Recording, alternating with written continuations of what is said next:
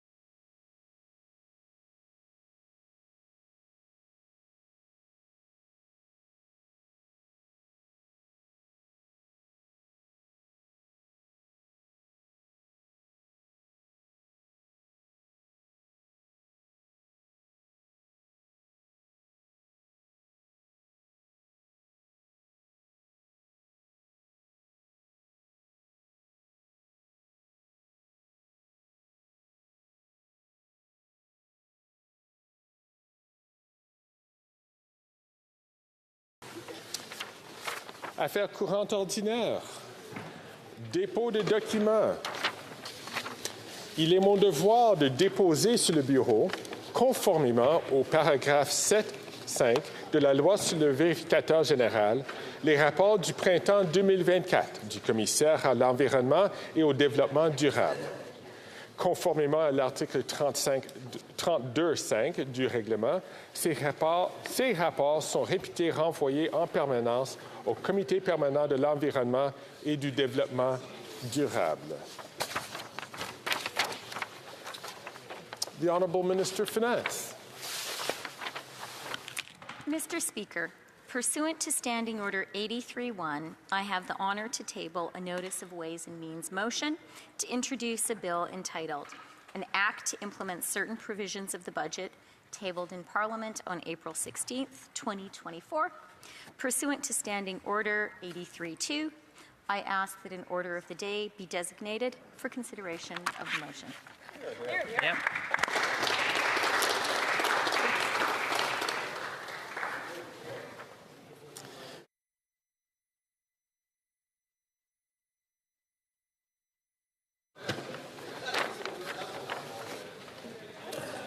Introduction of government bills. Statement by ministers.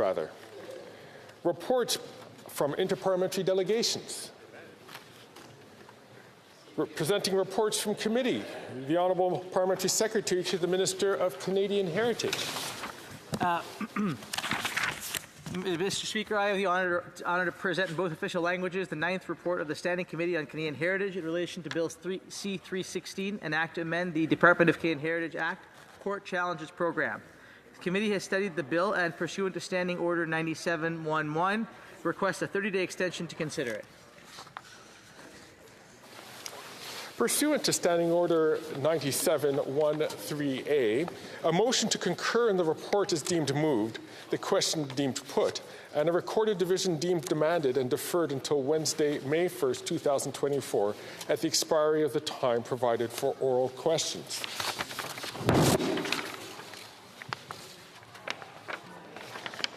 Introduction of Private Members Bill. Ms. McPherson, seconded by Mr. Desjardins, moves for leave to introduce a bill entitled An Act to Amend the Canada Pension Plan. This motion is deemed adopted. The Honourable Member for Edmonton Strathcona. Thank you, Mr. Speaker, and I am extraordinarily proud to stand today and bring forward a private member's bill that would protect not just Albertans, but all Canadians' pensions. The pensions that Canadians deserve through the Canadian Pension Plan, they've earned. Workers, seniors across this country have earned those pensions. In Alberta right now, those pensions are under attack. And I have heard from so many constituents across Alberta who are deeply, deeply worried about the Danielle Smith plan to take Alberta out of the Canadian Pension Plan. I'm honoured that my colleague, the hard-working Member of Parliament for Edmonton Griesbach, is seconding my bill, and I look forward to discussing this bill with all members of this House and getting the support from all members. You know, Mr. Speaker, this bill strengthens the Canada Pension Plan Act to give millions of Canadians who contribute to and receive benefits from the CPP a say in the future of their CPP. It protects the CPP from politicians who would gamble with their retirement security. Canada needs and deserves financial security in retirement, and the Canadian Pension Plan is a critical component of financial security, but we know it's under a threat by the Conservative Party. Danielle Smith is threatening to withdraw Alberta from the CPP, and this will harm Albertans, but it will harm all Canadians. And given the Leader of the Official Opposition's clear attacks on the CPP for a number of years, back to when he was in high school, in fact, we have to be very, very clear that protecting the pensions of Canadians needs to be a priority.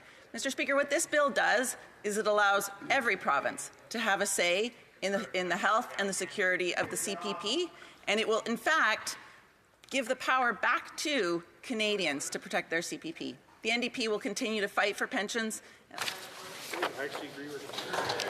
The Honourable Member from Kingston in the Islands is rising on a point of order. On a point of order, Mr. Speaker, the opportunity to introduce such legislation doesn't come along very often for members, and I find it extremely disrespectful when Conservative members are yelling at this member to, quote, do her job. Could you please ask that? I thank the Honourable Member for his intervention, but the member from Edmonton Strathcona continued, and this chair gave her the place to continue with her statement. Ms. McPherson, seconded by Mr. Desjardins, moves that the bill be now read a first time and be printed. This motion is deemed adopted.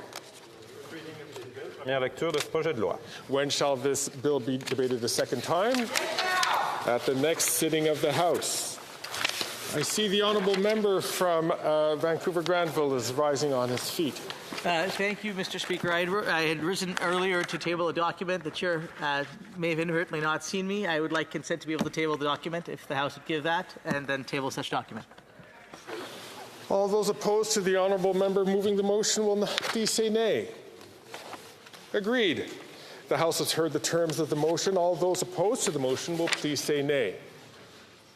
Adopted. The Honourable Member from Vancouver Granville for tabling the document. Thank you, Mr. Speaker. I am pleased to table in both official languages Canada's official report as part of its 4th Universal Periodic Review, as well as official response to recommendations received from the United Nations member states. The Universal Periodic Review is a peer-reviewed process before the United Nations Human Rights Council. Through the Universal Periodic Review, the human rights record of each country is reviewed by other United Nations member states. This provides an important opportunity for countries to discuss their domestic human rights frameworks, as well as measures taken to promote and protect human rights in their country. Canada is strongly committed to the Universal Periodic Review process and engaged closely with provinces and territories, Indigenous partners, and civil society to prepare these documents, which I am pleased to refer to the House. Thank you, Mr. Speaker.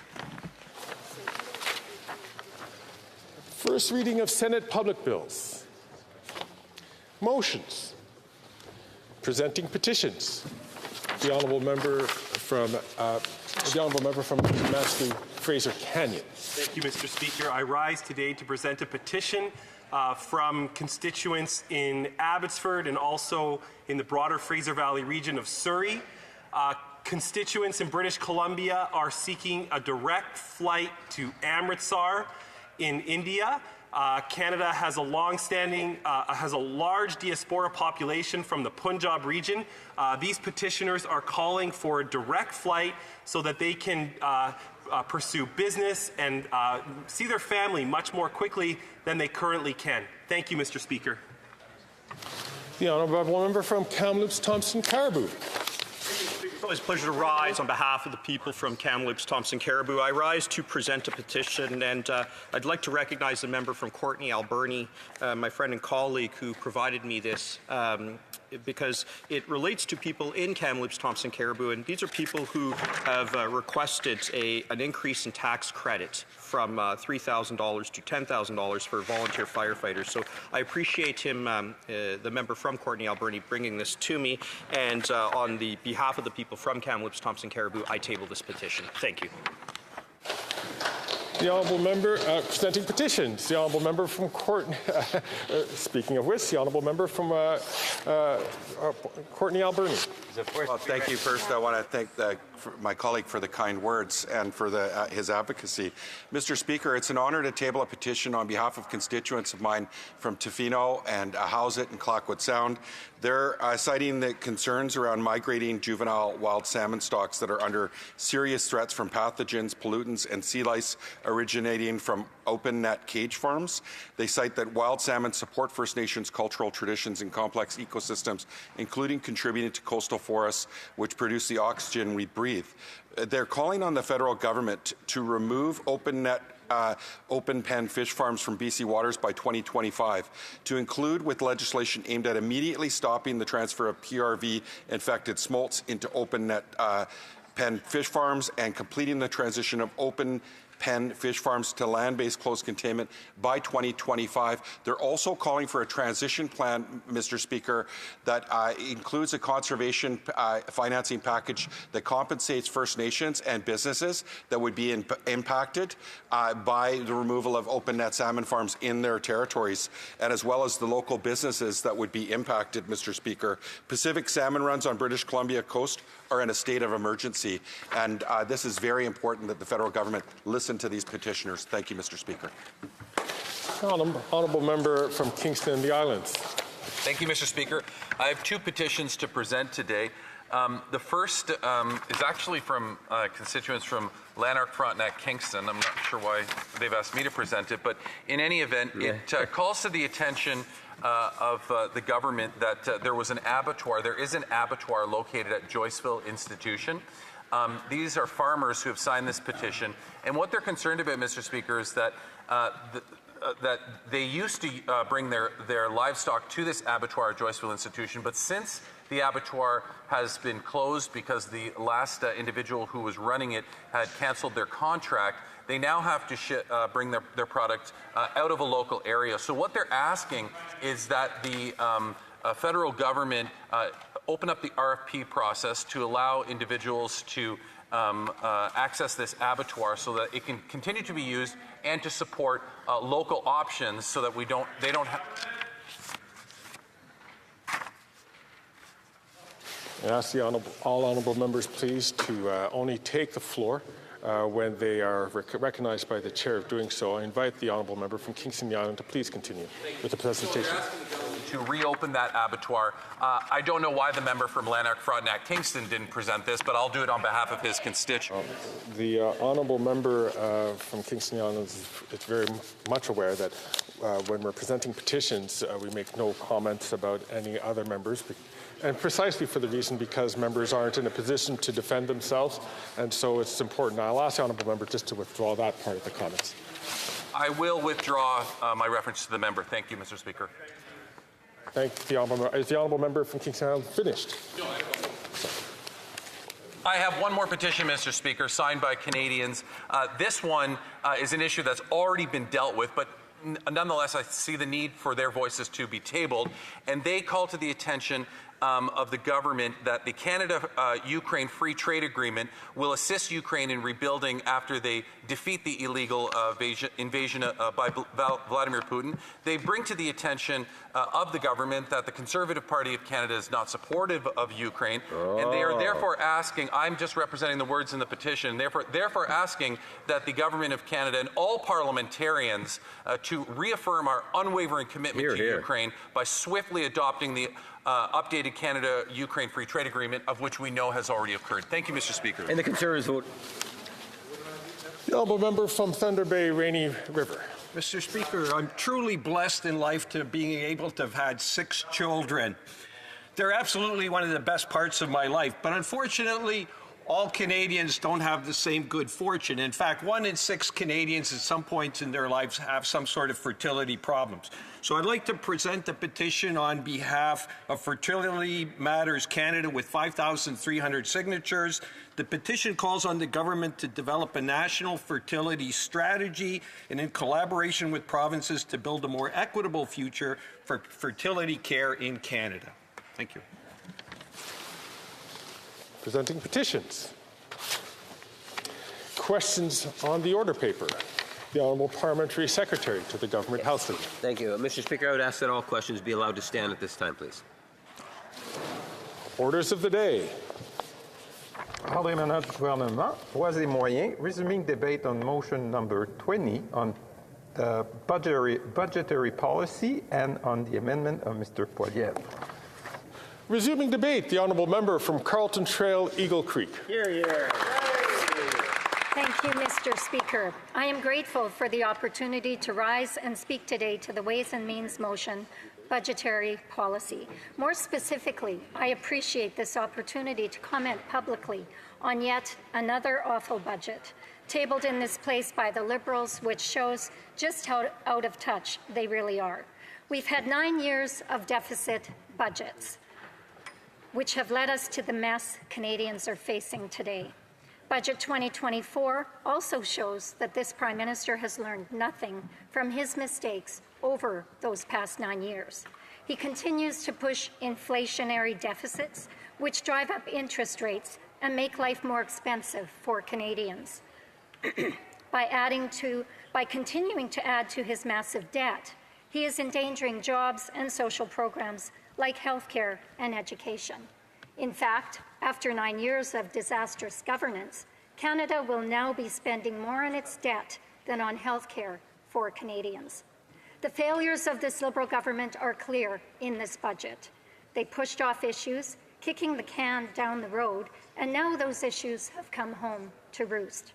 Housing, crime, immigration, inflation, to name just a few, are the issues created by this government.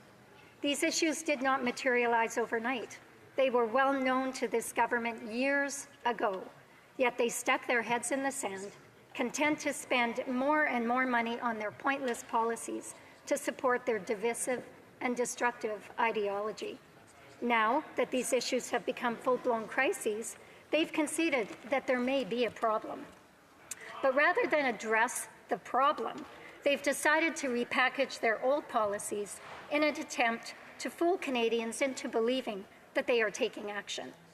It is hard to know whether they are simply overestimating the positive impact of their policies or are completely disingenuous in their intent. One of their plans in this budget, to repurpose federal properties to provide thousands of homes, has come up short. As reported by Blacklock's, the government has found less than 400 vacant federal properties, many of which cannot be used for housing. Some of these properties include Parks Canada parking lots, a former National Defence firing range, and an empty lot near a remote Coast Guard lighthouse. The review of federal lands has been a promise of this Liberal government since 2015.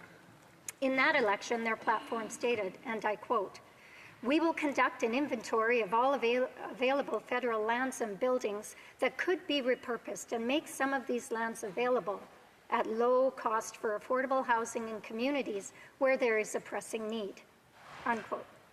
Now in 2024, after they have created a housing crisis, they've decided to go ahead and finally start the review. Their budget states, the federal government is conducting a rapid review of its entire federal lands portfolio to identify more land for housing. Perhaps I should have included the definition of rapid here in my speech. They're hoping that Canadians have forgotten that this is a 9-year-old promise that they are attempting to repackage as a new initiative. Putting aside the fact that this is an old promise in a new package, this measure is not a solution to the housing crisis. This Prime Minister is asking Canadians to believe that he will build thousands of houses in old parking lots and firing ranges. This is a sign of desperation. He wants Canadians to believe that after 9 years of ignoring the problem or introducing policies that have made the problem worse, he will now make the housing market fairer. He is the one who stole the dream of home ownership from a generation. He is the one who broke the system. Now, after breaking everything, he wants Canadians to believe that he will somehow find the capacity to magically fix it all. But he's had more than enough chances, Mr. Speaker. Chances to make life more affordable, which he has failed to do at every opportunity. Conservatives gave him a chance to cut taxes or to avoid raising taxes on all Canadians, but he carried on as planned and raised the carbon tax. He also continues in his efforts to gut and block Bill C-234, which would take the carbon tax off for farmers. Yep.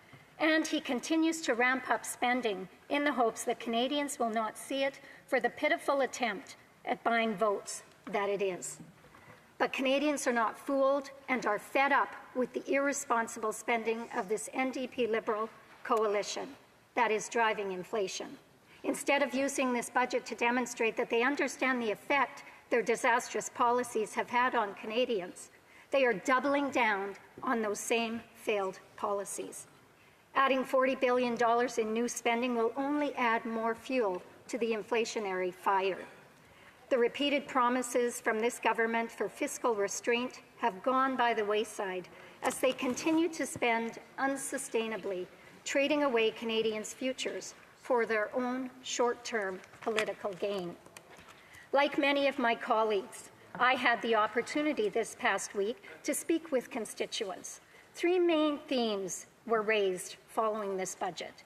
The first concern I heard, I have already outlined in my speech: deficits and overspending. The cost of government has skyrocketed under this NDP Liberal coalition while they spend on their pet projects. This is going to have serious repercussions for our children and grandchildren's futures. This Prime Minister is not worth the cost for any generation. I also heard about the wasteful spending.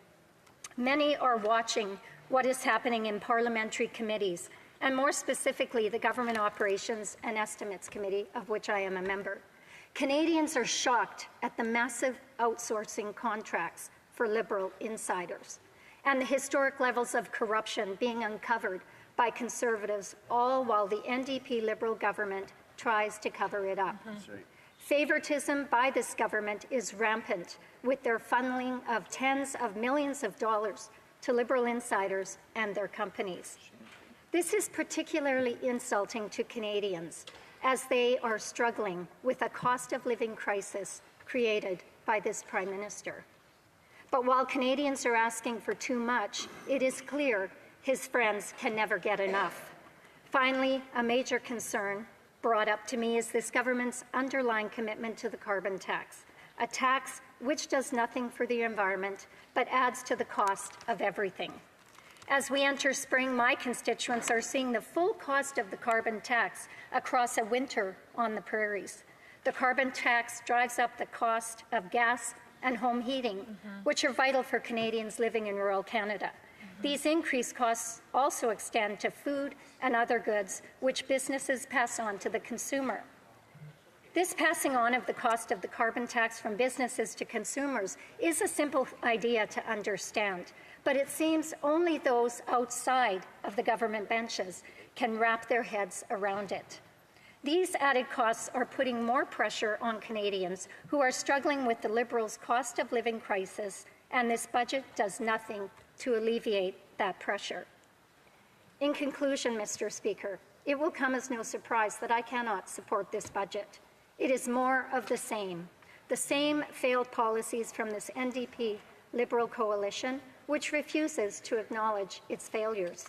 Instead of having the humility to acknowledge their shortcomings, after 9 years, they refuse to take any responsibility and continue to blame everyone else except themselves.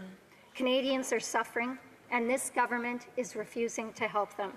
Conservatives will bring common sense back to government after the next election, and that next election cannot come soon enough for Canadians. Thank you. Questions and comments? Question commentaire, the Honourable Deputy House Leader. On the topic of acknowledging shortcomings, would the member agree that the Leader of the Opposition should not be hanging out with Diagolon?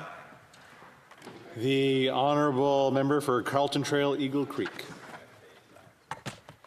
Thank you very much, Mr. Speaker. Today, as we debate this budget, we are seeing the results of this government's disastrous spending addiction. After 9 years of this government, as I've said, we've had 9 deficit budgets, and Canadians are struggling, and this government has no solutions.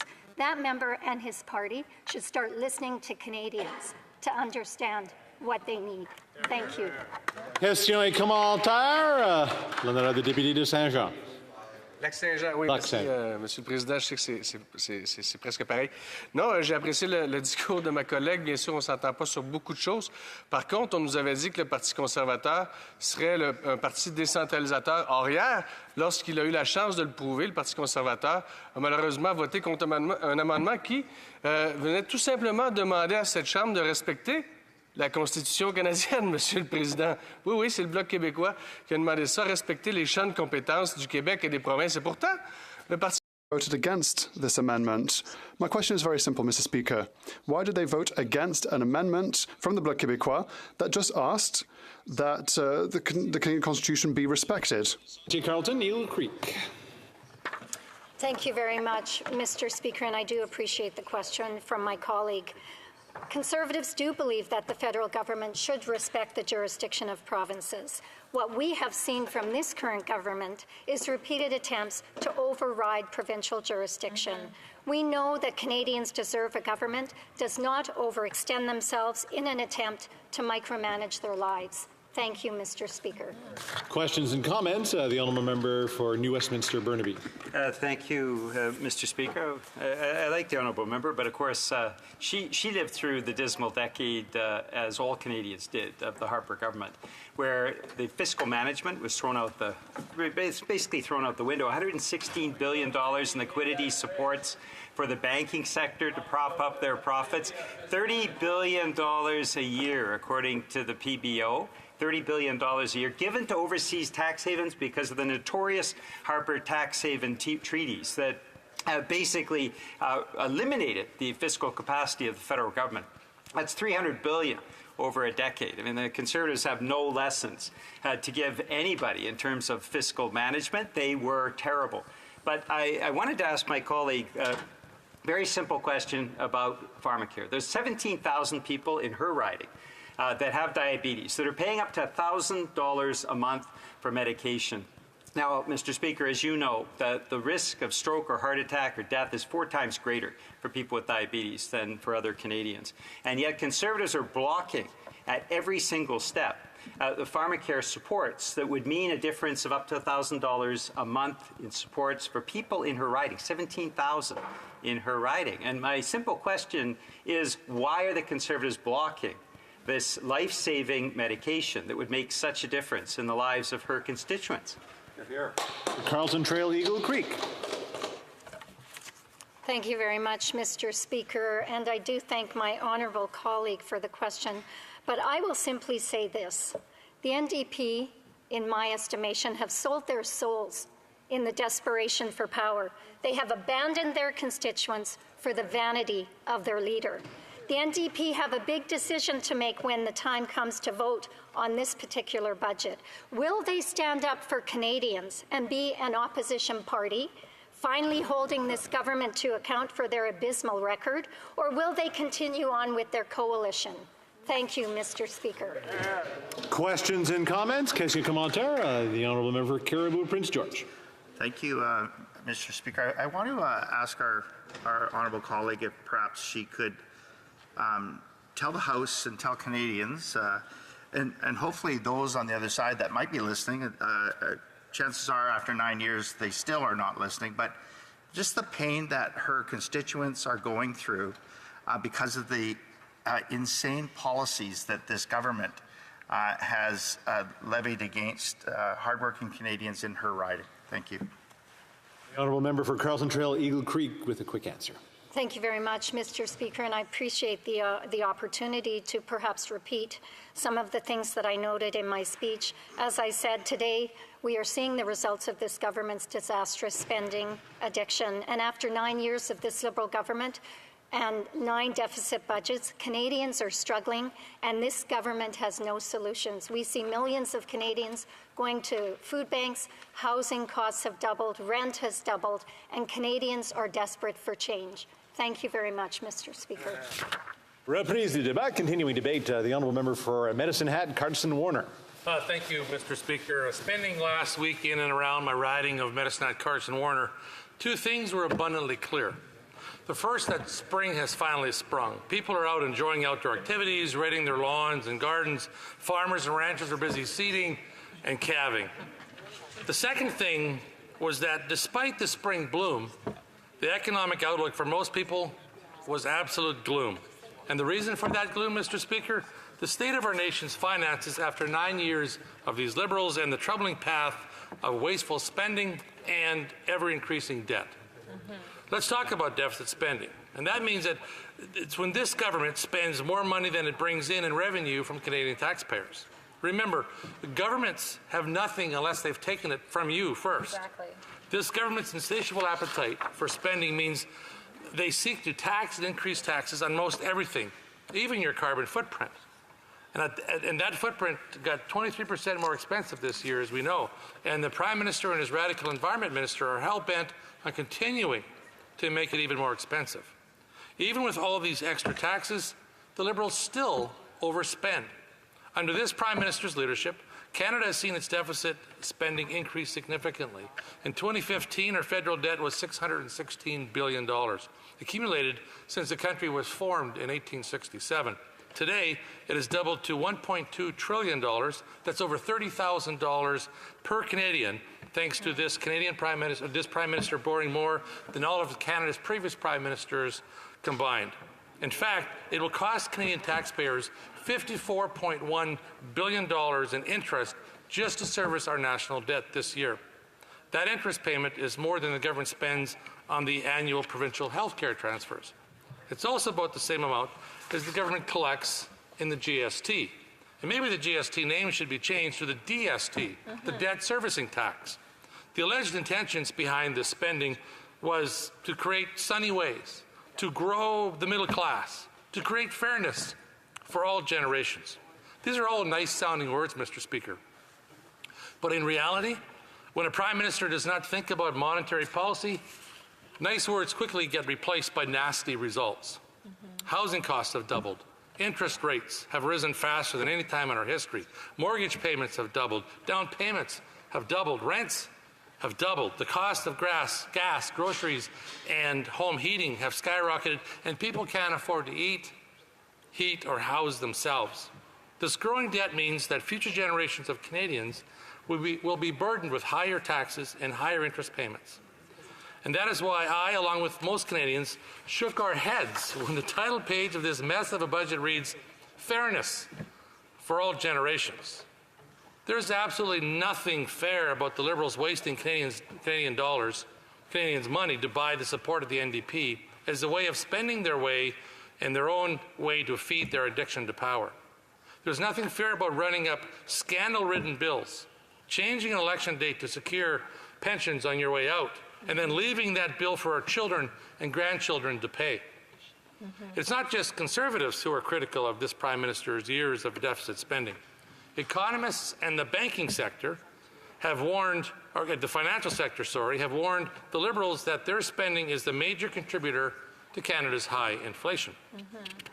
Current Bank of Canada Governor Tiff Macklin cautioned that this excessive spending will make it harder for the bank to lower interest rates. Even former Bank of Canada Governor and Liberal supporter David Dodge says the federal budget hurts the fight against inflation and said Budget 2024 has the potential to be the worst budget since 1982. I wonder who was in charge back then. Oh yeah, it was another Trudeau. Speaking about inflation, more than 40 years ago, American economist and statistician Milton Friedman had this to say, and it holds truth to today. And maybe our Prime Minister and Finance Minister need to listen. Inflation is just like alcoholism, he said. And in both cases, when you start drinking or when you start printing too much money, the good effects come first. The bad effects only come later. That is why in both cases, there is a strong temptation to overdo it, to drink too much or to print too much money. When it comes to the cure, it's the other way around. When you stop drinking or when you stop printing money, the bad effects come first, and the good effects only come later. That is why it's so hard to persist with the cure. Every country that has had the courage to persist in the policy of slowing monetary growth has been able to cure inflation and at the same time achieve a healthy economy, end quote. Besides the inflation problem this Prime Minister and Finance Minister have created in Canada, we also find ourselves confronted by the concerning trend of decreasing productivity. What's more, while this government continues to spend our productivity as a country, which is effectively how we efficiently produce goods and services, is not keeping up. High productivity is key to improving our quality of life, increasing our wages, and maintaining a competitive edge globally. However, Canada's productivity has seen a decline, a sign that we are not maximizing our potential. As Deputy Bank of Canada Governor Carolyn Rogers noted in a recent speech in Halifax, and I quote, "Back in 1984, the Canadian economy was producing 88% of the value generated by the U.S. economy per hour. That's not great, but by 2022, Canadian productivity had fallen to 71%, end quote. Further, a recent Financial Post article observed that over this government's time in office, labor productivity has declined by an average of 0.8% per year. So how can this government then, based on the entirety of the budget, plan on, by recent standards, strong labor productivity growth? In reality, Speaker, it's a fudget budget. Make up the numbers to try and make the budget work. So, Mr. Speaker, the Liberals are treating productivity as just a number that they can manipulate to make their budget look slightly less horrible. Productivity is not just a number. It's about how well we can sustain our quality of life. We must confront these challenges head on, and it starts with demanding accountability and prudent financial management from our leaders in government. It starts with treating our proud resource development sectors and all the family supporting jobs they provide with respect, instead of using them as a scapegoat. For example, after the Russian invasion of Ukraine, Germany asked Canada to be a trusted supplier of LNG. Other countries have also made that request. And what's our Prime Minister's response? Oh, sorry, folks, there's no business case for that here in Canada. And look what's happened with that. Our American neighbors stepped up and are reaping the benefits. Their productivity went up 2.6% last year, while the Liberals were happy to see ours decline. Since 2019, the American GDP per capita has grown 7%. Canada's fallen 2.8%. This is the single largest underperformance of the Canadian economy in comparison to the United States since 1965.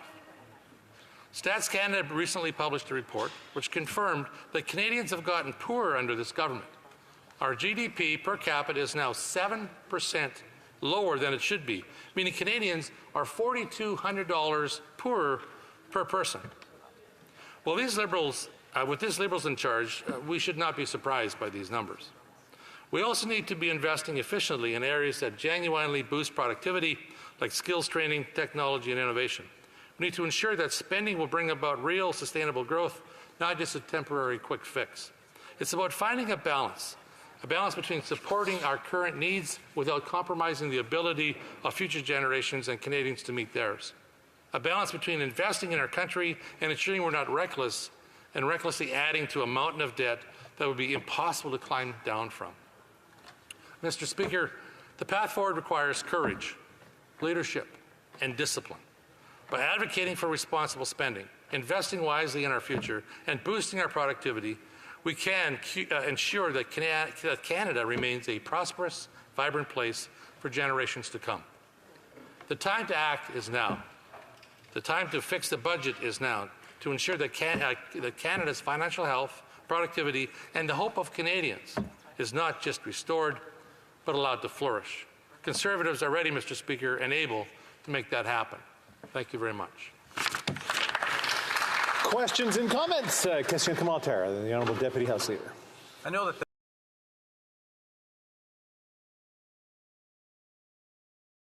the member has a history in policing and has received numerous awards for his work in policing prior to coming to this House.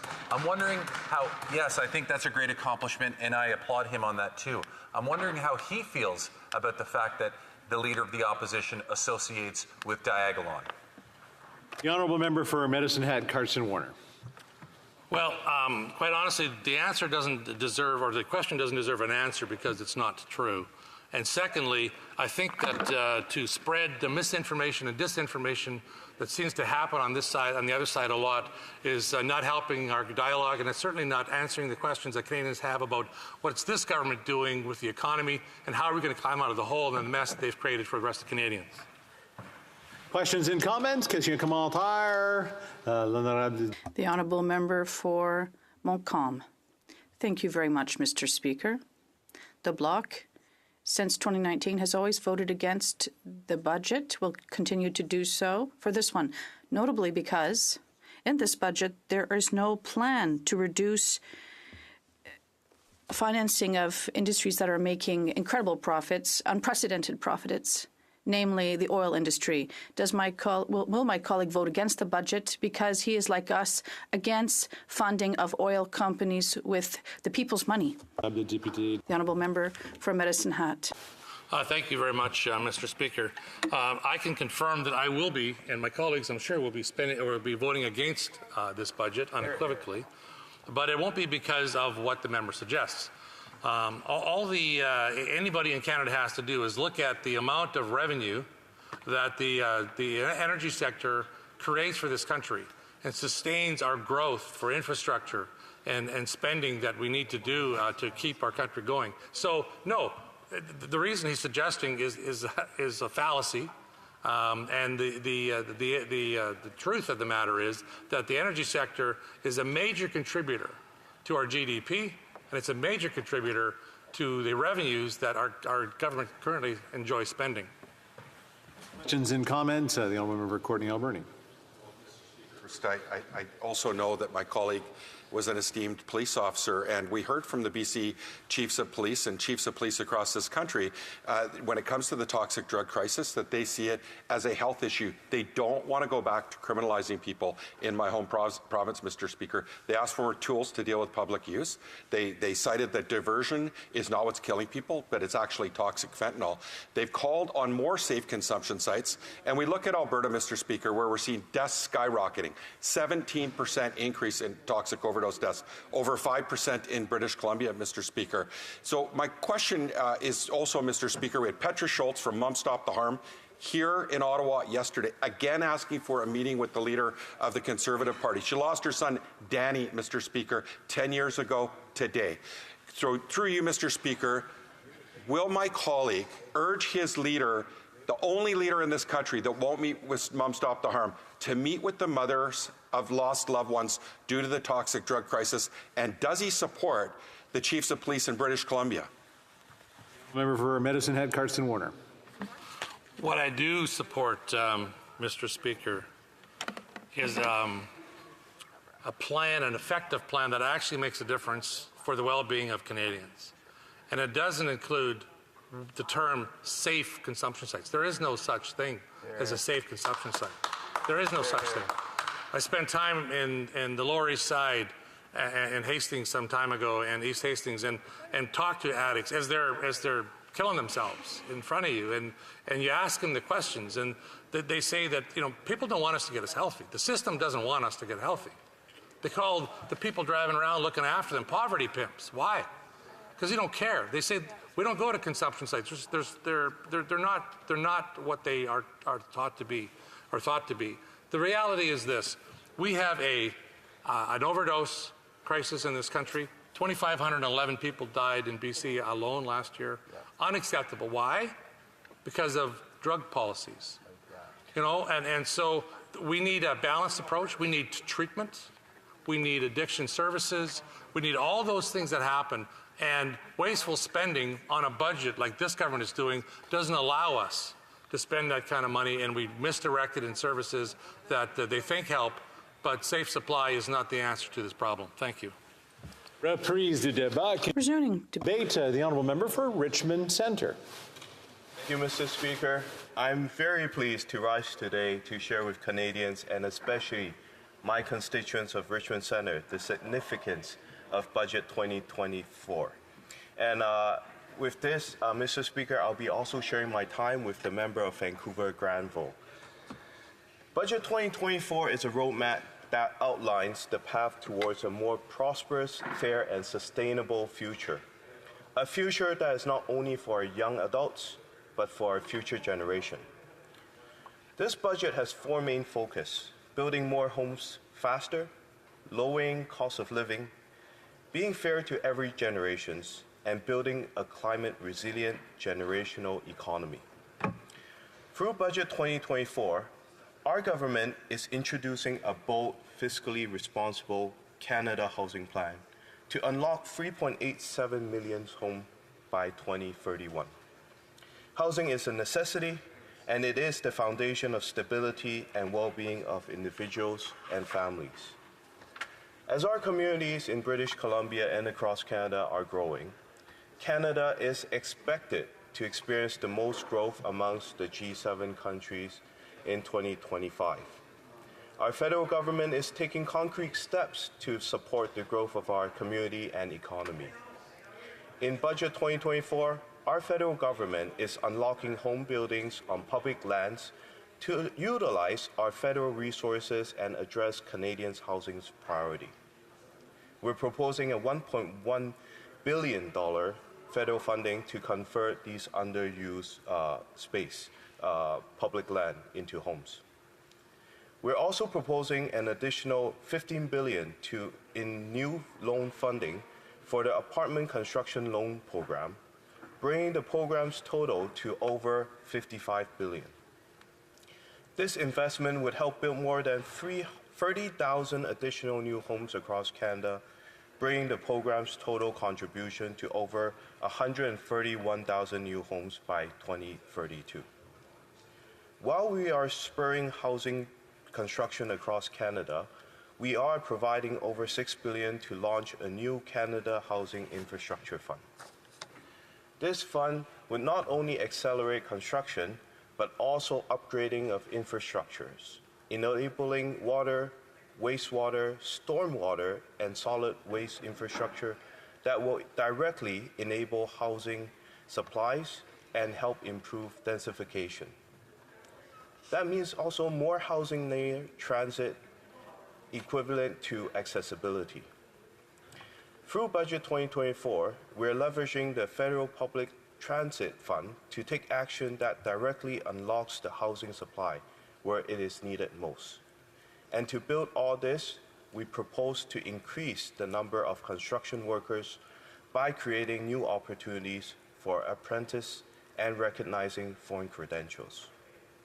In Budget 2024, Mr. Speaker, we're also making it easier for Canadians to rent or own homes by introducing initiatives such as the Tenant Protection Fund, the new Canadian Renters Bill of Rights, the Canadian Homebuyers Plan, and the updated version of the Canadian Mortgage Charter. We're making sure that the renters in Canada have better rentals protections while enabling them to use their rent records for credits and much more. An important initiative that our housing plan is moving forward is to establish a national flood insurance, a subsidiary of the CMHC to deliver flood reinsurance. This will help communities in my riding of Richmond Centre by improving flood preventions and insurance. It will also help put many Canadians and their families at ease in Richmond. Most importantly, we all have seen the significant impact of housing accelerated funds that it brought to communities across Canada. And I'm quite proud that in January this year, I was pleased to announce with the City of Richmond a bilateral agreement to fast-track more than 1,000 housing units over the next 3 years and 3,100 homes over the next decade. These agreements provide $35.9 million to eliminate barriers to building housing we need and faster. In Budget 2024, we're providing an additional $400 million top-up to even further the impact of Housing Accelerator Fund. This budget is making housing more accessible and affordable for Canadians across the country, and also equipping Canada to compete even further in its economy to the highest growth amongst the G7 countries in 2025. Furthermore, Budget 2024 is also a plan to lower the cost of living for Canadians, and we are continuing our leadership in making sure every generation has the support they need to succeed. The Canadian Dental Care Plan continues to roll out, providing oral health care access to over 9 million uninsured eligible Canadian residents. In Budget 2024, we are building an even stronger social safety net, introducing the first phase of National Pharmacare Plan, providing immediate support to over 3 million Canadians living with diabetes, and over 9 million women and gender-diverse Canadians with free coverage for medications. For parents in Canada, the National School Food Program will deliver nutritious meal over 400,000 children across Canada each year, saving the average participating families as much as $400 per year per child in grocery costs. For Canadians with disabilities, we are also providing $6 billion, first time ever, $6 billion through the Canada Disability Benefit to provide additional support that will impact over 600,000 low-income Canadians with disabilities. As we continue working with province and territories to better out our healthcare and social care system, in 2024 to 2025, we have provided over $7 billion through Canada Health Transfer and over $2 billion through Canada Social Transfer to British Columbia. These two transfers will help BC to strengthen its healthcare system and further the impact of social programs like the $10 a day childcare.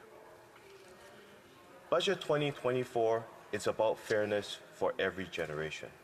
It is about making life cost less and ensuring Canada's social safety network for every generation. We are helping youth in Canada with more support in student grants, loans, housing, mental health, employment, and young entrepreneurship. And for seniors in Canada, through the ongoing Old Age Security Program, we're delivering over 80 million benefit payments to over 7 million seniors this year alone. Budget 2024 introduced a tax change on capital gain to make Canada's tax system more fair. We are increasing the inclusion rate on the capital gain that will only impact the wealthiest 0.13%. Personal income tax on capital gains will not increase for 99.87% of Canadians. And through our lifetime capital gains exemption, 88% of businesses in Canada, especially small businesses, will be exempt from capital gains. Mr. Speaker, Budget 2024 is about fairness for every generation, and that also includes our economy, a global earth where our children and their children, grandchildren can succeed and thrive. This is where we continue to build a climate resilience generational economy, and we're securing the future of Canadian economy in innovation sectors such as the artificial intelligence, electric vehicles, research, renewable fuels, and green infrastructures. We recognize the urgency of combating climate change and building a climate resilience economy. It seeks to minimize its impact and safeguard the well-being of our future generations.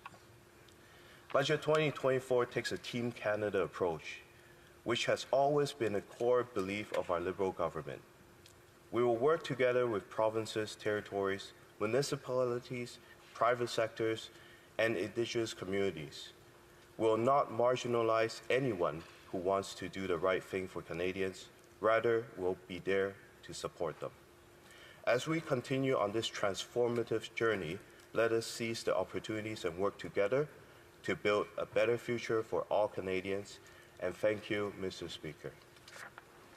Questions and comments? Question commentaire. The honourable member for Peace River Westlock. Well, thank you, Mr. Speaker. After 9 years of this Justin Trudeau government, everything is... Oh. The point of order is not required. The honourable member knows full well he can't use the name of anyone sitting in the chamber. So maybe we can retract that and start again. The honourable member for Peace River Westlock. I recognize I'm not allowed to use proper names here. Thank you, Mr. Chair. After 9 years of this Prime Minister, this budget is just more of the same mess. We see housing prices have doubled. We've seen the carbon tax has made everything more expensive, and we've seen how crime and chaos has been unleashed across this country. And so we are asking, when will the Prime Minister step aside so that we can have a carbon tax election? The honourable member for Richmond Centre. I think the member, thank you for a member for his questions, but I think it's also understandable that our country has went through a pandemic, which many lives were lost, not just through the pandemic, but also through the opioid crisis that we're still experiencing. And I kind of have a question back, but I know this is not how this works. But what can we do better? Right? If this is a messy situation that the opposition party is claiming to be, how are we able to work together in this chamber to deliver more for our Canadians so that they can have a better life ahead of them? Thank you. The honourable member for Avignon-La Métis-Matane. Thank you, Mr. Speaker. My colleague, the Minister of Fisheries, likes to tell the media in my region that we don't have the budget for things. But I read the budget, and I even read the examples that the government puts in its budget to explain certain budgetary measures that they announce. And my colleague talked about one of them, the measure that the government wants to take to create a subsidiary of the CMHC to offer national flood insurance. 15 million they're investing in this. And I found this very insensitive, in particular, to explain this measure. The government is taking a couple that it calls Fiona and Judge that has a house in a flood plain. And Fiona is the name of the storm that destroyed hundreds of homes and ports in Canada, in the Maritimes, and the Magdalen Islands recently. So to take that name, I said to myself, is the government so disconnected from families that have lost their homes to flooding? They're taking the name of that storm To use an example in the budget, does he not agree with me that there was a lack of sensitivity there? The honourable member for Richmond Centre. Mr. Speaker, and thank you to the honourable member for your question. I think with recent years we have seen many devastating impact with climate change to our country. Not just the flood that we're experiencing in the Atlantic coast, but also back in BC. Right now, it is the wildfire, not the wildfire season, but the wildfire has been starting. So I think that's a good question that we can explore when the budget is debated in the committee, and to help our Canadians to better help them with recovery and the rebuild in any case of a devastating situation like the Fiona flood. Thank you. In comment, the honourable member Vancouver East. Thank you very much, Mr. Speaker, and I thank the member for his comments. I have much to say about the budget. I'm going to focus in on one area, and that is on the issue around lifting people out of poverty, and more particularly for people with disability. I am absolutely disappointed with the budget where for people with disabilities they're only supported with a $6 a day level of support. That's what it amounts to with a disability benefit. It does not lift people with disability out of poverty.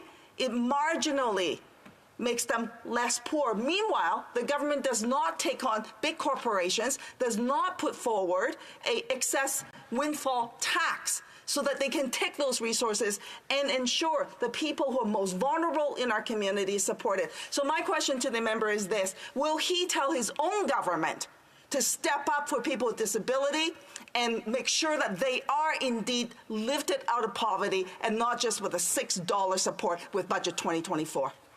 The honourable member for Richmond Centre, very quickly. Thank you, Mr. Speaker, and thank you to the member for your question. I think in this budget we've seen a $6 billion investment to our Canadians with disabilities. And I think this is not the first part that our government is working on. There's more to be done, and this is also the first of our government have put in to supporting Canadians with disability. And it's important for us to really look into whether this funding, how it impacts them, and not having the province or territories to claw back that amount. So there's definitely more work to be done, and I'm here to fully support our Canadians with disability. Thank you. Reprise du débat, continuing debate. The Honourable Parliamentary Secretary to the Minister of Canadian Heritage. Thank you, Mr. Speaker, and it is a privilege to rise in this House at all times, but particularly today, to speak on Budget 2024. Because as we are hearing and as we are seeing from our fellow Canadians, budgets aren't just numbers. They are about the commitments to the well-being and prosperity of every Canadian. And I want to begin a little bit by talking about the impact of this budget on my riding of Vancouver-Granville.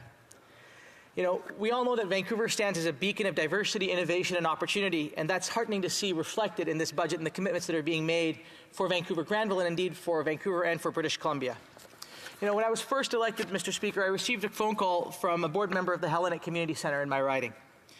Vancouver has long been home to one of the largest Greek communities in Canada, and their complex, the Hellenic Centre complex in my riding, is an incredible place that has brought together Canadians, not just from the Greek community, but from all different communities as a place of gathering on the west side of the city. It's a community centre, it's their place of worship. And I've been advocating on their behalf to see what we can do to improve that centre, because it is a place that allows Canadians from all different walks of life and backgrounds to gather. Their board is interesting. They aren't fierce partisans. There are some that are liberal, there are some that are conservatives, but two of their leaders, Tony Papajohn is a liberal, and Alex Takumis is a well-known conservative. These two individuals care deeply about their community. They came to me as their member of parliament. They said, we want to work together. We want to find a way to work with your government to make sure that our community, those that come to this place, have access to a fantastic facility. And in March, the Minister of Finance came to visit, and she agreed. That community centre is a local institution that must continue to serve our community, and that's exactly what Budget 2024 proposes to do. It proposes to give $5 million to ensure that the Hellenic community of Vancouver has the space and the resources that they need to keep thriving. And the two individuals, one liberal, one conservative, part of that leadership team, have been very vocal in their need for this building. But what they've also been vocal and supportive is governments that stand up for their community, Mr. Speaker, and I am so proud to know that those two individuals and the community that they represent stands behind this budget and these measures will help their community. And it's a shame, Mr. Speaker, that the members opposite are choosing to vote against an institution that is not just necessary, but a critical part of the fabric of the community of Vancouver Granville. And I hope that every single voter in Vancouver Granville remembers that. Because how we deal with people in their communities, when the chips are down, that's what people will remember, Mr. Speaker. And that's why I'm so grateful that when we think about ensuring that we are lifting up diverse voices, Mr. Speaker, that Budget 2024 also proposes to be a funding partner for a museum in British Columbia that will highlight the histories, cultures, and contributions of Canadians of diverse South Asian backgrounds.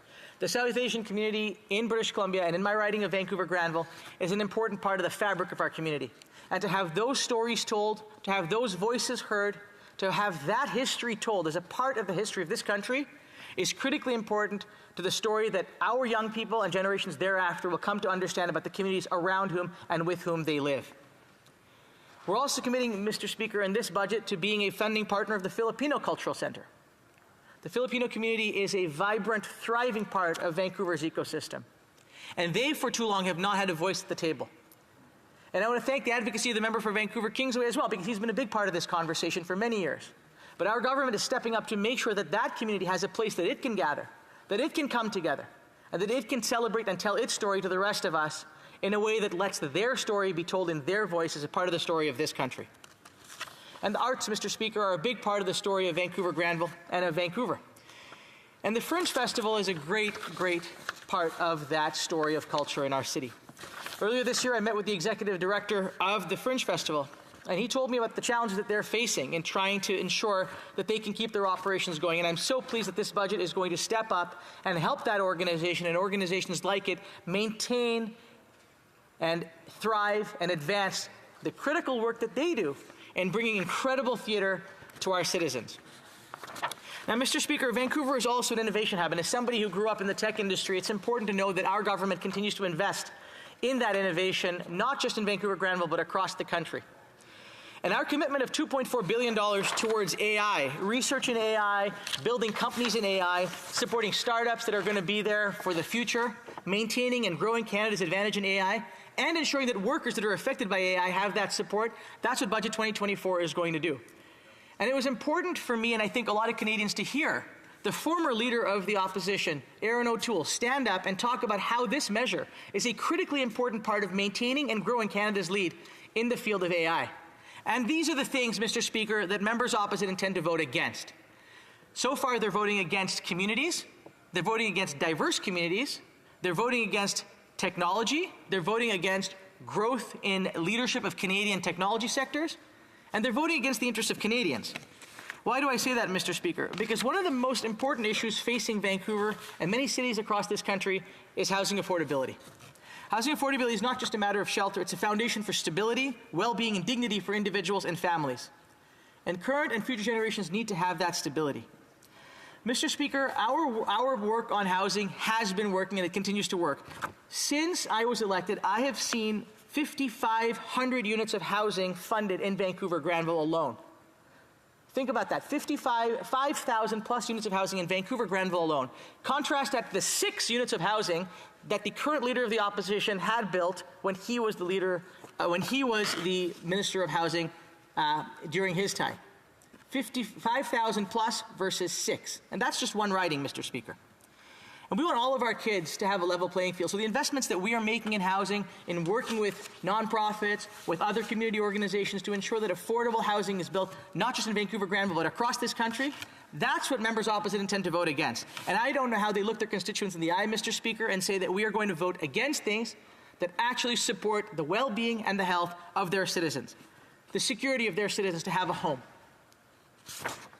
By investing in housing affordability, we're not just addressing immediate needs. We're setting a foundation for a more equitable and prosperous future for generations to come.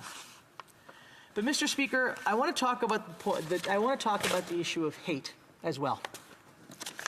Over the course of the last number of weeks and months, we have seen an alarming rise in hate in this country. We see leaders, like the leader of the opposition, cavorting with individuals that support Diagolon, that support white supremacist movements. So it's no wonder that they want to stand against the funding that we are putting forward. $7.3 million, Mr. Speaker, for the envoy, the special envoy in the fight against anti-Semitism. $7.3 million for the envoy in the fight against Islamophobia. They want to vote against $5 million for a Holocaust museum in Montreal. They want to vote against $5 million for Holocaust remembrance. They've already voted against funding for the Jewish Community Center in my riding. They've already voted against funding for the Holocaust Education Center in my riding. And so this idea that they care about communities, Mr. Speaker, they care about themselves. If they cared about fighting hate, if they cared about the rise in anti-Semitism and Islamophobia and anti-Asian hate in this country, they would not be voting against the almost $250 million of provisions we have in this budget to fight hate. That's right. In this country, Mr. Speaker, we need to stand up for each other. We need to stand up for those whose voices are being diminished. We need to work together to do that. And, Mr. Speaker, it makes me really nervous when the Leader of the Opposition talks about his laws, the laws he would pass, and that he would be the judge around what is constitutional and what is not.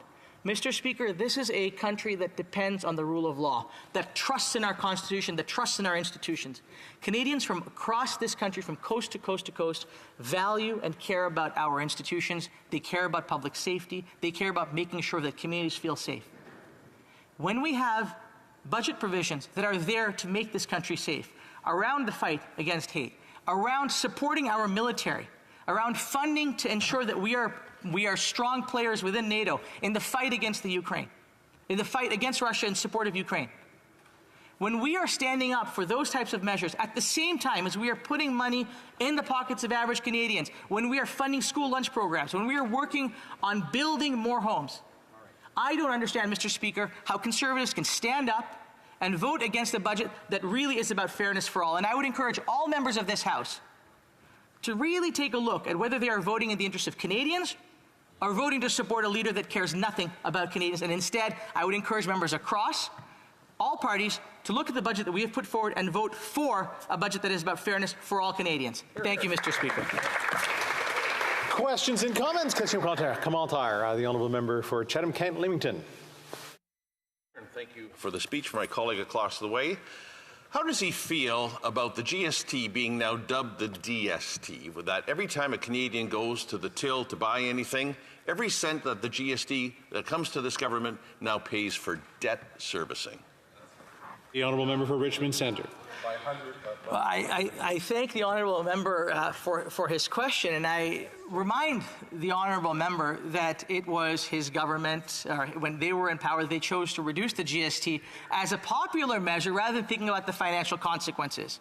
And while they will say that was many years ago, the thing that I would remind the honourable member across is that decisions that were made then to gut housing, to gut health care, to gut all of the things that Canadians care about when Conservatives were in power, that is what we have had to reverse over the course of the last number of years. And so the investments that we make, Mr. Speaker, are in Canadians, not in preserving and lining the pockets of the richest 1%. That's what members across want to do. We're going to stand up for all Canadians. Questions and comments? Question commentaire. The honourable member for Courtenay Alberni. Thank you, Mr. Speaker. Mr. Speaker, just yesterday, Canada hosted the 4th round of the INC discussions on plastic pollution to try to take traction. We know the Conservatives put forward a bill, get this, Mr. Speaker, to bring back the plastic straw because they said it's good for the environment and it's healthy for you. Can't make this stuff up. I didn't read it on the Beaverton. It's actually a bill here in Parliament. When we know 2 garbage trucks of plastic are getting deposited into our oceans every day. We are choking on plastic, Mr. Speaker. Yet in this budget, what do the Liberals do? They get rid of the Ghost and Derelict Fishing Gear Fund, a $10 million fund that was actually getting traction on our coast, especially in British Columbia, supporting the restoration economy, employing Indigenous people from coast to coast to coast. It was a world-class program. Through you, Mr. Speaker, maybe my friend from British Columbia can explain why they cut this really important program that is also critical to protecting the blue economy. The honourable member for Richmond Centre. I want to thank the honourable member for his tireless work as a member of Parliament for British Columbia, and indeed for his advocacy on many of the issues that we've worked on together. Mr. Speaker, budgets that this government has put forward over the last number of years, including this one, make tremendous provisions to take care of our oceans, to take care of our environment. Now, I don't know about you, Mr. Speaker, but I'm perfectly fine using a paper straw or drinking without a straw. That seems to be the most important thing that members opposite are preoccupied with. But to my friend's question about the importance of protecting our oceans, absolutely. We all need to be doing more. We are doing that through provisions in this budget in a variety of different ways. We've put forward through BC SHRIF provisions to help protect our waterways as well. That work is going to continue, and I am looking forward to working with the member opposite and others to ensure that we keep working hard to protect our oceans, not just across the coast of British Columbia, but from coast to coast to coast.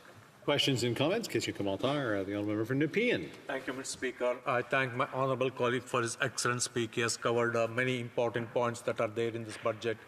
I would like to ask him to comment on the things that this budget has done to spur the economic growth of Canada, and how this budget is providing for investments in advanced manufacturing, advanced technologies like artificial intelligence, so that the Canada is ready, continues to be ready for the new knowledge-based economy that is happening in the world today. The honourable member for Vancouver Granville. Thank you, Mr. Speaker. I thank my honourable friend for his question. There are two things I want to touch on. The first is the important funding that we've put forward for research. Universities across this country need funding for research. They need to keep innovating, and the funding that we are providing is going to ensure that our institutions of higher learning are able to do the advanced, cutting-edge research that they need to do to make sure that young Canadians can look forward to a future where our institutions are providing the thought leadership in science and math and technology and social sciences that allow Canada to continue to be a thought leader. When it comes to AI, Mr. Speaker, as I mentioned, $2.4 billion on the table for startups, for innovation, for retooling companies, for growth, as well as for affecting workers that are going to be affected by the arrival of AI in this country and in their workplace. These investments are non-trivial. These investments are serious. They are thoughtful. They work with the private sector to enhance Canada's current role as a leader in AI, and it ensures that Canada will continue to be the global leader in AI and the positive use of AI, not just for economic growth, but for social development as well. Thank you, Mr. Speaker. Reprise du débat, continuing debate. The honourable member for Chatham, Kent Leamington. Thank you, Mr. Speaker. It's always an honor and pleasure to bring the voices for Chatham, Kent Leamington to this chamber today to address Budget 2 2024. Common definition of insanity, Mr. Speaker, is doing the same thing over and over again and expecting a different result. Well, this budget is again a tax more and spend even more budget. This government's 9th, or actually more correctly, the 8th, since they didn't bother coming to this chamber in the pandemic and just kept spending.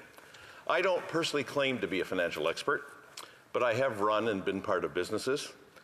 I have borrowed funds, and I have been expected to pay them back.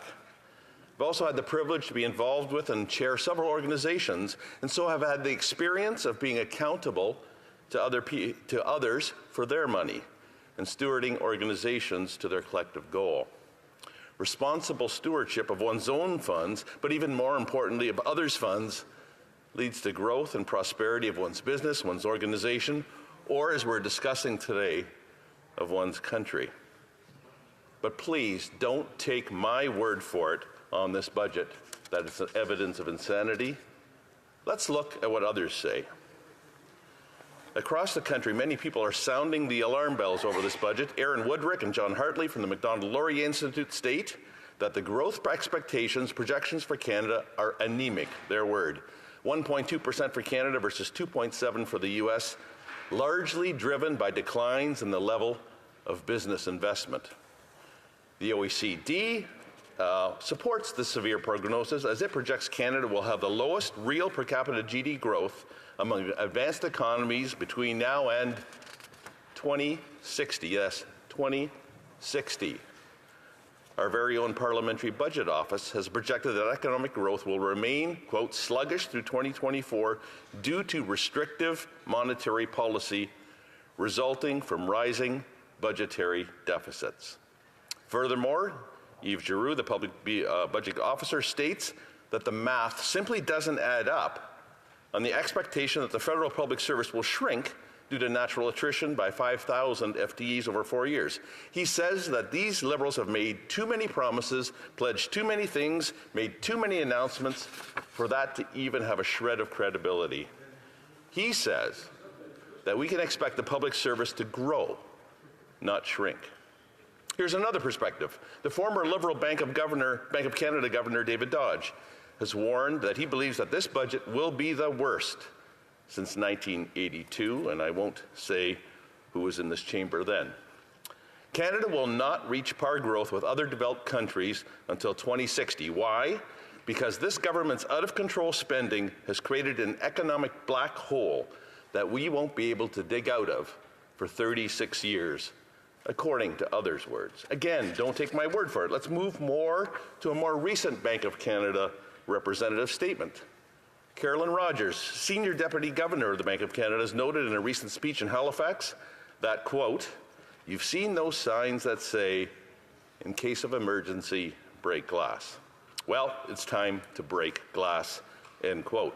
She cited lagging Canadian productivity rates as one of the contributing factors. She went on to say that one of Canada's main issues dragging down our productivity rates is the lack of business investment. While business investment has declined in Canada since 2014, in other countries, including the US, it's continued to grow. As a result of Canada's GDP per hour worked, the key measure of productivity growth is among the lowest in the OECD. And this budget will only continue this trend as it does not incent business investment. Another Bank of Canada guy, Tiff Macklem, our present governor, agrees and states that this budget has not significantly changed the government's fiscal path and is unlikely to affect government's macroeconomic trajectory in the near term. Mr. Speaker, why all this discussion about economic and growth? Why is it important? Should we not just focus on helping people? Mr. Speaker, economic growth is what allows a government to responsibly and sustainably deliver social programming. Irresponsible fiscal management is exactly what jeopardizes a government's ability to maintain a strong social safety net and create the fiscal conditions for Canadians to thrive, mainly low, predictable inflation and lower interest rates. Even oft-touted Liberal leader Mark County, future Liberal leader I guess I should say, stated that there's not enough focus on economic growth in this budget. Former Liberal Finance Minister Bill Morneau, in his book related to the Prime Minister, would routinely announce numbers, bigger numbers for more spending because, well, bigger numbers sound good. I agree that bigger numbers sound good when they're in your bank account, but not so much when they add to the public debt. Another former Liberal Finance Minister, John Manley, said, while the Bank of Canada was trying to press on the brakes of inflation with higher interest rates, this Prime Minister was pressing on the inflationary gas pedal with his spending that ballooned interest rates in the first place. This Prime Minister seems hell-bent on destroying the economic fabric of this nation for his own political gain, with no regard for future generations that he is fiscally handcuffing. He refuses to listen to reason, and here's my main point of my speech. He refuses to listen even from his fellow Liberals. This Prime Minister has added more debt than all previous Prime Ministers combined. It now stands, Mr. Speaker, at $1.255 trillion, and there is no plan to bring balance or to control inflationary deficits. Doug Porter, chief economist with the Bank of Montreal, put it best when he said, in describing the value of growth, when he cautioned that higher government spending is perhaps not where you want to see that growth. Yet, what does Budget 2024 do? It includes $40 billion in new spending, which will continue to drive up the cost of goods we buy and the interest rates we pay. This year, the Prime Minister and his Liberal government are forcing Canadians to spend $54 billion just to service the Prime Minister's debt. That's the same amount that the GST brings in government revenues. And sometimes when we talk about millions and billions in debt and deficits, it's hard to comprehend for us what that means in our everyday lives. Well, let's think about it this way. The GST has now become the DST. Instead of the GST raising funds for social programming, every single cent of it now goes to service the Prime Minister's debt. The goods and services tax has become the debt servicing tax. It is these very deficits and debts that have contributed to higher inflation and the resulting higher interest rates necessary to to try and tamp down inflation. Again, according to Scotiabank, the Bank of Canada would have only had to raise interest rates to 3% if government spending hadn't stoked inflation, meaning that rates are a full 2% higher than they need to be. Again, why is this important? This Liberal government's mismanagement has directly affected Canadians' lives. Housing costs have doubled, mortgages and rents. The Financial Post reports that 3.4 million Canadians will renew their mortgages by 2025, and a total of $900 billion of mortgages need to be renewed in the next 3 years. More and more Canadians are going to have to sacrifice the basic necessity like food or clothing to afford their rent or mortgage payments. In the 2015, these Liberals were elected on the promise of small and temporary deficits, less than 10 billion per year. They were elected with the promise of stable inflation and the promise of low interest rates forever. So anyways, you remember? Well, after 9 long years, it's clear that this Prime Minister is definitely not worth the cost, and this budget does nothing to solve the problems that Canadians face. But despite all the negativity that I've referenced in this speech, largely voiced by Liberals and independent officials, I do have hope, Mr. Speaker. I have hope in Canadians, because we've come back from disasters like this before, and we can do it again. After World War II, many families had suffered personal loss. Many soldiers either didn't come home or came home wounded. But many came home after rescuing democracy and set to rescuing our economy that was heavily indebted after the war effort. Record government surpluses that followed the war addressed the debt, and a long period of economic prosperity followed. Mr. Speaker, today there is also hope on the horizon. A Conservative government will axe the tax on farmers and food by immediately passing C-234 in its original form. We will build the homes, not more bureaucracy. We will also cap spending with a dollar-for-dollar rule to bring down interest rates and inflation. Under a Conservative government, my children and grandchildren will know that if they work hard, home ownership will be a reality. Their home, your home, our home. Let's bring it home, Mr. Speaker. Questions and comments? Question commentaire. The honourable member for Vancouver Granville. Thank you, Mr. Speaker, and I thank the honourable member opposite for his speech. You know, he talked a lot about, Mr. Speaker, in his speech about the importance of making wise financial decisions, which I would agree with as a former business person. I know that that's something that we should all care about. So I guess the question I would ask is this, Mr. Speaker, in this budget, we've set aside $2.4 billion for innovation around AI, something that their former leader said was an important investment to make in ensuring Canada's leadership in AI. This budget also sets in course reversing the damage that they had done to our NATO commitment when it dropped to below 1% of GDP, and the $73 billion that we're putting on the table to ensure that our military has what it needs are two critical components of this budget. Can the member simply, yes or no, tell me if he supports those provisions of this budget? Yes or no? The honourable member for Chatham-Kent-Leamington. This government has, first of all, thank you for the question. This government has a long track record of announcements, of budgets, etc. And often that does lead to more spending, but it doesn't lead to the good outcomes. Every family, every business knows that they have to make priorities. They have to sacrifice some things that, even though they might be good measures for their family or for their business, for the long-term health and bring about balance. That's what this government has not done. They've been phenomenal at photo ops and announcing good intentions. I'm a numbers guy. I come from business. What do the numbers say? Well, the numbers tell me that we're spending $54 billion now on servicing a debt built on good intentions and poor outcomes. We've ballooned the public service. There are so many places where priority decisions need to have been made. This government has not done that, and it's the very people that they purport to help that are being hurt the most. Thank you, Mr. Speaker. Question et commentaire. The honourable member for Montcalm.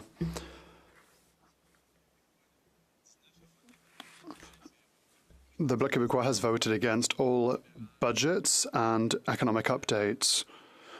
The Bloc Québécois once again will vote against the Liberal budget, mainly because despite record profits in oil and gas. The people's money is being used to fund it. Is it not indecent to continue to subsidize and fund oil and gas companies that have record profits with the people's money, taxpayers' money? Chatham-Kent-Leamington.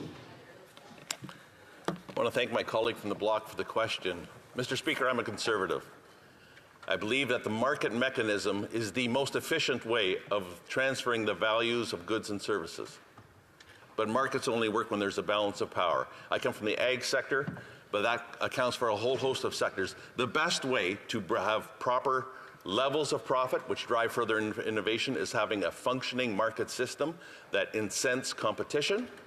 Sometimes we don't have that in this country, given our size, our small people. We have oligopolies, oligopsonies, monopolies, and I won't get into all the rest of that.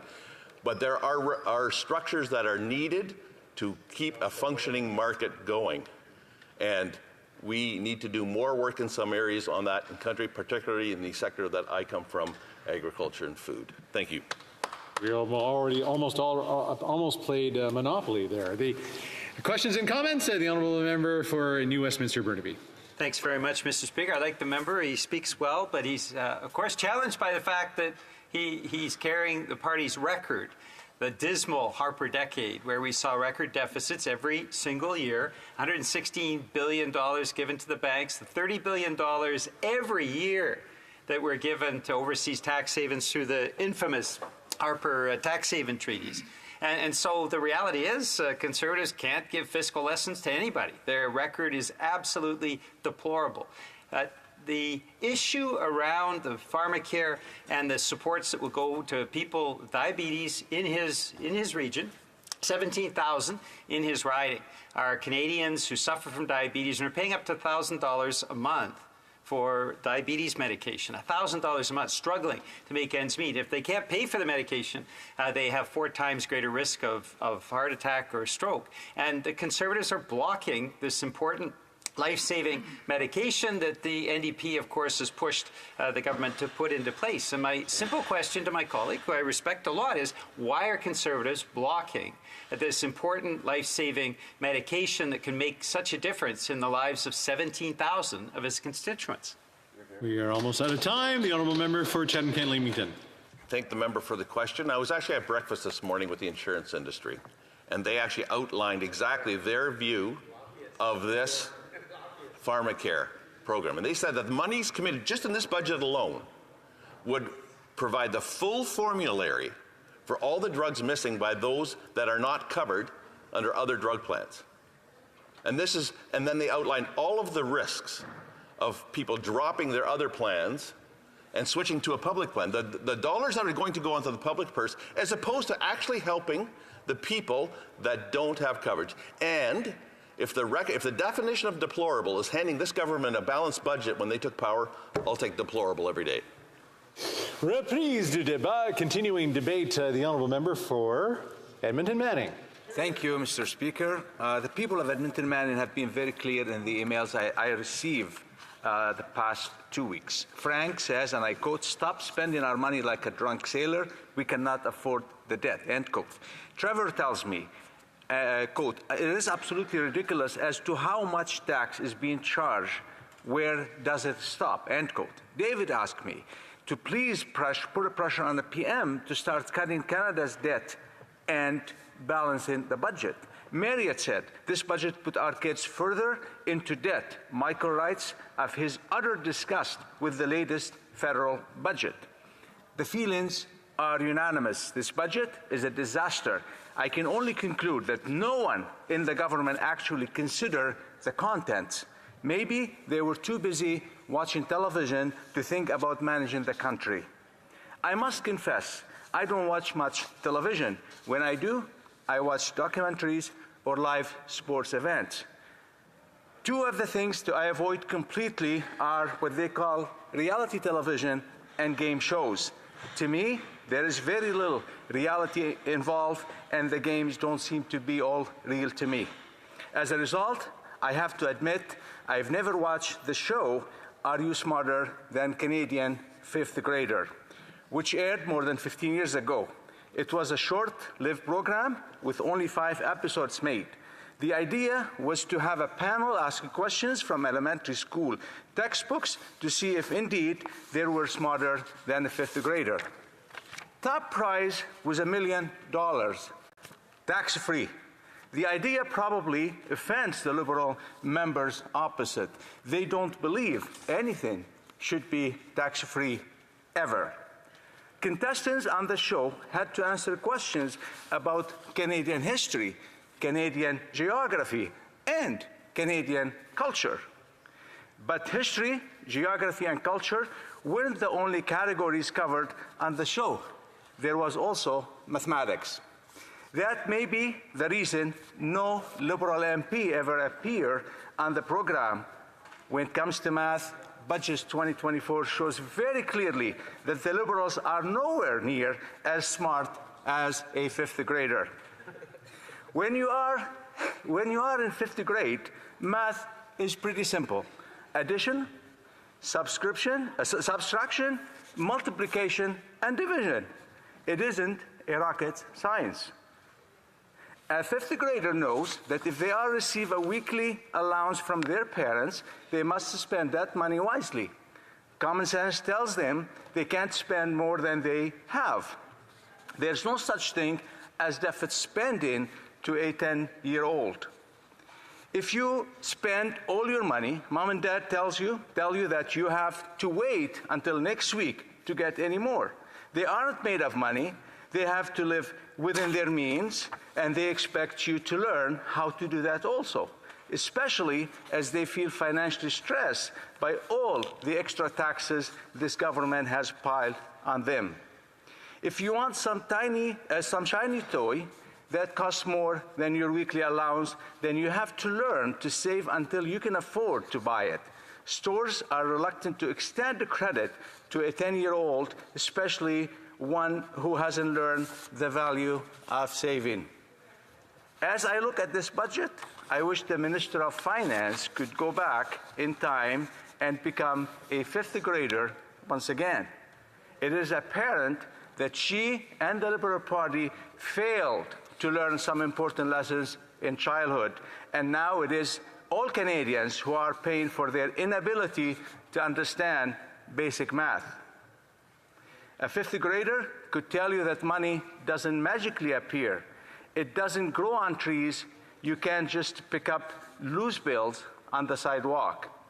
A fifth grader could tell you that spending more money to pay interest on a national debt that you don't have on health care is a recipe for disaster. Adding more debt doesn't fix the problem. I won't delve deeply into the economic theory here. The Prime Minister has asked Canadians to forgive him for not thinking about monetary policy. And it would probably be wrong of me to expect his caucus to have any more interest in such matters. I must say though, that there have been some changes over the past 8 years in the way this government approaches their responsibility to manage nations' finances. No longer do they think it is possible to pluck numbers out of a thin air, put them in a spreadsheet, and magically produce a budget that balances itself. A fifth grader could tell you that the deficit is not just a line on a piece of paper. It is a debt, borrowed money that has to be repaid at some point. They would also tell you that until you repay that debt, you are going to be charged interest. In simple terms, that even a Liberal can understand, running a budgetary deficit costs money. If you have to pay interest on a debt, then there is less money for the things that government is supposed to do for Canadians, things like health care. And where does government find the money to pay its debt? It raises taxes. In other words, it charges Canadians for something they didn't ask for, and for some reason expects them to be happy to pay.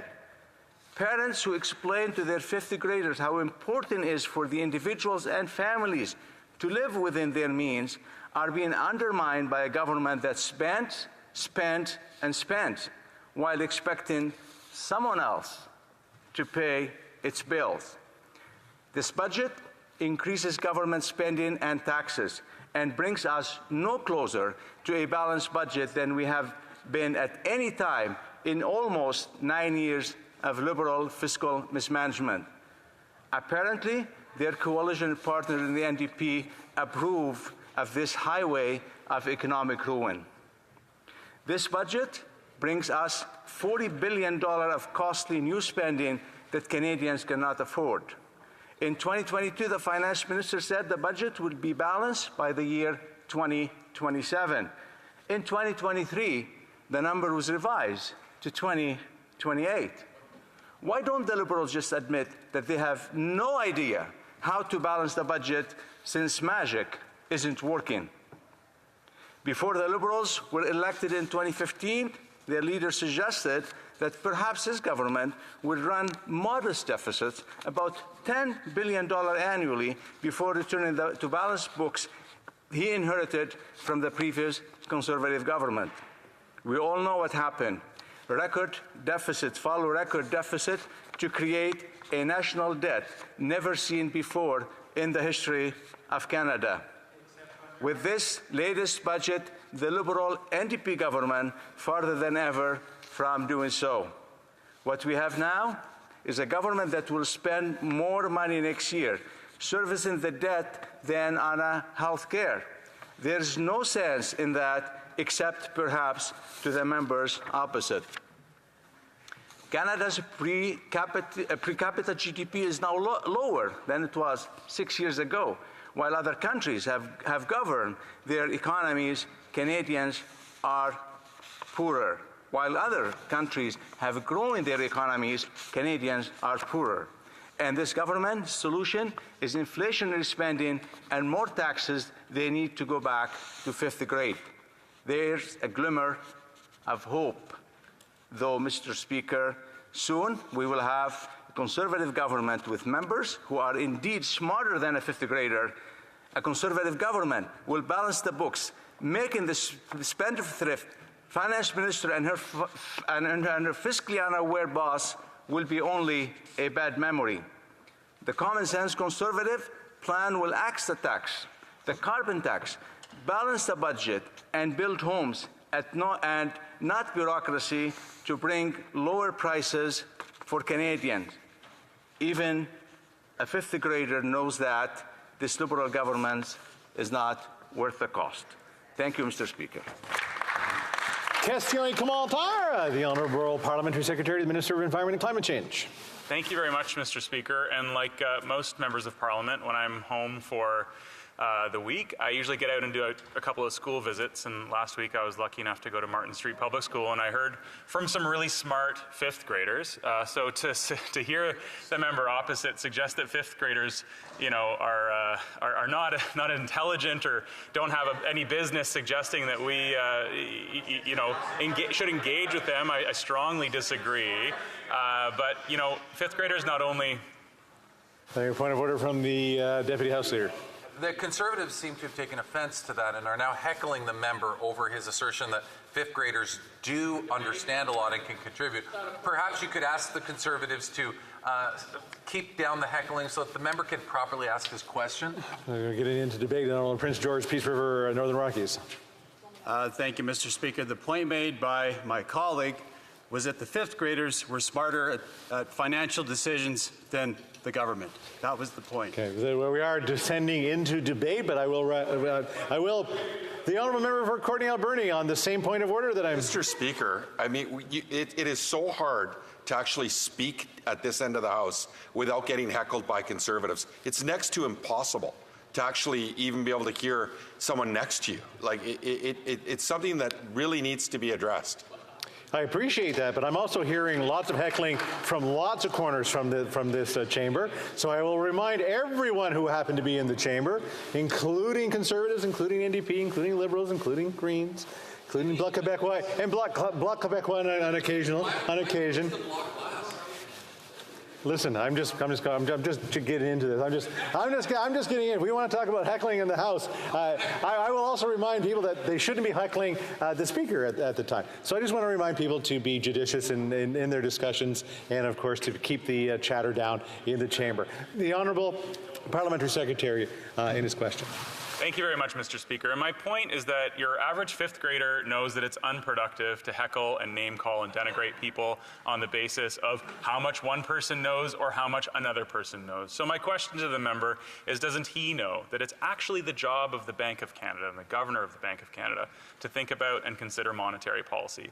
And it's actually not so much the role of the government to talk about and to think about monetary policy. I know the Conservatives have made much hay out of the Prime Minister's statement that it's actually the job of the Bank of Canada to talk about and think about monetary policy, and then it's the federal government's job to make economic policy and decisions on spending. Fiscal policy, Mr. Speaker. The fifth graders of Martin Street Public School know the difference, and perhaps the Conservatives could go back and learn fifth grade civics, because that's where we learn about the jurisdictions of the various institutions in our government and country. Thank you, Mr. Speaker.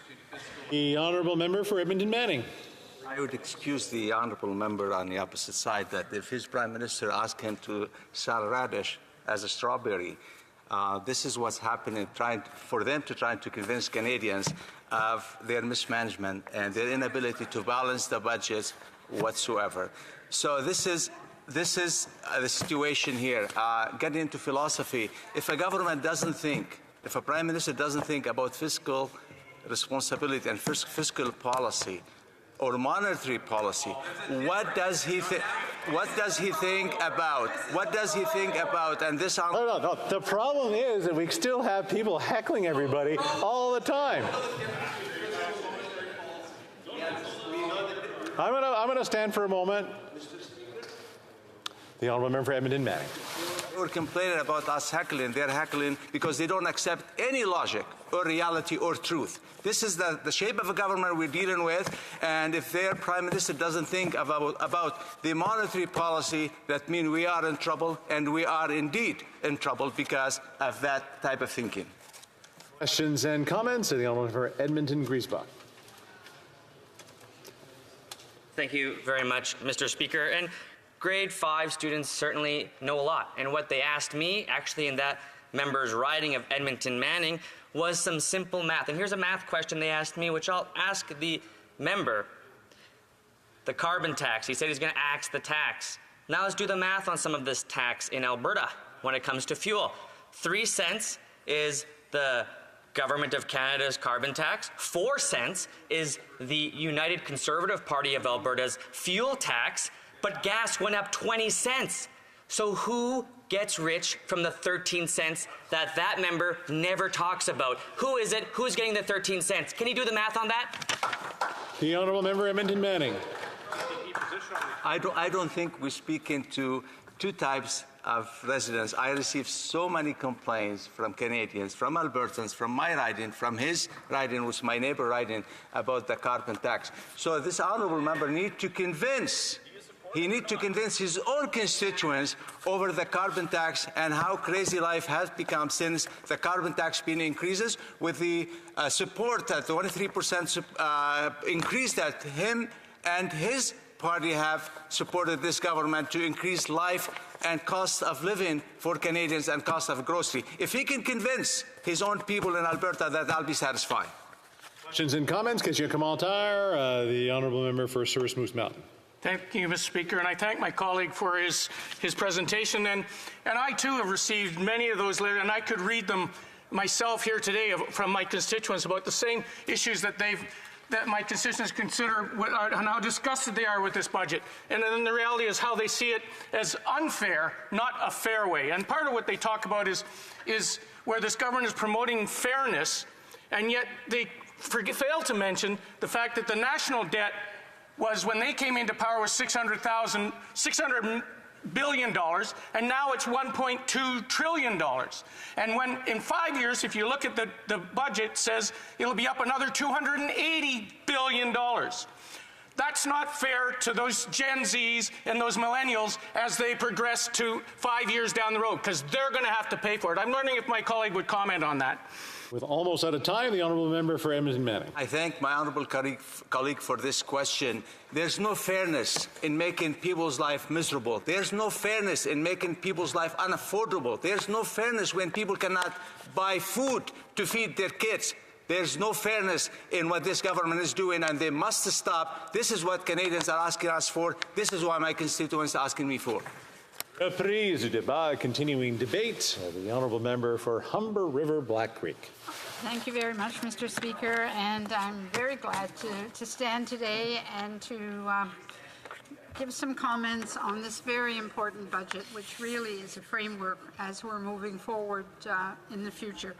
And I'm very pleased that I'll be sharing my time with the member for Dorval-Lachine-LaSalle, a former member of our International Trade Committee, much missed at that committee now, and she has moved on to other things. So I have been speaking over this past weekend, especially with my constituents and other community leaders, family and friends, about the budget, because I know there's some debate going on in the chamber, and I would maybe ask those individuals who are having an extra debate or a continued debate to take it outside into the lobbies. And of course, they're not listening to me because they're into that debate. Maybe the honourable member for Edmonton-Griesbach and the other member for Edmonton-Manning might want to take their conversation outside. That would be great, because we do have somebody chatting. The honourable member for Humber River Black Creek. Thank you very much. These discussions, very often we all feel very strongly about different positions that we take on something as important as this budget. And as this budget will be the playbook for the next several years in our country, and is making significant headway in trying to improve the lives of all Canadians. So as I indicated earlier, I've been speaking with my constituents, community leaders, and many of them feel that this is going in the right direction, that it makes a difference in the lives of Canadians. At the end of the day, we have to think why we are here and what this is all about. Budgets are laying out the future, and the future reflects the needs of Canadians. That means investing in social programs, but it also means investing in entrepreneurs. It means investing in small and medium-sized businesses and giving them the tools that they need to grow their businesses and to do everything possible to grow our country. The announcements last week on Honda and that kind of investment, those are going to create thousands and thousands of jobs.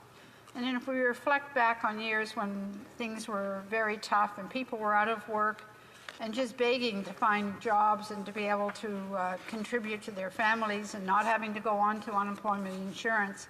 And now we talk about such an abundance of jobs that we are going to have not only today, that our economy is doing very well, but into the future with the investment at the Alliston and the Honda plant, the EV, and it's really the future for Canadians. It'll be jobs for so many Canadians where they can buy houses, grow their families, and all of the things. It means a successful Canada. So Canada's in a very good position in spite of what we hear from the official opposition about Canada being in a terrible place. Canada's in a very good spot. We're still on the top in the G7, and we're still doing very well. But there is much more to be done. So I think this budget is laying out that platform for exactly what we need to do to move it forward. So I am glad to see all the initiatives in this year's budget that directly address concerns that Canadians throughout Canada have, but especially the residents in my riding of Humber River Black Creek. I've often spoke about my constituents and the messages that they want me to pass on here in the House of Commons, whether it's the need for social programs or increases in Canada Child Benefit. I hear a lot from seniors about how difficult it is, even with the increases which have been significant, that we have contributed since 2015. Seniors are still struggling, and as the cost of living goes up, through our various programs, we've been able to make the kind of changes that assist them and that help them. And the carbon tax rebates that all of the seniors are receiving, especially the Conservatives continue to say that it's not acceptable, it shouldn't be there, and we should scrap the carbon tax. Well, you can't stop the wildfires that are happening, and we need to make sure that people are taking whatever necessary to make our country safer and have the effective changes we need to protect our systems. Budget 2024 helps make life more affordable for every generation of Canadians by creating access to more affordable housing, lowering everyday costs, and growing our economy. Now, I'm sure that anyone who watches Question Period or watches what's going on at the House knows that we have talked about investing millions and millions of dollars in housing. And it's long overdue. This should have been done a long time ago. I recall back in Paul Martin days when we were going to have a national a minister for housing. And that was one of the things that was greatly debated. And it was announced that we were going to establish a Minister of Housing to get back into the housing business. Well, unfortunately, our government at that time was defeated on a budgetary motion, vote of confidence, and we didn't resume the opportunity to introduce that until we started to get back into power in 2015. And I would have liked to have seen the very first thing we did was establish a Minister of Housing and get right into the housing file, but everything takes time, as we all know, those of us in government. And it's taken quite a while till we finally got a Minister of Housing and got the focus put on what one of the things that we needed to do was to make sure that there was more affordable housing being built, housing that everybody can afford, and that would increase the availability in the housing stock. So some of the things that we've done in this budget to help along with that housing need are to introduce a 30-year amortization for first-time buyers. So yes, we have thousands of buyers. I have several grandkids out there that are looking to buy homes, and they are looking at an interest rate that we don't control, but a 30-year amortization. I had a 25-year amortization, as some of the people in this house currently have. Well, this is a 30-year. It will significantly lower those interest rates. Will significantly help my grandkids to buy a home, as well as many others. So making it easier for Canadians to buy that first home is really important. We're also launching a $1.5 billion Canada Rental Protection Fund to protect affordable housing and apartments. It's another thing that we all know when we go to our ridings and we hear stories about that apartment building now is being converted, turned into expensive condos, and a real loss of what you call affordable housing and affordable rental housing. Not everybody wants to get into the housing to purchase housing. They want good, affordable rental housing. And much of that, especially the older stock in ridings like Humber River, Black Creek, are very often redeveloped and come on the market at a very high price. And again, it's a loss of affordable rental housing. So this $1.5 billion Canada Rental Protection Fund is meant to prevent that from happening, to be able to protect that kind of level of affordable housing so that we have more apartments for seniors, families, and also students. Another thing that we've introduced is the flexibilities for the Federal Community Housing Initiative. That will ensure access funding to maintain affordability for low-income tenants and co-op members. I have, I believe, 4 co-ops in my riding. I think they are extremely successful. I often talk to the people that are there, and there's a long waiting list for people to get into these co-ops, because once people are there, frankly, they're very comfortable and they like their neighbors and they don't want to move. So the answer isn't that they have to move. The answer is to have more co-op housing on the marketplace. So when you have a range of different incomes sharing the housing together, I think it builds for better and stronger communities. But it also provides that housing level that is affordable for a lot of people. There are some that would never be able to afford the kind of housing market that we're talking out there. And if somebody's paying millions of dollars, they must mean that they're doing extremely well, and we would hope that they have the opportunity to do that. So on that Federal Community Housing Initiative, it will provide $150 million to make sure that 47,000 homes will still be there as we move into the future. So these investments, as you can tell by focusing a lot on housing, is an extremely important thing for Humber River Black Creek. People don't have anywhere to move into. Seniors want to sell their homes, which would provide some very nice affordable housing for first-time home buyers, but they've nowhere to go. They don't want to go to a retirement home. They just want to go into safe rental housing that would give them a chance to continue to enjoy their remaining years. I am very proud to have York University in my riding, where many students call Humber River Black Creek home. Over 3,000 students actually live on campus of York University. And so there has been a huge amount of housing built there. All of it is meant to be housing students. But as the university grows and expands, there needs to be more opportunities. So, Madam Speaker, I've covered off a few of the issues, mostly the housing, but I'd like to talk further, and I'll be glad to respond to some of the questions, to talk about pharmacare, talk about our new dental program, which is being received so well in Humber River Black Creek.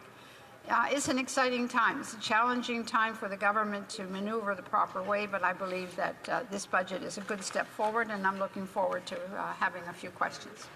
Questions and comments? The Member Cumberland Colchester. Well, thank you, Madam Speaker, and thank to the member for Humber River Black Creek for her intervention. The member talked a lot about housing and the incredible number of photo ops that this NDP Liberal government has had with respect to housing and the billions of dollars of photo ops that they've had.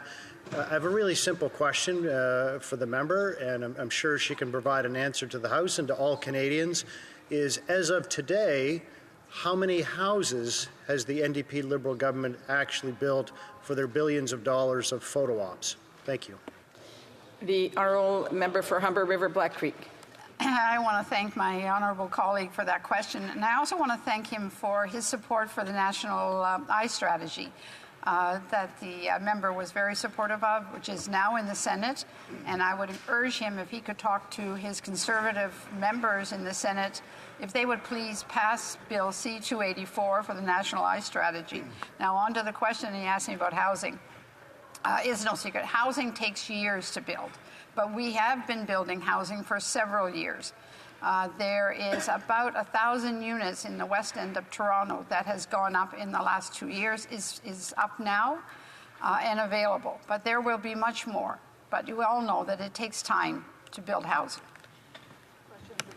L'honorable député de Thérèse de Blainville. Merci, Madame la Présidente. Thank you, Madam Speaker. I listened with great interest to my colleague's speech. No one in this House will say that there is not a housing crisis. We know that that's the case. And this government had a national housing strategy. I don't know if right now the government is admitting failure for this strategic approach,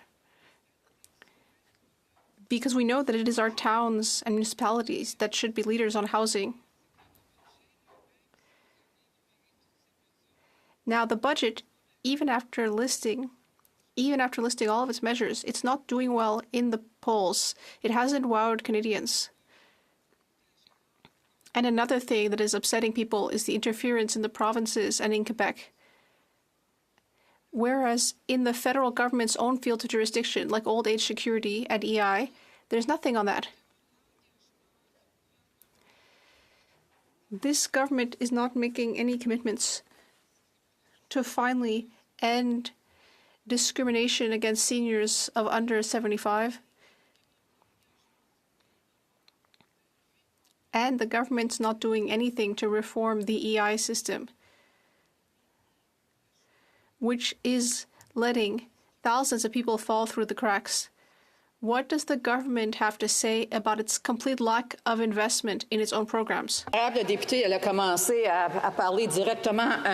honourable member started speaking directly to the government, to the member.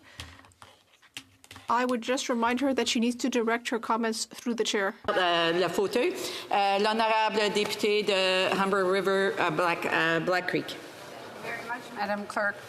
when we talk about the housing and why the housing file is so complex, it is the responsibility of municipalities.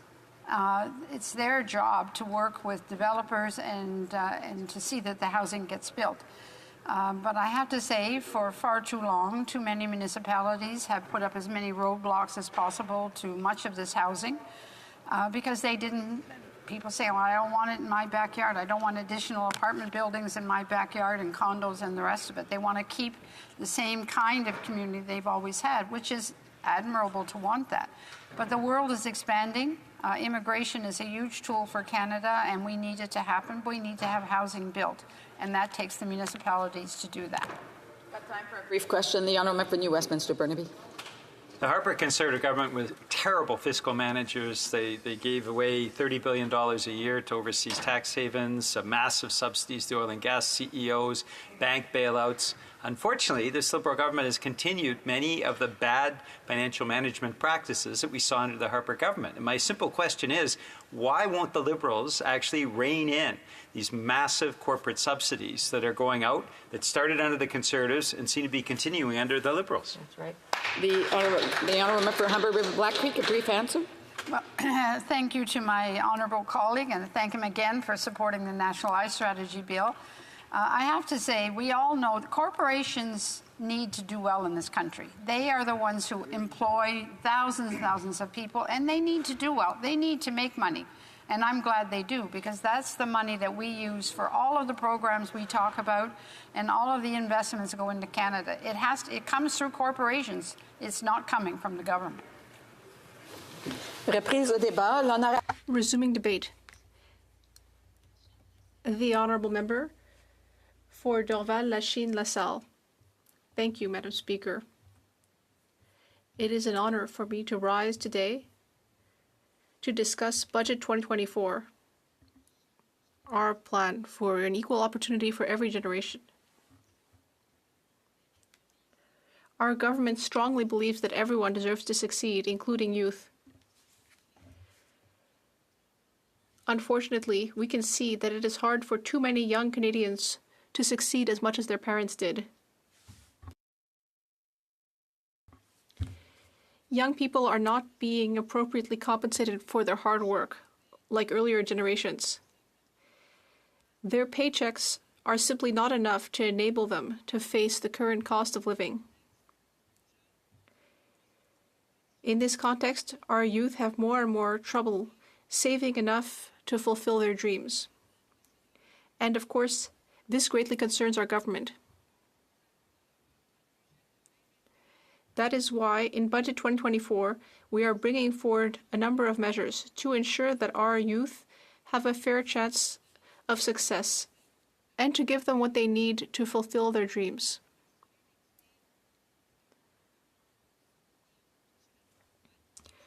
We need to support each other at all stages of life and invest in each other in order to ensure fairness.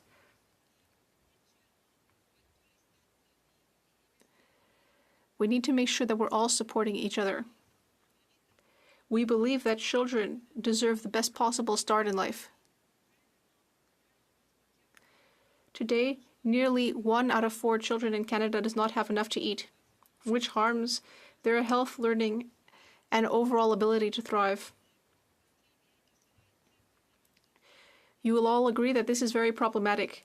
That is why in Budget 2024, we are proposing a national school lunch program. Thanks to an investment of $1 billion over 5 years, we will provide meals to an additional 400,000 children every year, in addition to children who are already using existing programs. I am very pleased that we will be supporting our children in this way at the beginning of their lives.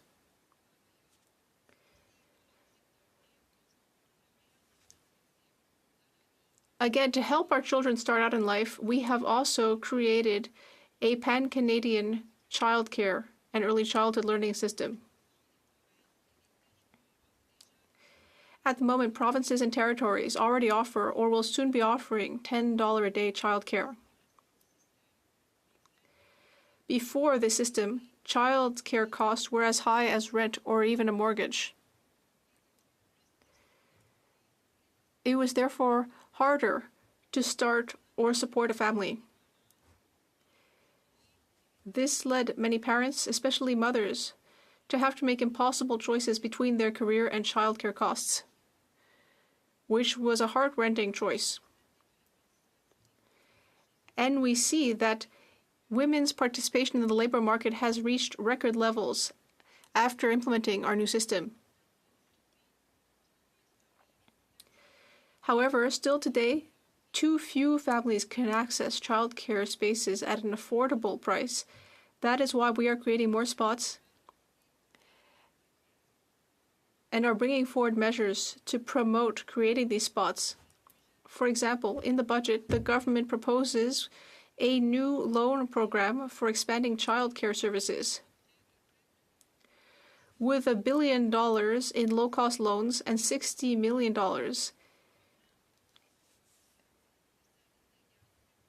in additional money for public childcare service in grants that do not need to be reimbursed. This will enable them to create new spots and to upgrade their current spaces. We have also offered early childcare educators from rural and remote regions forgiveness on their student loans. That represents an investment of $48 million over 4 years.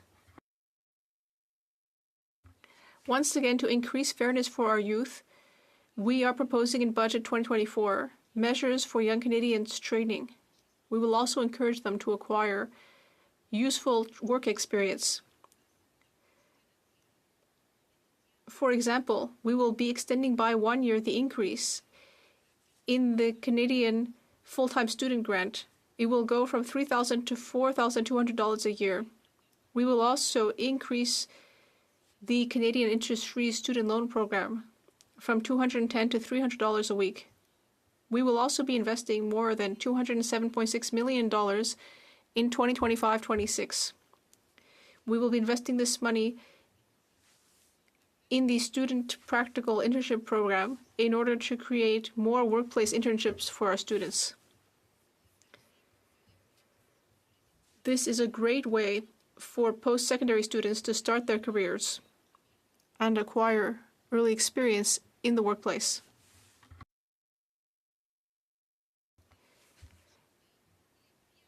Now, of course, people also need to be able to house themselves. That's part of what people should be able to do with their hard work. And we know that housing is one of the greatest sources of concern for youth currently, especially renters who feel like everything is against them.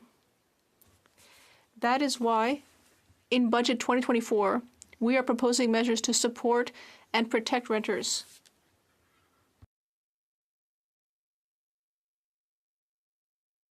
We will be creating a new Renters Protection Fund of $15 million in order to financially support legal aid organizations and organizations that support renters' rights.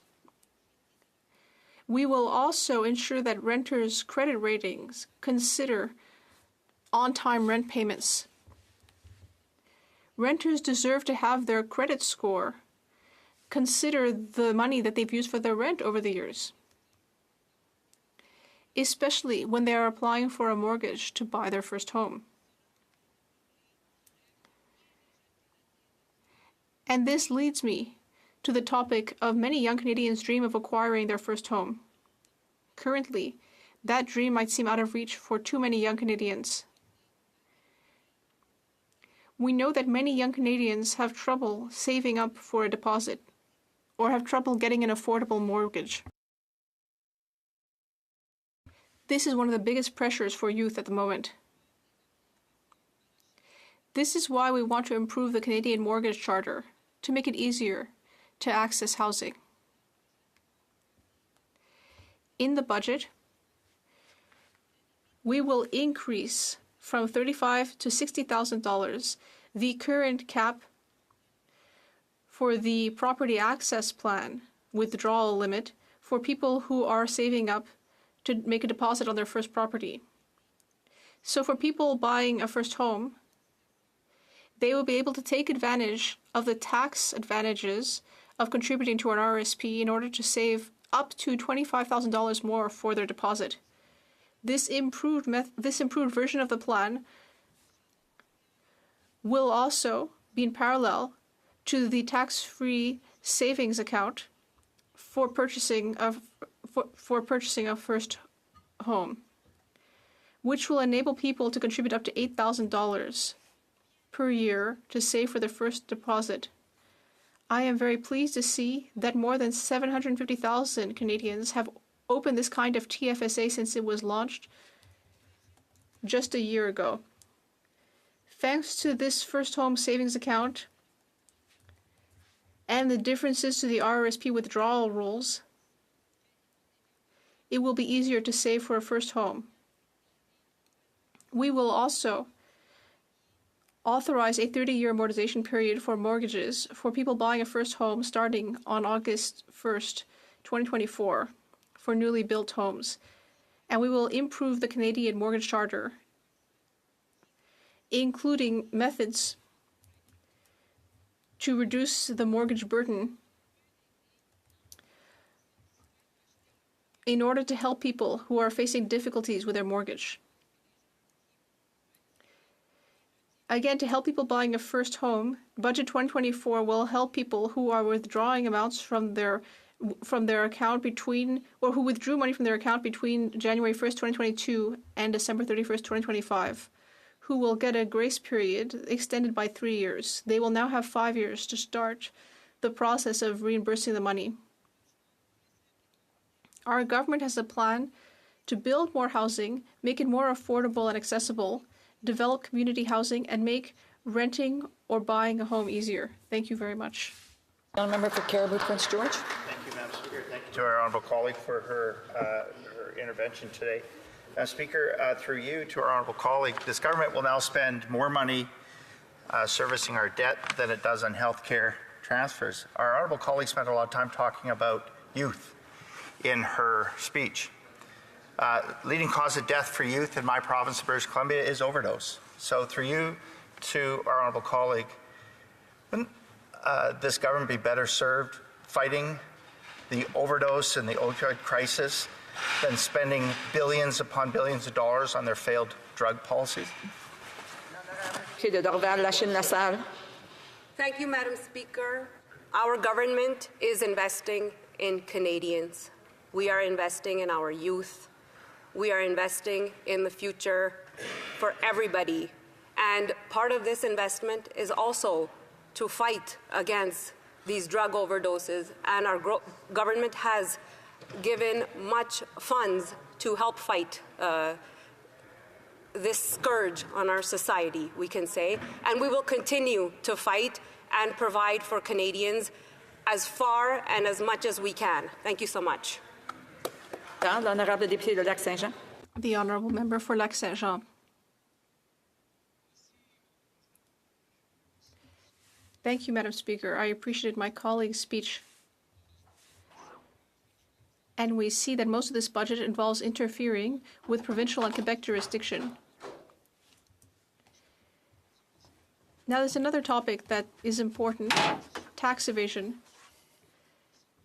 We are often told that the government is going to recuperate as much money as possible, but tens of billions of dollars are managing to get away without having to pay taxes and without the government doing anything about it. What is being done in this budget to recuperate the money that we're losing to tax evasion? The Honourable Member. Thank you, Madam Speaker. I appreciate my colleague's question.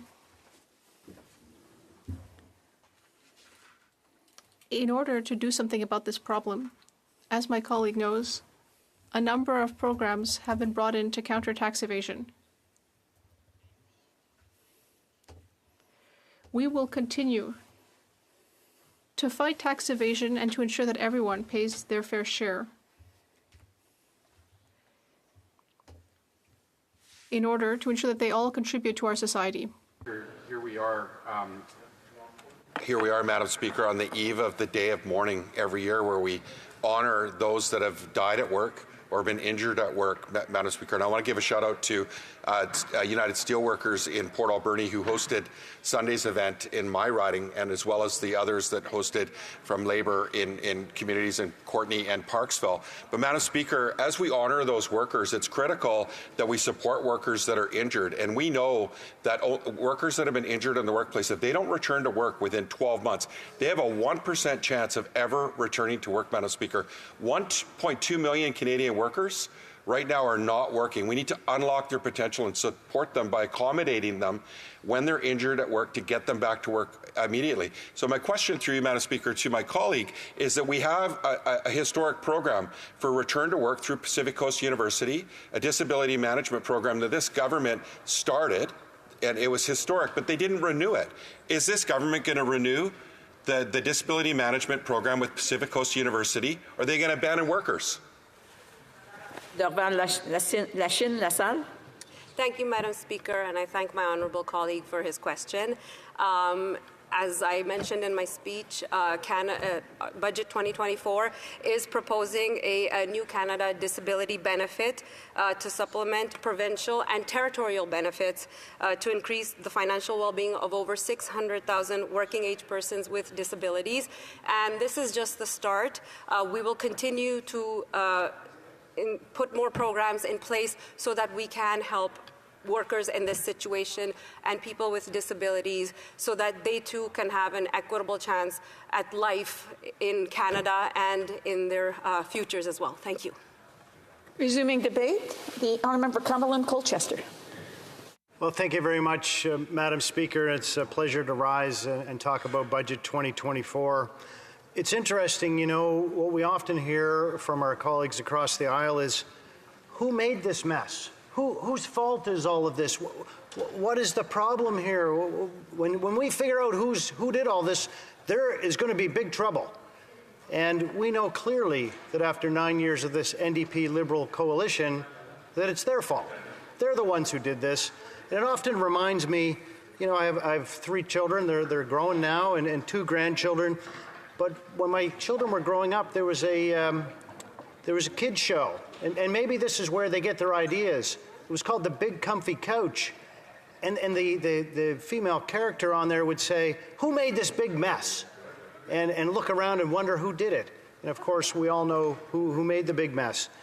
That show went on to have a 10-second tidy, and maybe that's what they're trying to do here, Madam Speaker, is to tidy up their mess, because on that TV show, of course, what they did is stuff things under the couch cushions, etc., and everybody knew the mess was still there. And I think that's where we are, Madam Speaker.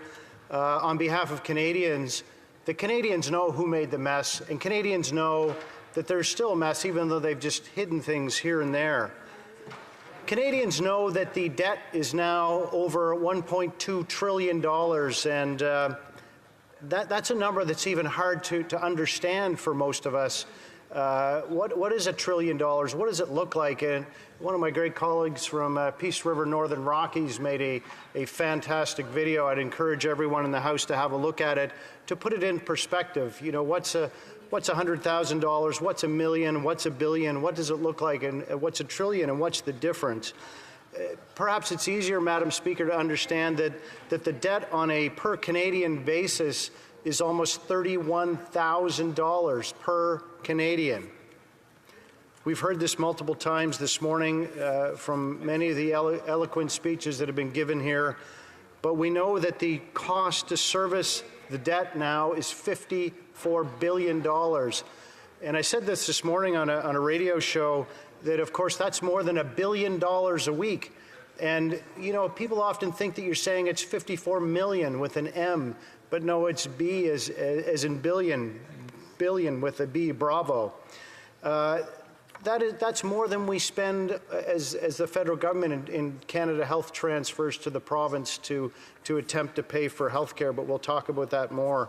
This budget talks about another $40 billion with a B in new spending in a government that has its foot firmly on the gas pedal of the inflationary fire. Continuing to spend is costing Canadians. And when we look at it, there's problems here that they refuse to address. The Prime Minister stood in this House and talked about 7,500 new doctors, nurses, and nurse practitioners in the Sunny Ways budgets of days gone by. We now know that more than 7 million, almost 7 million Canadians do not have access to primary care. We know that wait times are the worst that they've ever been in the last 30 years. In 2015, the average wait time from seeing a family doctor to specialist care was 18.3 weeks. 2015, a milestone year, I might add. 2017, that went up to 21.2 weeks. 2019, 22.6 weeks. 2022, 27.4 weeks. That's more than half a year. And as I said previously, that is the worst wait times the Canadians have seen in the last 30 years. People have died on waiting lists in Canada, and in spite of the fact that my Liberal colleagues do not want to believe facts, which I'm not surprised by, last year, 17,000, and not all provinces reported these numbers, Madam Speaker, 17,000 Canadians died while they were waiting for a procedure or a diagnostic test. Now, if you extrapolate that, Madam Speaker, one would understand that that could be more than 30,000 Canadians who died waiting for a procedure or a diagnostic test in this country. The numbers don't get any better, Madam Speaker. Gynecological surgery numbers, the acceptable wait time is 9.9 weeks. In 2015, it was 16 weeks waiting. In 2022, it has doubled to 32.1 weeks. Wait times for neurosurgery in 2015, 27.6 weeks. In 2022, 58.9 weeks. ER wait times in 2013, 2.5 hours. In 2021-22, a minimum of 4 hours. We also know, Madam Speaker, that many people have suffered waiting in emergency rooms, and certainly I know that my colleagues on this side, we hear from people who support us. We hear from them almost every day in person, by email, by phone call, that they are fed up with the system that we have, and it is not working for them, yet this government continues to spend on other priorities. They talk about pharmacare. What they've announced, much to the joy, I'm sure, of their NDP masters, is they've announced a completed house when they have yet to even consult an architect. People are presenting themselves to pharmacies and saying, I'm here for my free medications. And of course, what we know is that this government, this NDP Liberal government, will create a new agency at the cost of $90 million and over $30 million a year, and do a consultative process, and sometime down the road there could possibly be a plan which we know is inferior to the plans that exist at the current time. Our NDP colleagues often are wanting to say, well, tell us about the coverage that this wonderful plan will have. Well, we know that even with the supposed formulary that has been announced, that it actually covers less than half of the insulins that a place like BC already does cover. And of course, as my Bloc colleagues know very well, that healthcare is within the provincial jurisdiction, not that of the federal government. When we look very clearly, again, about another program that they have taken multiple attempts to, with their photo ops to announce how great it is, their dental care program. The Ontario Dental Association has made it clear to Canadians with multiple ads now, warning Canadians that no, this is not another free program as announced by the NDP Liberal Coalition. The Canadians will be responsible for 40 to 60% of costs out of their own pockets. Certainly we know that there are many newspapers out there who have said that this program is toothless. Shocking from a government who tried to roll out a program in 6 months that should have taken 7 years. So when we look at this, Canadians are being misled by this government, Madam Speaker, and not understanding that this program will cost them out of pockets. We're also very well aware from multiple consultations with provincial dental associations that dentists are refusing to sign up for this program. because of the significant administrative burden that this government has attached to it. Sadly, Madam Speaker, we know that 2 million Canadians are going to food banks every month. 2 million Canadians. We know that the cost for housing has doubled. In spite of the billions of dollars announced, no houses have been built by this federal NDP Liberal coalition. We know that higher taxes and more inflationary spending is driving up the cost of everything. And we also know that the former Liberal governor of the Bank of Canada, David Dodge, says that this is the worst budget in 40 years. And again, as many of my colleagues point out, I think it goes without saying who was in power in 1982. We know very clearly that there are options out there for Canadians, and we know that they need to make their voices heard, which they do to us on this side of the House every single day. We know that Canadians are dissatisfied. We know that they are hurting. We know that they don't have enough money coming in every month to pay their bills. We know that Canadians are ready for a change, and for that, we are forever thankful for their support. Madam Speaker, it comes as no surprise that for all those reasons that I have outlined, there's absolutely no way that I could possibly support this budget, and quite happy to say that I will not support Budget 2024. Thank you, Madam Speaker. Parliamentary Secretary of the Government House Leader. Is very critical of the government, saying, trying to attribute the doctors and waiting times, and then he says towards the end, but we don't have jurisdiction over that. So it seems to be a bit of a conflict. It's nothing new. There's a lot of conflict within the Conservative Party of Canada. You know, I think of the Diagallan group, a far extreme right-wing association or a grouping of individuals.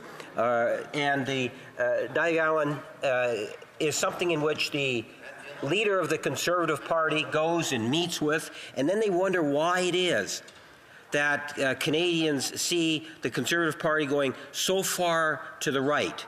And at the end of the day, it's going to be about chopping government services. So when the Conservatives say they're going to fix their budget, keep in mind what they're really going to do is cut programs, including health care. So I take exception to a lot of the things that the member has said when he tries to demonstrate he cares about. Honourable Member for Cumberland Colchester. Very much, Madam Speaker. I didn't talk about cutting anything in the speech that I just proposed. The words that I reflected to the member opposite were those of the Prime Minister, his Prime Minister, not mine, but his, who said that they were going to bring 7,500 doctors, nurses, and nurse practitioners. They were their words. They didn't do any of that. They have done none of the things that I outlined in my speech. And I think that Canadians, as I said in the very opening remarks that I made, the Canadians know the difference. Canadians know that when you announce things and you take pictures but you do nothing, Canadians are tired of that. Canadians are ready for a change, and we know that this side of the House will ready to provide that change for Canadians. Questions et commentaires. L'honorable. The Honourable Member for Rivière-du-Nord. Thank you, Madam Speaker. I'd like to thank my colleague for his speech. I'd like to hear what he has to say on an aspect of the budget. There's nothing in this budget with regards to our seniors to try and rectify what has been done by creating two types of seniors, those under 75 and those over 75. C319 was adopted unanimously by a committee. It's waiting third reading. I'd like to hear if my colleague will vote for C319, if his party will vote for C319 so it's rapidly adopted.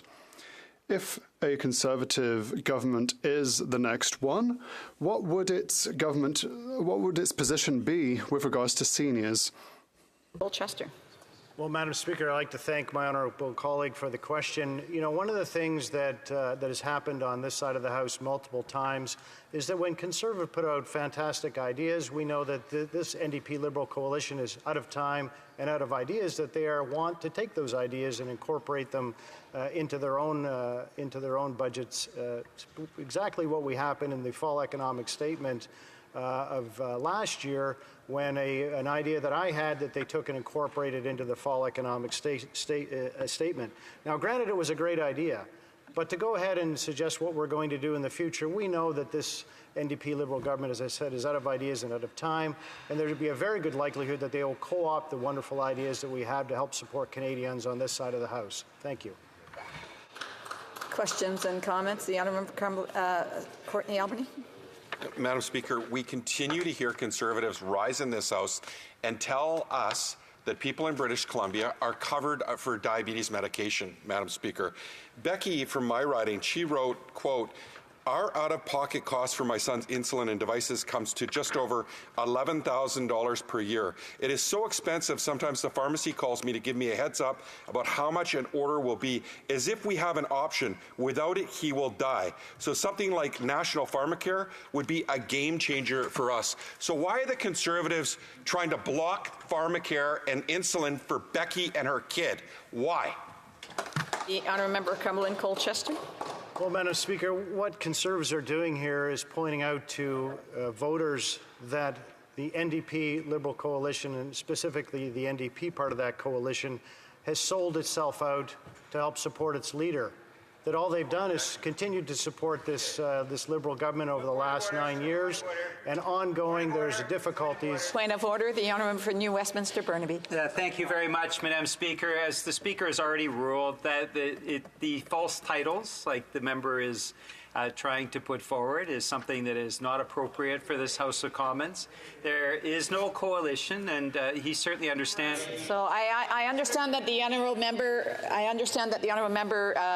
Did raise some additional information. The Speaker has not ruled on it yet, and I know that he will be bringing forward a ruling. The honourable member for Cumberland Colchester, a very brief answer to finish.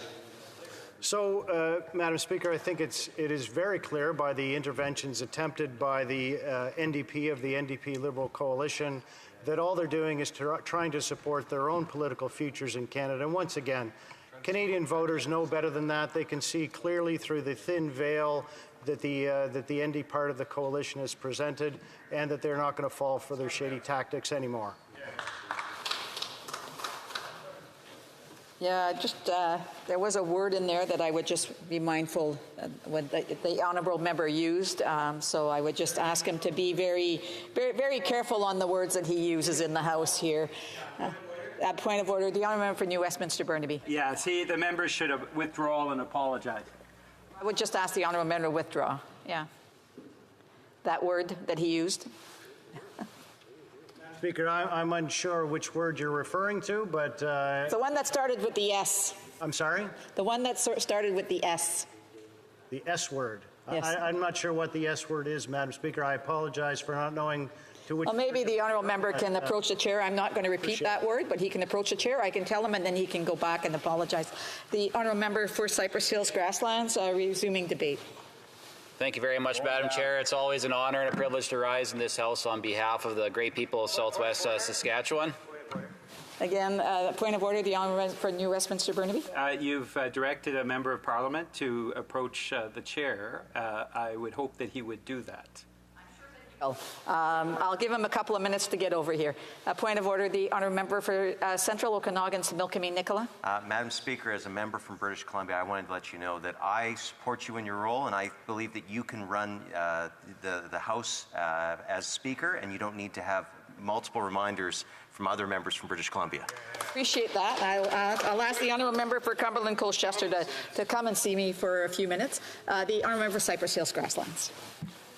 Well, thank you very much, Madam Chair. I'll just start from the top again. It's fantastic to be able to rise once again on behalf of the great people of the province of Saskatchewan, particularly the people in the southwest corner that I have the great privilege of representing. Right off the top, Madam Speaker, I want to just talk about the month of May. The month of May is, of course, MS Awareness Month. And one of the big asks of the MS community, in particular by MS Canada, is to have the government fund $15 million towards research on the disease, but also on the prevention and on the repair side of things for people who do suffer with MS. Now, normally I don't get up and ask the government to spend more money because we know they're fantastic at spending boatloads of money and accomplishing nothing with it. But in this particular case, Madam Speaker, we know that there's over $3.4 billion in costs to the government and in lost wages by people who suffer from MS. So a $15 million investment would actually result in a tremendous amount of savings for the government, for the taxpayer, and it would result in a higher quality of life for people who suffer from MS. So I just want to start off my budget speech by mentioning that. So that is something that the government, if they were truly listening to what Canadians want and would like to see, that is something that they could have included in this budget to make sure that they are actually working to better the lives of people in Canada, because Canada has the highest rates of people in the world who suffer from MS, with my wife being one of those people as well. I couldn't help but notice in the budget as well, Madam Speaker, that there was a very, very, very small amount listed for agriculture. And in fact, I believe it's page 131 of the budget is where you can find a little bit of a mention there, about a page and a half on agriculture. One of the issues in there is the livestock tax deferral. I just want to talk about that briefly here, because I have a lot of ranchers in my riding who for the last number of years have been dealing with drought-like conditions, which is nothing new. We live in a part of the country where rain has never been a feature of Southwest Saskatchewan. It's not something we regularly get.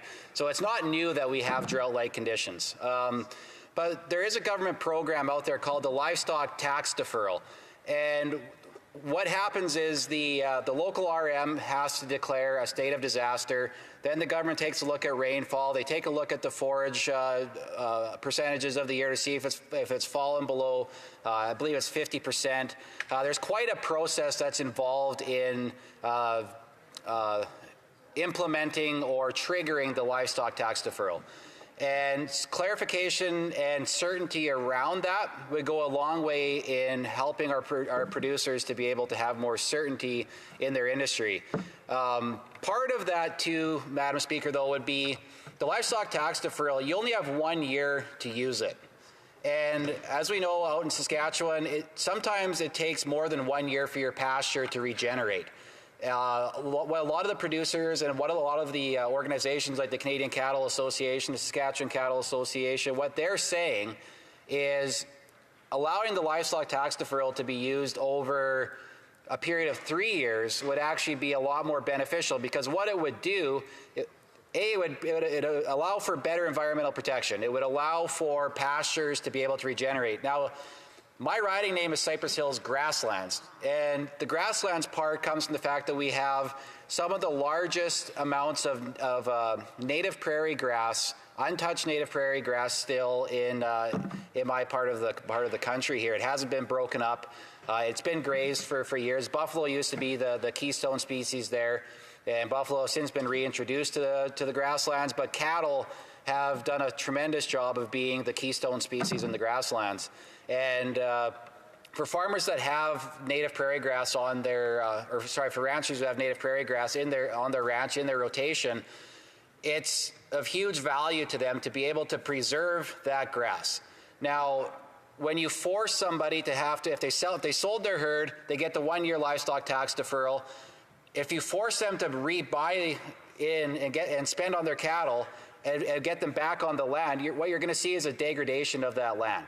And having a 3 year window would actually allow for the pasture to properly regenerate. Even if it's small rainfalls, it would still allow that 3 year time window to allow for better regeneration of the pasture, so that way you can take care of the environment, but you can also do it in a way that will allow that producer to be able to purchase cattle, to be able to regraze the land once again, and keep that keystone species on the land as well. So that's something that would happen with the livestock tax deferral. If the government was truly listening to the producer groups that it mentions in the budget, then that is something that they would actually be talking about and looking to implement. But after 9 years, they definitely haven't done that.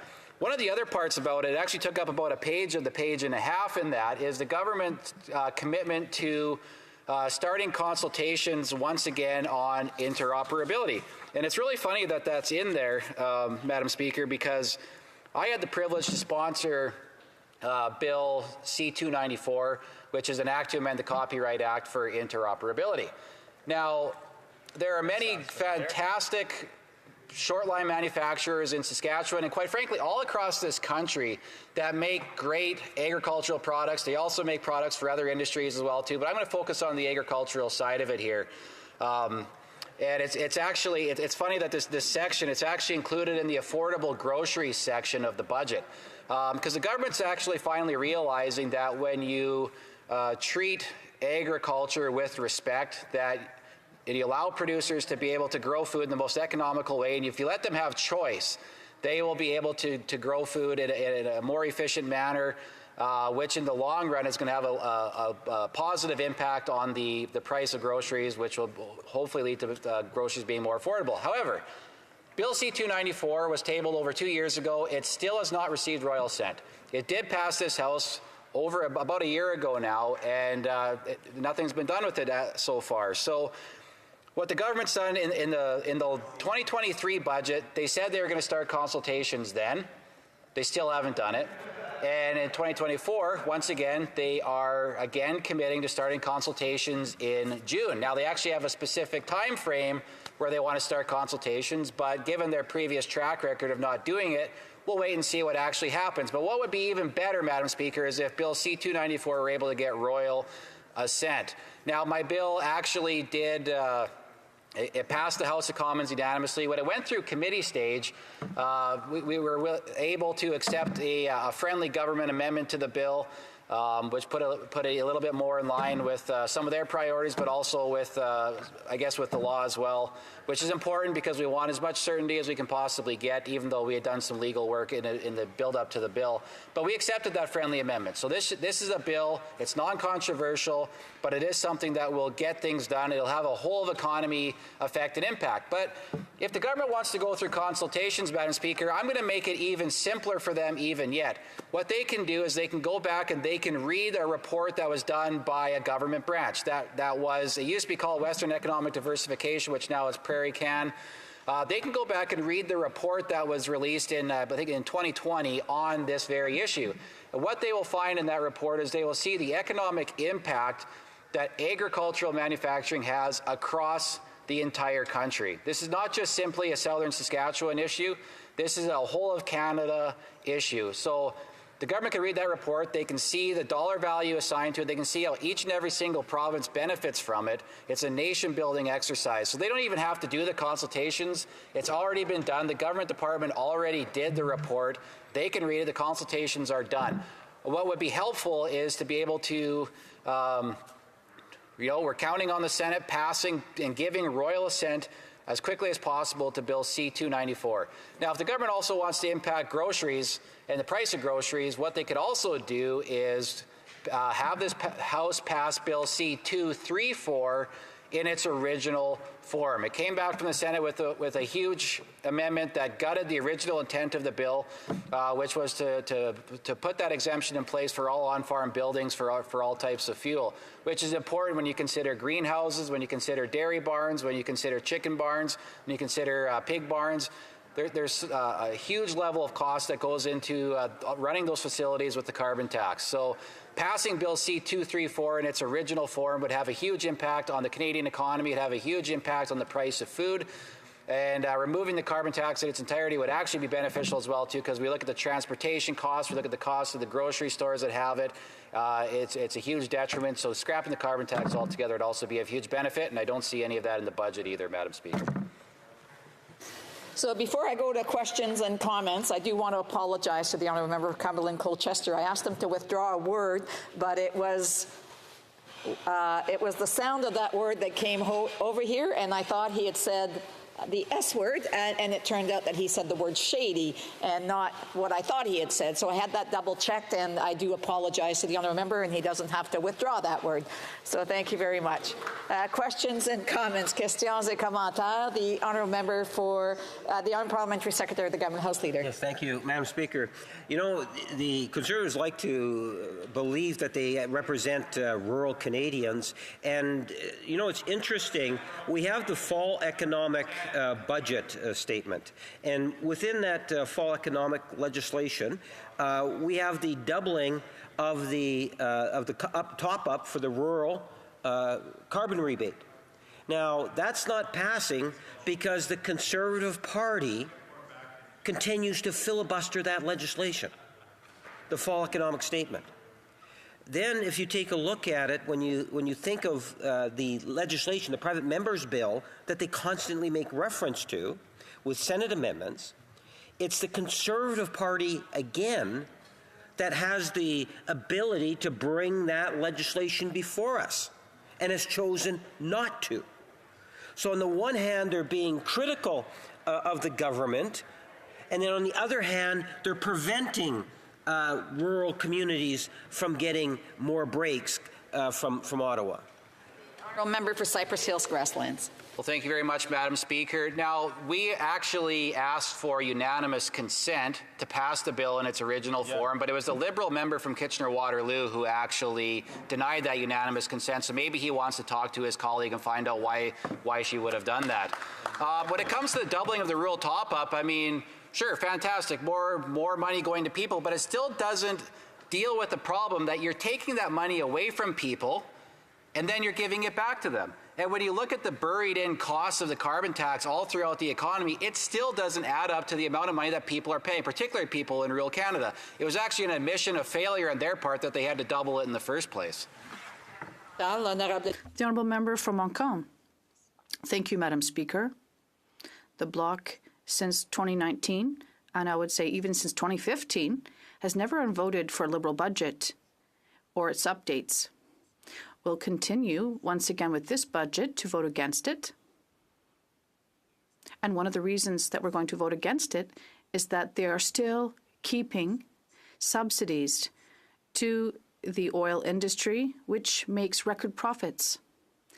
Does my colleague not find it indecent to finance the oil industry, which is making record profits with the people's money that he seems to be so concerned about? The Honourable Member for Cypress Hills Grasslands. Merci beaucoup pour la question, Madam. To thank my colleague for his question. What I would say about that, our committee actually did a study on subsidies for the oil and gas industry at Natural Resources, and what we found out was that, with the exception of the government's purchasing of the Trans Mountain Pipeline, which they didn't need to do if they would have just allowed the private sector proponent to build it themselves, which would have came in way under cost from what the government had to spend on it. There are no subsidies. There aren't any. All the witnesses that were called before committee, nobody could actually point to a single subsidy in existence. Now, so it's important that we have an actual, true, factual discussion. I know that the Bloc doesn't like the oil and gas industry in Canada, and that's fine. They can be that way. What I look at it is that the oil and gas industry, when you look at the revenue that it brings into our communities, into our small towns, it's the dollars that are raised from that industry in particular that pay for our schools, they pay for our hospitals, they pay for our policing, it helps pay for our infrastructure. So by removing that industry from this country like the Bloc wants to do, you're removing the funding model for schools, for hospitals, for infrastructure, for policing. And to me, why would we ever do that? Time for a brief question. The Honourable Member for Churchill, Kiwanuka-Aski.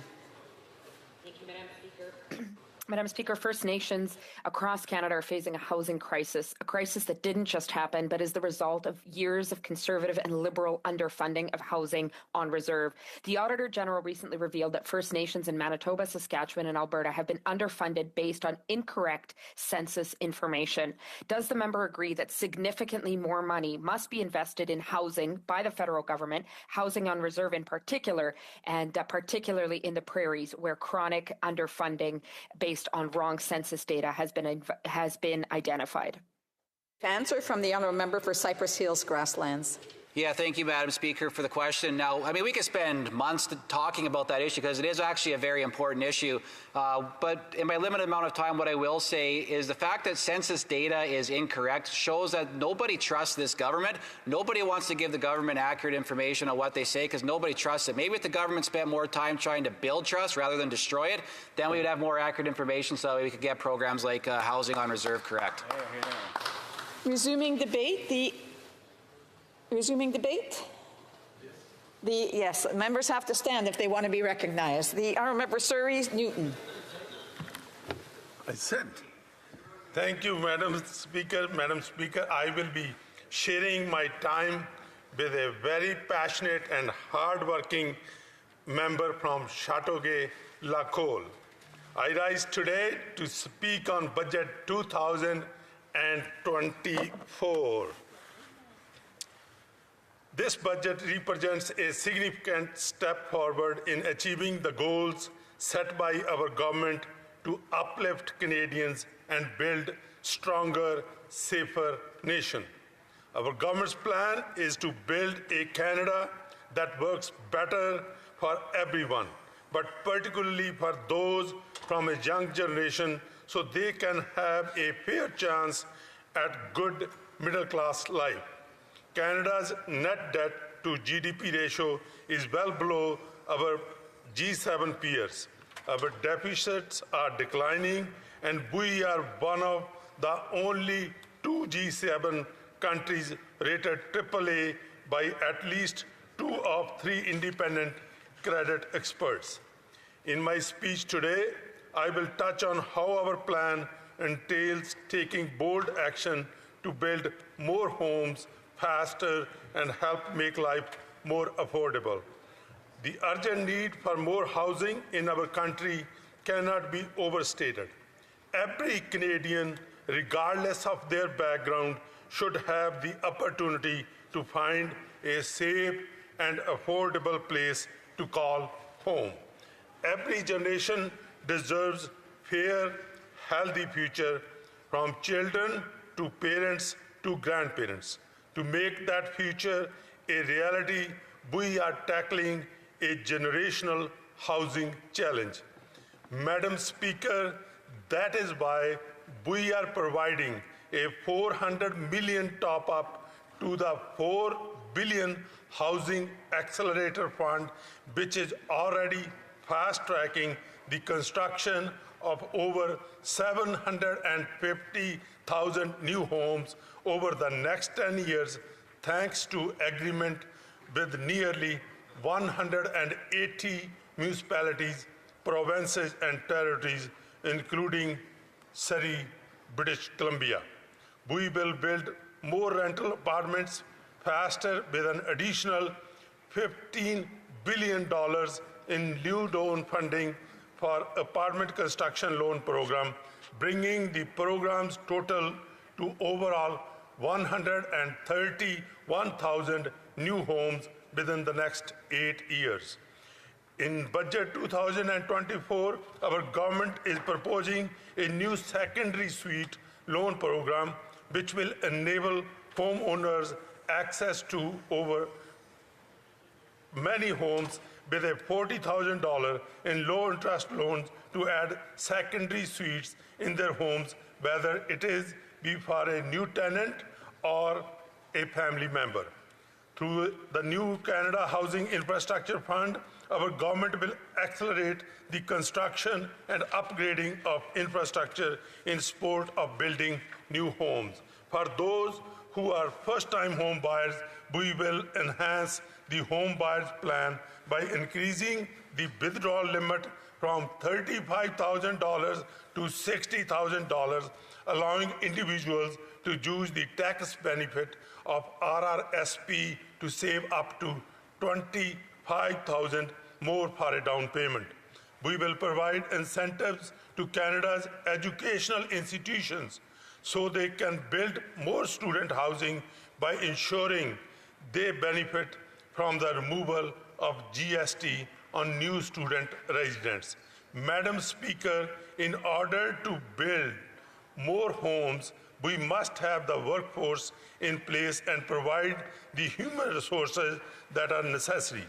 That is why we propose to streamline foreign credential recognition in the construction sector and create more apprenticeship opportunities to help skilled trades workers build more housing. This year's budget will drive our economy towards growth that lifts everyone up. We will launch a new national school food program to expand existing provincial and territorial school food programs so we can provide healthy meals to over 400,000 children each year. This will ensure that children do not arrive at school hungry. With the implementation of the National Pharmacare Program, our government is taking the first steps towards launching a program that will ensure the cost is not a barrier for those needing medication for illness such as diabetes. Madam Speaker, when it comes to public safety, every Canadian has the right to feel safe. No one should feel targeted for who they are or the religion they believe in. Freedom to practice religion without discrimination or persecution is a charter-protected right, and our government is taking action to uphold this right.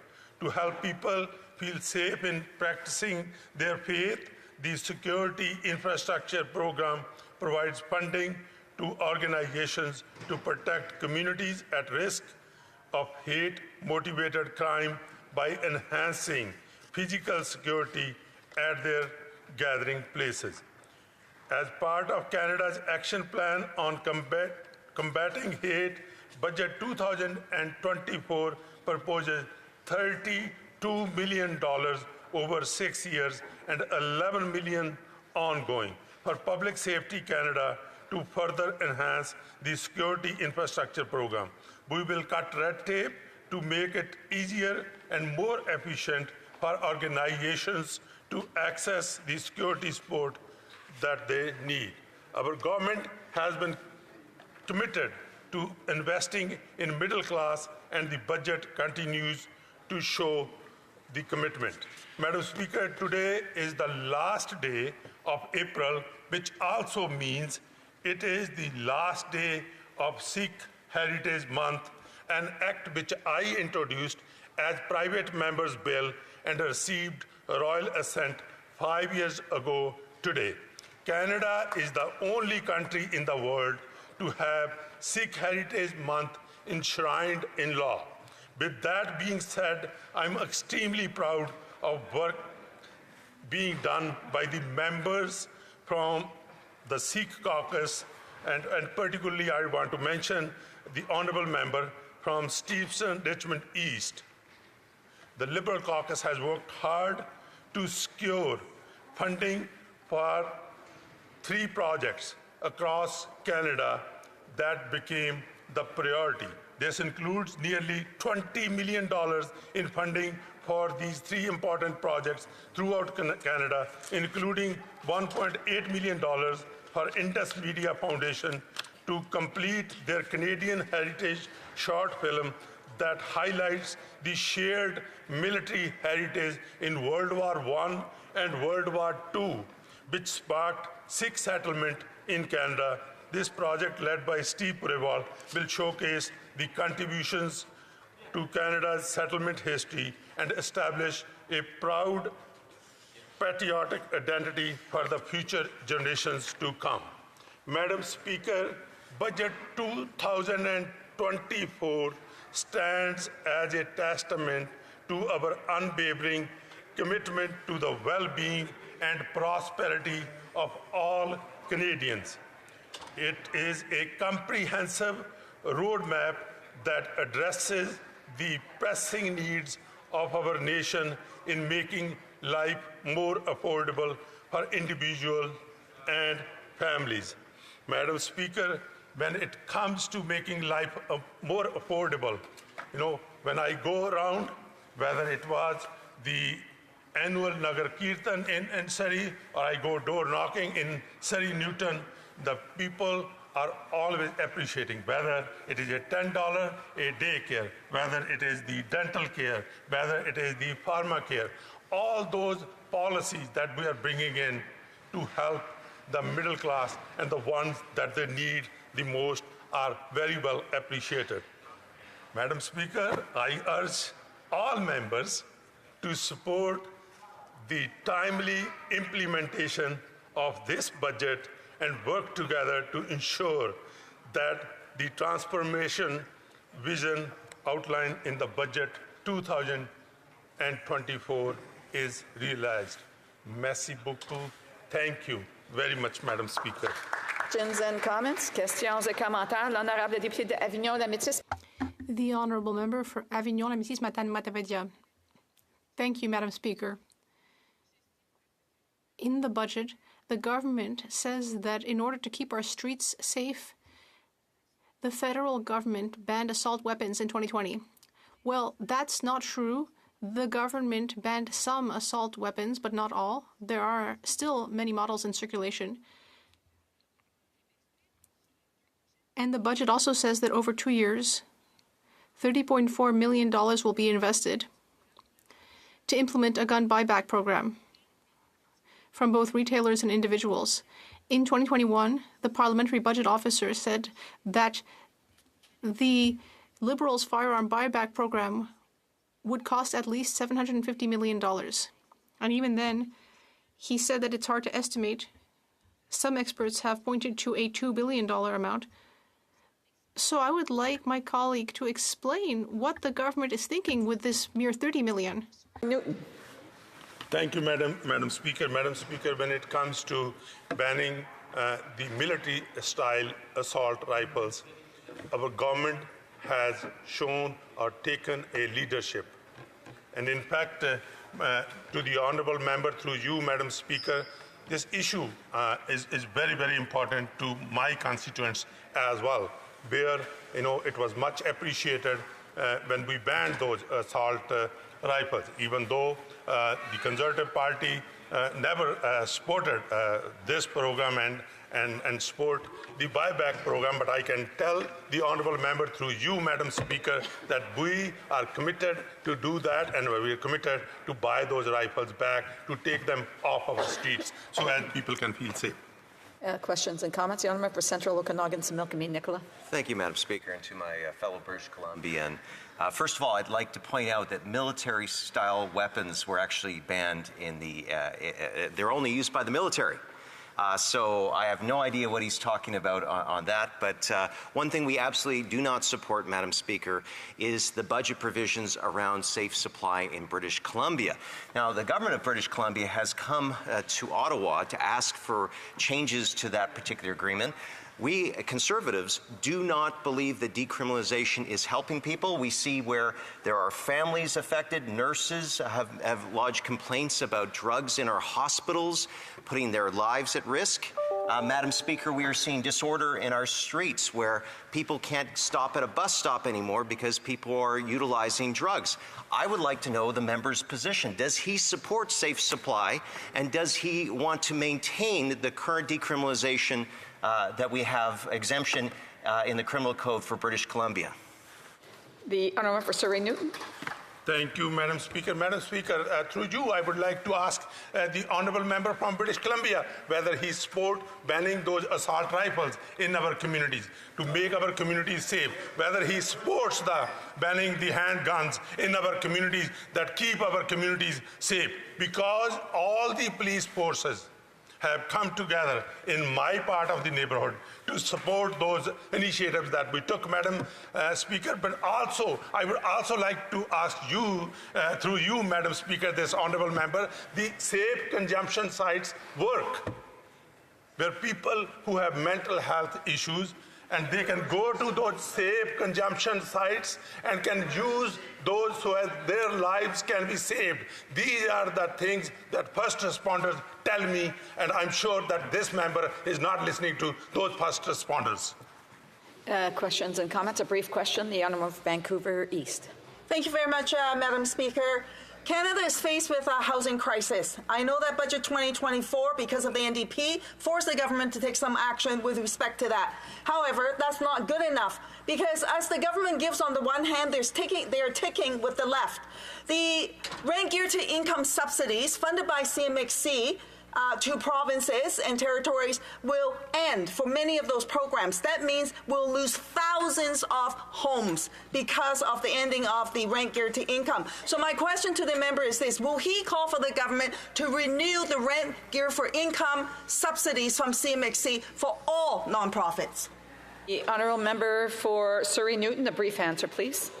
Thank you, Madam Speaker, and I want to thank the honourable member from Vancouver East and for her passionate work that she does for her constituent, not only for her constituent, but in fact the people that needs the most. But when it comes to investments in housing, Madam Speaker, briefly I can tell you, this is the first budget that has ever made historic investments in housing, and we will continue to make so as affordable housing can be the dream of future generations. Reprise de débat. L'honorable député de Châteauguay.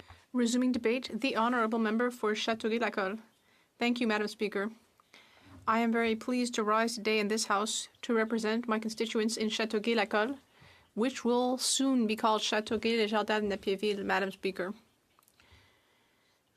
Budget 2024, which was tabled on April 16th, includes a series of measures to make life easier for all Canadians.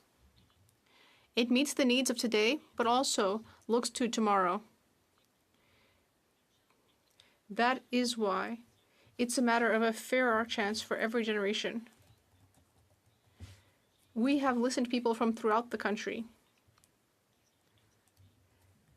Our budget reflects the needs that they expressed. Madam Speaker, I listened to my constituents, and I'm very proud that this budget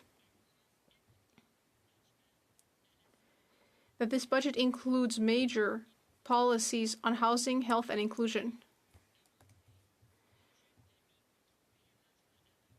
It has a vision of a Canada where people can find affordable housing, where people can age with dignity, where youth can get ahead, and where, in fact, everyone can succeed. One of our major needs at the moment is in housing. In the budget, there are a series of measures which will help us to build more housing. As we know, the best way to bring down housing prices is to build more housing more quickly.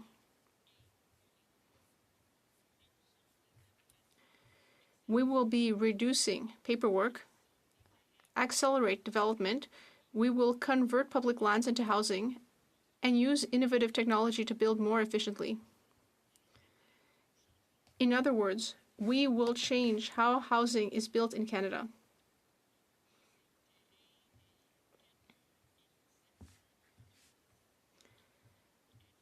For example, there are the lots of 1,700 post offices that could be used and where housing could be added without compromising Canada Post services.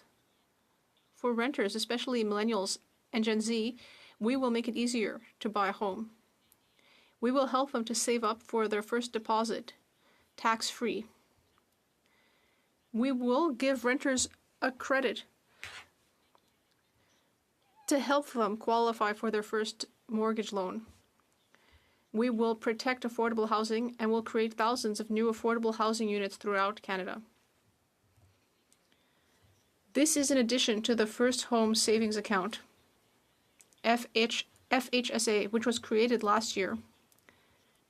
Tens of thousands of young Canadians have already started contributing to that account, which will help them save up for a deposit.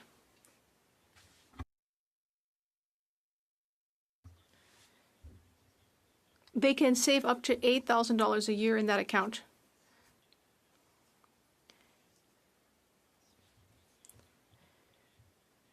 This is all tax deductible,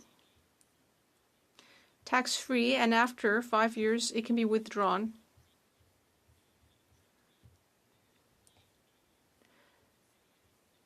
So I would recommend to everyone listening that they could open one of these FHSAs in a participating financial institution.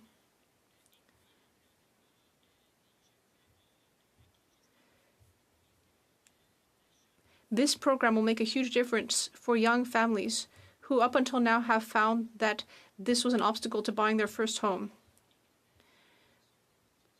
In order to build new housing, we'll also need to build new water supply, wastewater, and stormwater infrastructure.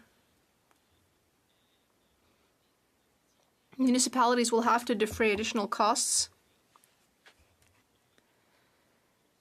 in order to be able to have new housing built on their lands. In Budget 2024, there is the new Canadian Housing Infrastructure Fund, which will earmark $6 billion over 10 years starting in 2024-25 for Infrastructure Canada in order to speed up building this infrastructure.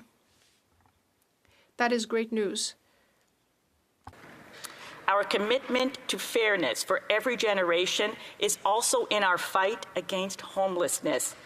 Madam Speaker, I'm sure I'm not giving you any news when I say that it's not a level playing field for everyone here in Canada, and that is why Reaching Home, Canada's homelessness strategy, is a community-based program. It's so important and is aimed at preventing and reducing homelessness across Canada.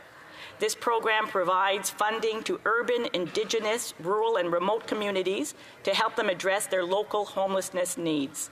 Budget 2024 proposes to provide more than $1 billion in supplementary estimates over 4 years, starting in 2024-25. It also provides $250 million over 2 years to address the urgent issue of encampment and homelessness. Reaching Home supports the goals of the National Housing Strategy, in particular to support the most vulnerable Canadians in maintaining safe, stable, and affordable housing, and to reduce chronic homelessness nationally by 50% by fiscal year 2027-28. That, Madam Speaker, is equity. Nous rendons la vie moins coûteuse. We are making life cheaper. We are strengthening Canada's social safety net for every generation.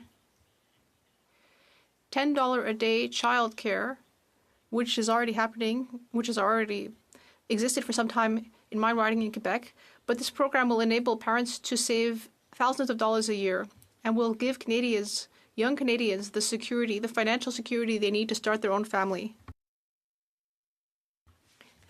And new programs like dental care, the National School Food Program, and pharmacare. And let me just say in passing, Madam Speaker, that this morning, the Conservatives were talking about 5th grade students, and I'm wondering if they would be ready to tell these young, hungry children arriving at school that, would they be ready to refuse to give them their lunch? Are they really going to be voting against giving these kids some good, nutritious food every day? Anyway, Madam Speaker, we are also very proud of our pharmacare program, especially when it comes to insulin and contraception. It will help Canadians to save even more. Recently, I toured my riding to speak about the Canada Dental Care Program, and I saw how much our communities need these programs. People signed up en masse. This program will help many seniors, our parents and grandparents. In many cases, due to costs, they were forced to neglect their dental health simply because they didn't have enough money. This will hugely impact people's overall health. Dental care will also reduce the load on emergency rooms because many emergencies have to do with oral health. Has recently linked poor oral hygiene to certain health problems, including periodontal disease, that is gum disease, and diabetes, heart and respiratory diseases. These findings highlight the importance of good oral hygiene. Nous développons We are developing the economy. Thanks to innovation and equity, we have a plan to increase investment, improve productivity, and encourage revolutionary innovation. This will create good jobs and keep these jobs in Canada. We will be broadening and implementing significant tax credits for the clean economy. We will keep Canada as a leader in AI, and we will improve research grants. Madam Speaker, this is also important. As we help people to reach their potential, we will also be creating the economic environment to give them even more opportunities. We need this generation to be supported.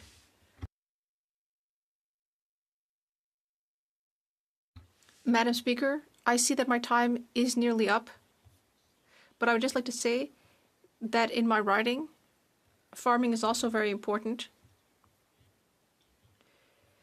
we have brought in a program to help farmers to pay less interest. We are increasing the interest-free portion of the anticipated payment program. So I'm looking forward to answering my colleagues' questions. Thank you. The Honourable Member for Chicoutimi-Le-Fjord. Thank you, Madam Speaker. And I'd like to thank my colleague for her speech.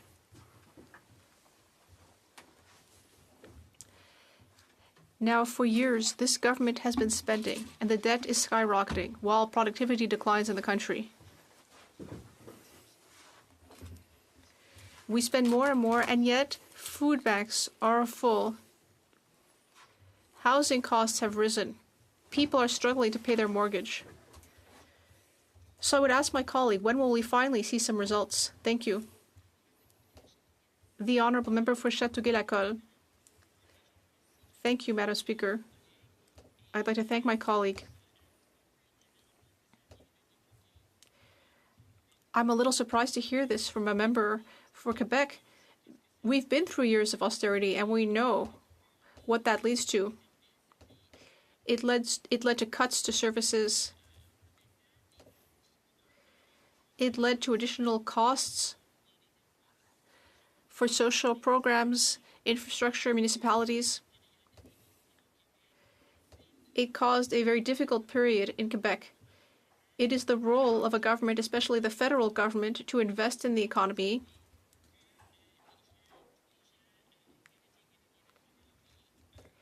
in order to ensure that everyone throughout the country has an appropriate quality of life. Questions et commentaires. L'honorable député de Manicouagan. The Honourable Member for Manicouagan. Thank you, Madam Speaker. Madam Speaker, in my writing, we really need more support in the area of fisheries. In fact, the future looks dark. There's the matter of the missing Mexican temporary foreign workers.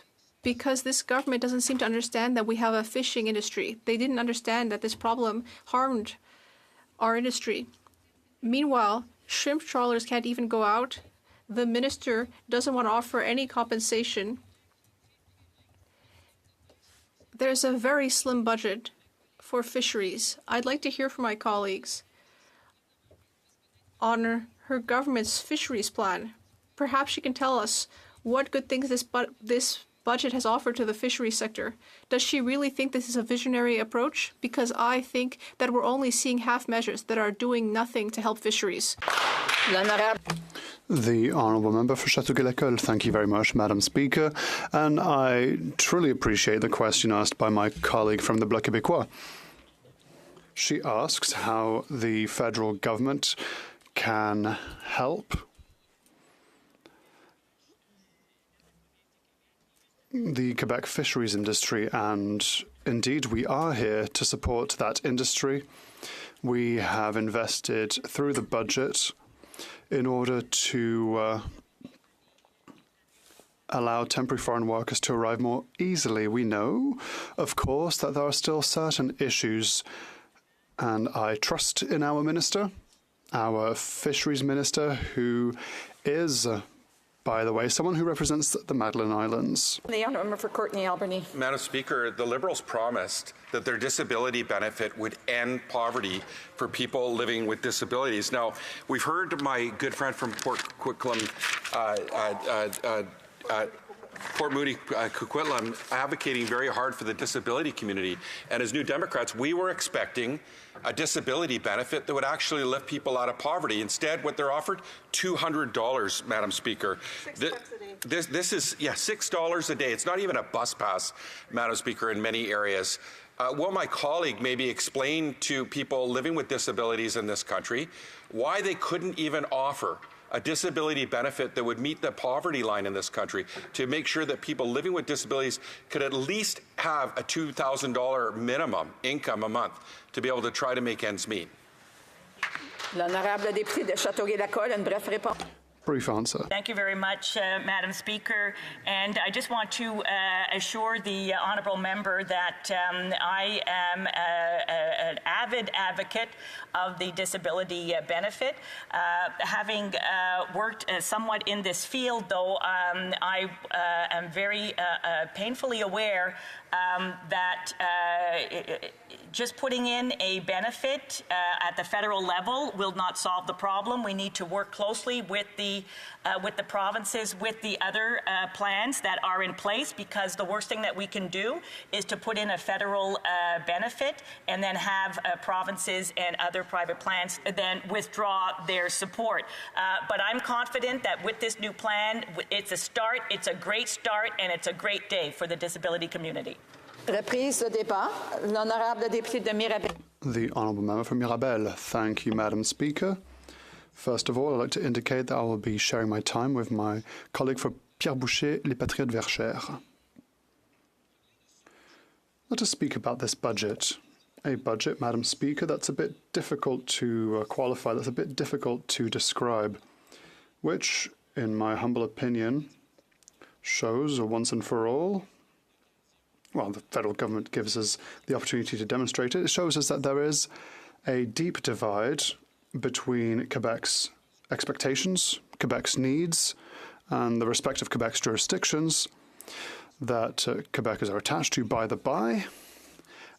A difference between that and the expectations of the 9 other provinces and territories when it comes to what the federal government should do. An example of this cultural divide and this deep historical divide is the following. It's what we expect when it comes to federal action, and that's the media's coverage of the budget. In English Canada, the media said about the budget that there was they mostly talked about the tax on capital. There are people who make huge capital gains. You buy an asset, then you resell it. If there's more than $500,000 in profit and above that, people are told, yes, you make a lot of money, but you'll contribute a bit more in future. And the government can therefore get a good amount of revenue from this. This allows them to artificially respect their promise when it comes to servicing their debt. So, is this a good or a bad tax? That's what the analysts are trying to study right now. Is it equitable? Well, has the federal government done the right thing? And we saw them. We saw them in the media. And as an economist, I had the same kind of question. I read English media, and I fell into the trap, I must admit. As MPs, we talk in amongst ourselves. Is it a good tax? Is it a good measure? And after a while, our Quebec intellect leads us elsewhere. We tell ourselves, independently, what will they do with this new source of income? These billions that Ottawa has managed to raise through a potentially effective tax measure, we realize that this money won't reestablish a budgetary balance after expensive pandemic measures. This will not allow us to remove inequities between generations. This money will exclusively be used to butt into Quebec's jurisdictions, interfering in what is not Ottawa's business, but interfering in jurisdictions where Ottawa is infamously bad, like healthcare, like dental care, like housing, etc., etc., etc. It's not too difficult to prepare a speech on this matter when you are a Quebecer, because there is so much interference. Madam Speaker, an example of this, a historic example of this, is that the federal government, in this federal budget, decides to interfere in Hydro-Quebec's tariff scales. For housing, we're kind of used to it. They gradually started interfering. For healthcare, we know how bad it is. We know the consequences of the agreement with the NDP, but now They're imposing conditions on Hydro-Quebec. How did that happen? It happened because in the past, when Ottawa gave subsidies for energy and clean energy, Quebec was excluded. Quebec, you're out because you have a crown corporation that provides about 100% of Quebec's electricity needs, and so you don't deserve a single red cent. Many members from the Bloc Québécois know that there are Quebecers who will rise in this House. Well, it's not the Conservatives, it's not the NDP. There's only one Quebec NDP Liberal, and it's not the Quebec Liberal MPs that will rise up against this. So in the budget, it says Hydro-Quebec will be able to ask for subsidies for green energy. Well, that was last year, and we were surprised because it was the first time it happened, but we didn't get the conditions attached to this. Not a single cent has been spent. Now this year, in this year's budget, what do we see? The conditions where the federal government, in order for Hydro-Quebec to be able to get any money for solar or wind energy, the federal government states that Hydro-Quebec has to adjust its tariffs so that 100% of the subsidy goes to consumers. When I buy my electricity, I get my bill from Hydro-Quebec. I don't know if it comes from La Romelle, if it comes from a Gaspé wind farm or a hydroelectric dam. And so, de facto, once again, Quebec will be excluded from the system because the conditions are impossible. I see the parliamentary secretary who's looking at me with a bit of a dubitative eye. Perhaps the government doesn't want to harm Quebec, but again, it's symptomatic. They don't understand Quebec. They're not good at understanding Quebec. They're not competent when it comes to energy. So why did they add these conditions to this subsidy?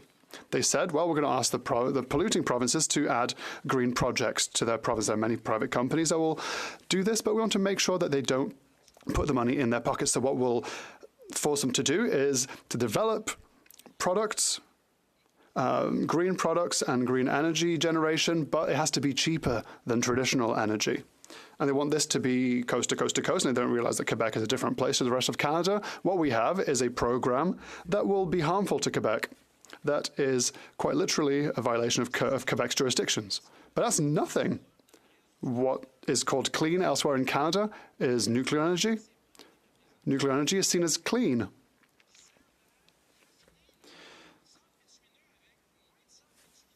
We're talking about plants that are then used to export oil sands abroad. That's apparently green. And they want prices to go down for tar sands. Natural gas is apparently green. Subsidies will directly go to natural gas if there is a carbon capturing strategy that is created. Technologies that simply do not exist right now, except in the head of the Liberal Party. And so once again, we're in measures that will be harmful to Quebec. I only have 3 minutes left. I could spend 2 hours talking about issues. There's still no agreement with Quebec when it comes to healthcare transfers. The federal government used to manage one military hospital on West Island in Montreal. When it was transferred to the Quebec government, we knew that it cost 3 times more for the federal government to run a hospital than the government of Quebec. But now they have the goal to tell us how to manage our healthcare system. Why, Madam Speaker? Because they want to be present. They want simply to put a maple leaf on any check they send to us. All Quebecers have a pharmacare plan. We have many programs in Quebec, and so the money should be given to Quebec. The same is true for dental care. All dentists in Quebec for children are registered in our automatic system,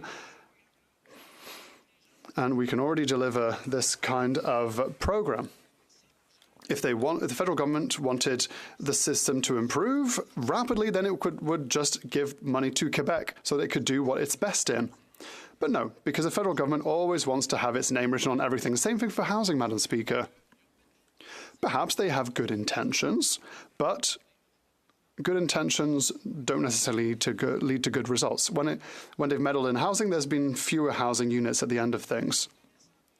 They don't recognize that Quebec is the only province that has, for decades, already had permanent programs for social housing, affordable housing, for cooperative housing building. By not recognizing Quebec's unique skill, what happened? 3.5 years, nearly 4 years of negotiations between the federal government and the Quebec government. These are lost years with people who sleep in their cars, people in our regions where the housing crisis is getting worse and worse and worse. And the Liberals continue to tell us that the federal government should interfere by multiplying conditions. In my writing, there is a collective housing project that has waited for 8 years because of the complexity of these conditions. So, Madam Speaker, what are we asking for? We just want to get our full compensation without these conditions. We want Quebec to get its money in its own jurisdictions. And any member who works for Quebec should agree with our position. Unfortunately, we acted in good faith. We asked for a sub-amendment. All of the Conservative caucus of Quebec said no to Quebec. They turned their backs to Quebecers. And that's what they're ready to do, to maybe become a minister in the next potential government. Same for the NDP. Same thing for the Liberals. Madam Speaker, there's only one party that will always defend Quebec's jurisdictions, and that's the Bloc Québécois. And on election day, people will remember this fact, Madam Speaker. Questions and comments? L'honorable député de Nepean. The honourable member from Nepean. I heard the honourable member's speech, and he talked on many points, but he forgot to mention the one key thing for Quebec. The knowledge-based sector in Quebec. Quebec and Montreal, for example, the Montreal-based artificial industry is the leading in the world. And this budget has, to give a couple of examples, has provided $2 billion towards the Compute Access Fund. It has provided for $200 million to help critical companies, the sectors in agriculture, manufacturing, and minerals to use the artificial intelligence in their operations. Does it not recognize that this budget is providing for the growth of Quebec's knowledge-based economy, its knowledge-based corporate sector, so that they can lead in the technologies in the world? The honourable member from Mirabel. This colleague has the absolute gall to tout a policy that would apparently help Quebec when Honda, with federal funding, got more money to concentrate the auto manufacturing sector in Ontario. A battery plant in Ontario got 6 times more federal money than the same one in Quebec, than a similar factory in Quebec. The federal government, through its supercluster system, has drained our system. And he has a gall to talk about this when a minister tabled a bill that was so bad that the minister is close to tabling an amendment to his own bill. If that's the central point of the budget, once again, I have a reason to vote against. The honourable member for Peace River Westlock. Madam Chair, and I want to thank the honourable member for his speech on this. And we've seen that over the last 9 years, this country can't afford this Prime Minister's budget. I'm wondering if he has any comments around the deficit spending. We've noticed that all of the GST that will be collected in the coming year will go only to pay down the interest that is being accumulated on our national debt. I wonder if he has any thoughts on that. Thank you, Madam Chair. L'honorable député de Mirabel. The honourable member from Mirabel. During the pandemic, Madam Speaker, sometimes imperfect measures were necessary to be implemented rapidly. Where were the Conservatives during all of this? They were sat at the negotiating table with Minister Morneau, and they were happy to spend tens of hundreds of thousands of dollars. So when he speaks about this Liberals government's 9 years, then perhaps they need to look a bit more within their own party. The federal government is looking for more money. That's a fact for now. It's not servicing for the debt, which is an issue for me. It's still a problem, but this money is being used to violate the Constitution, to violate Quebec's jurisdictions, to step on Quebec's toes, and to interfere in everything it can instead of just transferring money to Quebec and other provinces so that provinces can be responsible for their own programs, Madam Speaker. And it is against that official opposition party members should be against. Questions and comments? For Vancouver East. Thank you very much, Madam Speaker, and I thank the member for his intervention. he was speaking about taxation, the issue around taxes. What I don't see in Budget 2024, of course, is a windfall tax for excessive profit tax, for example. We know that there's a high rate of inflation. People are struggling with food prices. We also see a free pass given to the corporate sector. In fact, the Conservatives and the Liberals have aided and abetted this practice, and they refuse to bring down the corporate, to increase the corporate tax rate. If they did that, increasing it to 15 to 20%, that would bring $16 billion a year into the Treasury to support a variety of different measures. So my question to the member is this: would he call for the government to do what is right for all Canadians, and that is to put forward an excessive profit tax? The Honourable Member from Mirabel. What's funny is that when we hear the NDP, it's as if the revenue they would like to see would be used to buy virtue. Every single dollar that the NDP is asking for in new taxes will buy a new shoe to better walk over Quebec's jurisdictions. In healthcare, in education, for breakfast for children, for dental care, for pharmacare. It feels like she doesn't understand what the Canadian Constitution is all about. And Madam Speaker, I find it unfortunate that I didn't bring the Constitution in both official languages, because I would have tabled the Constitution with Article 92, which clearly states what Quebec's jurisdictions are, so that my colleague can read up on it. It's just another shoe to step on Quebec's jurisdictions once again. Resuming debate. The Honourable Member for Pierre Boucher, les Patriotes Verchères. Thank you very much, Madam Speaker. Point of order. Point of order from the Honourable Member from Mirabel. Madam Speaker, I understand that in a parliamentary context, sometimes our statements aren't to everyone's liking. That's the nature of our work. But I think that what the member just said, and I heard her, she said the word disgusting after what I said. I think that's unacceptable, Madam Speaker, and that she needs to retract her words. I didn't hear what was said myself. It's sure that we can listen in to see what was said, if it was what was recorded, but I see that the Honourable Member for Vancouver East is rising, so she has the floor. Well, thank you very much, Madam Speaker.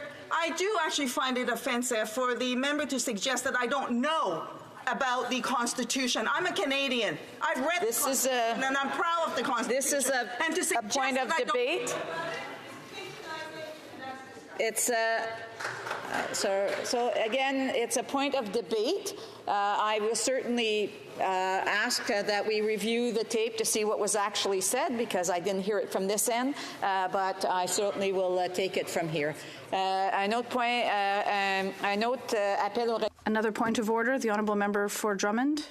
Madam Speaker, yes, what my colleague from Mirabel was saying in terms of the member, well, I think it's in parliamentary standards to say that a member doesn't seem to understand what is provincial jurisdiction. Nevertheless, when the member for Vancouver East said the word disgusting, and she just confirmed this was the issue that my colleague from Mirabel was rising about in a point of order.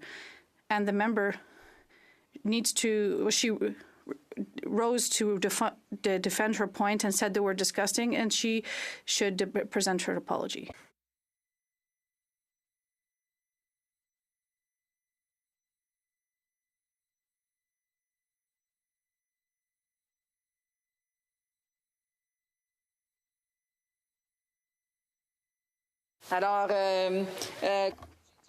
As I said, I didn't really hear the term.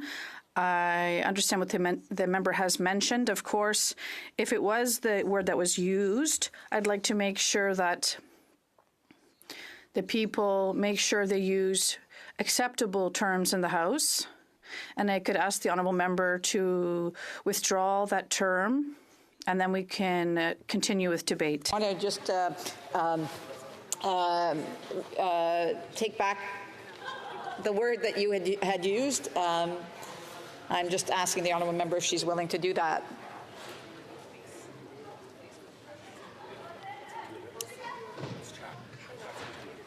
Then the honourable member for Vancouver East. Well, thank you very much, Madam Speaker. No, because I do find it offensive for someone to suggest that I don't know anything about the Constitution. I think it is patronizing, and to suggest that, I think in suggesting that is also disgusting to me.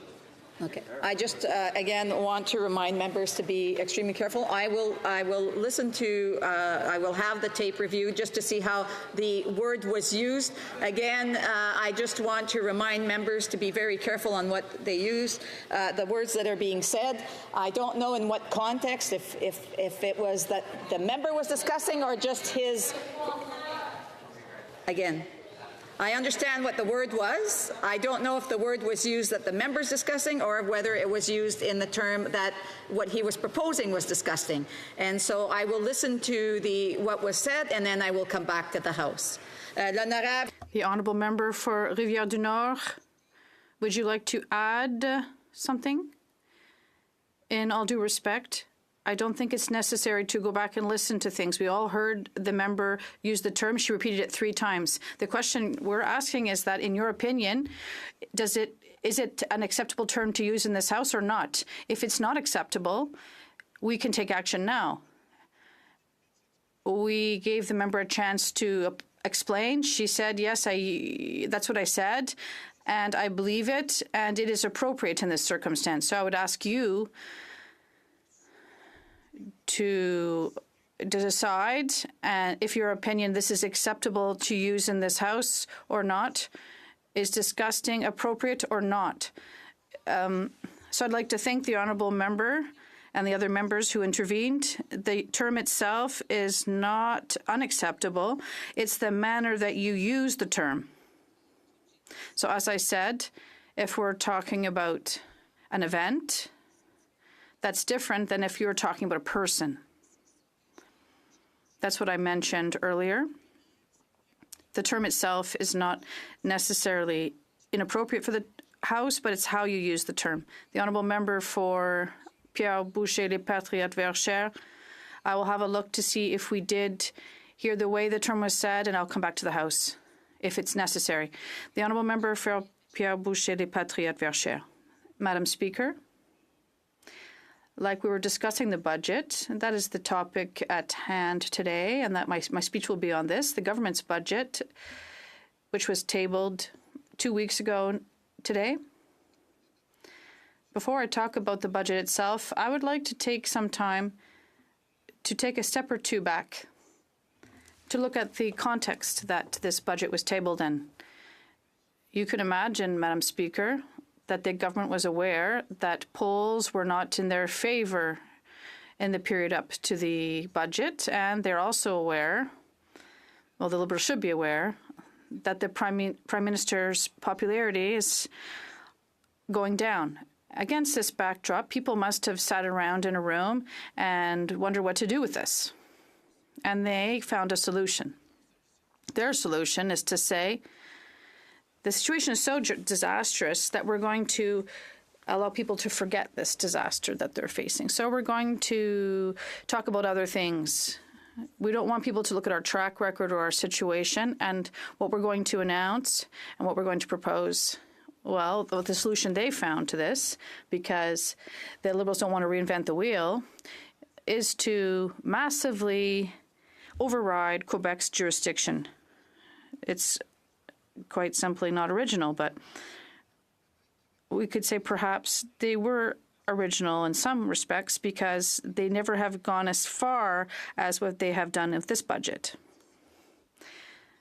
They said they will promise so many billions of dollars that everyone will be happy and no one will even realize. It'll be such a big situation that no one will notice anything, but it didn't work. The Liberal strategists must have said, well, our selfies are no longer working. Let's try a budgetary striptease. That's different. And then, at the end of the day, we are here to denounce this. We did propose measures to the government rather than the approach they took. We would like to have seen funding for seniors from 65 to 75 years of age who do not benefit from the same OAS as seniors who are over 75 years of age. We think all seniors should have the same pension. That makes sense because they have expenses. Everyone has rent to pay, groceries to pay. whether you're retired, no matter what age you're retired at, you would have similar expenses. But no, this was not decided in their budget. We also made other proposals. For example, stop funding oil companies. They said they'll do that one day. They said that in 2015 in their platform when they were elected, and it's still in their platform today. Perhaps it'll be in their platform in 2050 as well. And unfortunately, in spite of all this, we were realistic. When we made these proposals, we said to ourselves, we expect them to perhaps to make other measures, but we said perhaps they could do this, they'll listen to us. But we said to them, at least do one thing, because we know what the Liberals' habits are. They like to override our jurisdiction. But we said, if you do this, at least compensate us. Give us the right to withdraw from these programs with full compensation for Quebec. But then once again, Madam Speaker, the answer was no. And I think even the other parties seem to agree with us in this respect. And the reality that they said no to isn't complicated, because the only jurisdiction that the Liberals are interested in, they solved issues with their budget. There is no jurisdiction left for the federal government. They made the Constitution disappear into thin air. And the Prime Minister of Canada, he decided that he would become Prime Minister of the 10 provinces and 3 territories and all municipalities in our country. Not bad, eh? That's what this budget does. We have Justin, the new self-proclaimed King of Canada, and they will tell Quebec how to manage their old age homes. And they'll go to dentist's office and tell them how to manage their offices as well, even though Quebec already has programs to help people. And then they're going to show up at hospitals and they're going to tell people how you're going to manage their hospitals. But they won't give any more money. And then they're going to show up almost everywhere. In cities, there will be new urban rules that will apply to cities. They'll even decide to tax lands in cities, jurisdiction that is municipal. And they'll even go in terms of managing school cafeterias. They've gone really far now. They're not really interested in their own business, their own areas of expertise, but in our jurisdiction. And these things never work. Well, they don't want to print passports. They're not interested in that. But they don't want to manage the borders either. They're not interested and they're not able to do this. They're not interested in that. It's not complicated. And for years now, I had a hard time understanding the Prime Minister's fascination for the monarchy. But now I start to understand this a little bit better. The King is someone who doesn't have to answer to the people or to anyone. He's only responsible for himself and to God. It may be Allah, Buddha, or whoever. It depends how you want to call them. But they only have to answer to God. And that's the whole idea of fighting for secularism with Bill 21, or also in terms of halal mortgages in this budget. In this post-national liberal world, every religion has its own bank with its own rules. It's not up to the state to decide these rules. It's up to the religion.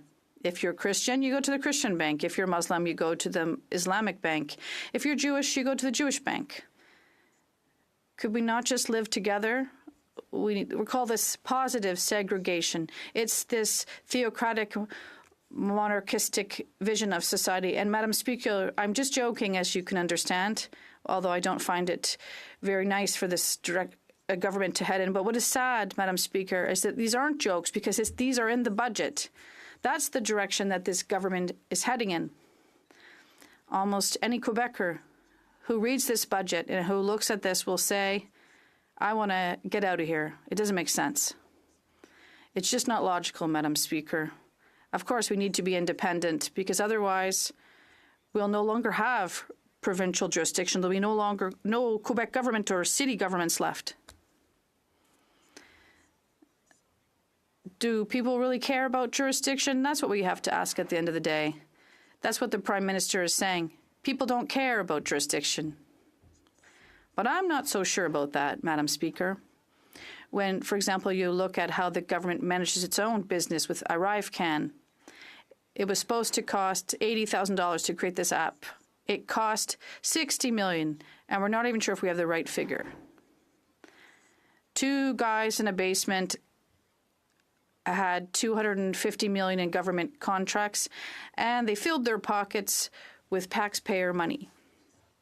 And we have soldiers who are supposed to go buy their own boots because they weren't able to be provided by the government. And we have a Phoenix pay system that can't even pay our public servants. People can't get paid. And we have all sorts of government buildings that are in ruins. And people see these things. And I think they care more than people think about the government's incompetency. And it's starting to show up in the polls. And, Madam Speaker, this government's diversion attempt to ask us to look somewhere else, even though there's a catastrophe, it's not working. It's not working at all. And we see a government that is completely disoriented, that's lost. It doesn't even know what to do with a compass. It can't see true north. So that's why we're going to vote against this budget. The Bloc will take its own path, and as an independent, a sovereign party, we want Quebec to be respected. Our jurisdiction belongs to us. We want to be able to make our own decisions without constantly being, forced by another government. It's not up to Ottawa to decide how we are going to manage our cities. It's not up to Ottawa to decide how we're going to manage our hospitals. It's even in their constitution. But they don't care. We're going to have our country, Madam Speaker. Thank you. Questions and comments? Parliamentary Secretary, the Government House Leader. Yes, thank you, Madam Speaker. I'm disappointed that the Bloc have made the decision to vote against the budget and the budget measures. And best I can tell, listening to the member across the way, it's because the federal government cares enough to develop a pharmacare program, cares enough to develop and provide literally hundreds of millions going into $200 billion over 10 years into health care. Cares enough to provide food for children, hundreds of thousands of children. Does the member not recognize that in Canada there is a role for the national government to play in terms of whether it's education, whether it's housing? I was very proud of the fact that the Prime Minister came and met with the Premier and the Mayor, and we had a wonderful announcement about housing. There's nothing wrong with governments working together for the betterment of Canadians. Why does the Bloc Party so insistent on not having services that Canadians want and having the federal government contribute towards it? The Honourable Member for Pierre Boucher, Les Patriotes Verts. Madam Speaker, the member across the way has just showed very eloquently what this government's position is. They're not looking at reality. They're not taking care of their own business. They're going to tell us how to do our business. But we have daycares, schools, and hospitals in Quebec. They're not perfect, but we're taking care of them. But they have none. They're not taking care of them. They're not managing them.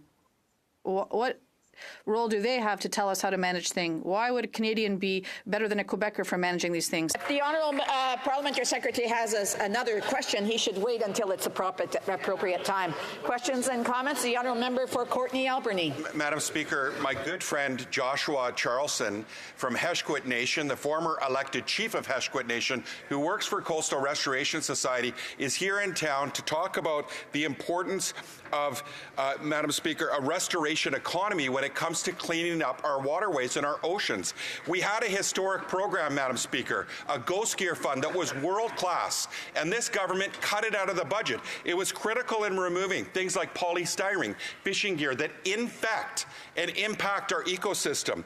And in terms of food security, it is a really big impact on Indigenous peoples in particular, Madam Speaker, and on their traditional and cultural needs and the blue economy. So through you, Madam Speaker, I know my colleague lives on a waterway and he cares deeply about the environment. Is he also disappointed in the Liberal government cutting this historic program also just after we finished an international convention, Madam Speaker, for the United Nations on plastic pollution and combating it? What does this government do? They cut. They cut historic programs. That's not leadership, Madam Speaker. Thank you. The Honourable Member for Pierre Boucher, Les Patriotes Verts. Thank you, Madam Speaker. My colleague's question, well, I don't think it's really on the budget. The program he's referring to, I don't know it, but I'd be happy to discuss it with him after my intervention on this debate, if we do have the chance to do so. But the question I'm wondering is why systematically we have an NDP government, well, a party, an NDP party, that decides to ask the government to always intervene more in provincial jurisdiction and that of Quebec. Questions and comments? We have time for a brief question. The honourable member for, oh my gosh, all of a sudden, Battle River Crowfoot. A brief question. You're a member for Battle River Crowfoot, yes. Yes, thank you very much, Madam Speaker. I was just waiting for the mics to turn on. I appreciate the debate that we're having today, but I would ask my colleague specifically if he could provide some reflections upon the fiscal state of our country, which increasingly we're hearing from leading economists around the world that are suggesting that if we continue on this trajectory, it is going to lead to significant pain for future generations of Canadians. Quick answer from the Honourable Member for Patriotes Verts. Thank you, Madam Speaker. If I am concerned about the government's massive deficit, well, I don't necessarily think we have to balance the books right away. We don't have a necessarily very bad debt to GDP ratio, but I understand he has a concern. But my concern is that federal money is going to jurisdictions that is not federal, that they're involved where they shouldn't be. They always take a little bit more from Quebecers, and Quebecers continue to pay more. The debate, and I will have to interrupt the honourable member shortly. The honourable member for Vaughan Woodbridge. Thank you, Madam Speaker. I think I have about a minute or so before question period begins. First off, I'd like to say that I'll be sharing my time with the member for St. Laurent. And Madame la Présidente, before I get into my budget remarks, which I'll save for after question period, I do wish just to reflect and acknowledge someone in the Italian-Canadian community that unfortunately passed away a few weeks ago. And it was somebody from the Italian Chamber of Commerce of Ontario, someone our community held dearly to our heart and did so much for our community. He was a friend, he was a mentor, he was someone I very much enjoyed spending a lot of time with. And Corrado Paina was one of a kind. We went to a celebration of life on Friday morning, and there were several hundred people there from our community to celebrate a remarkable person and a remarkable individual that gave back so much to our community.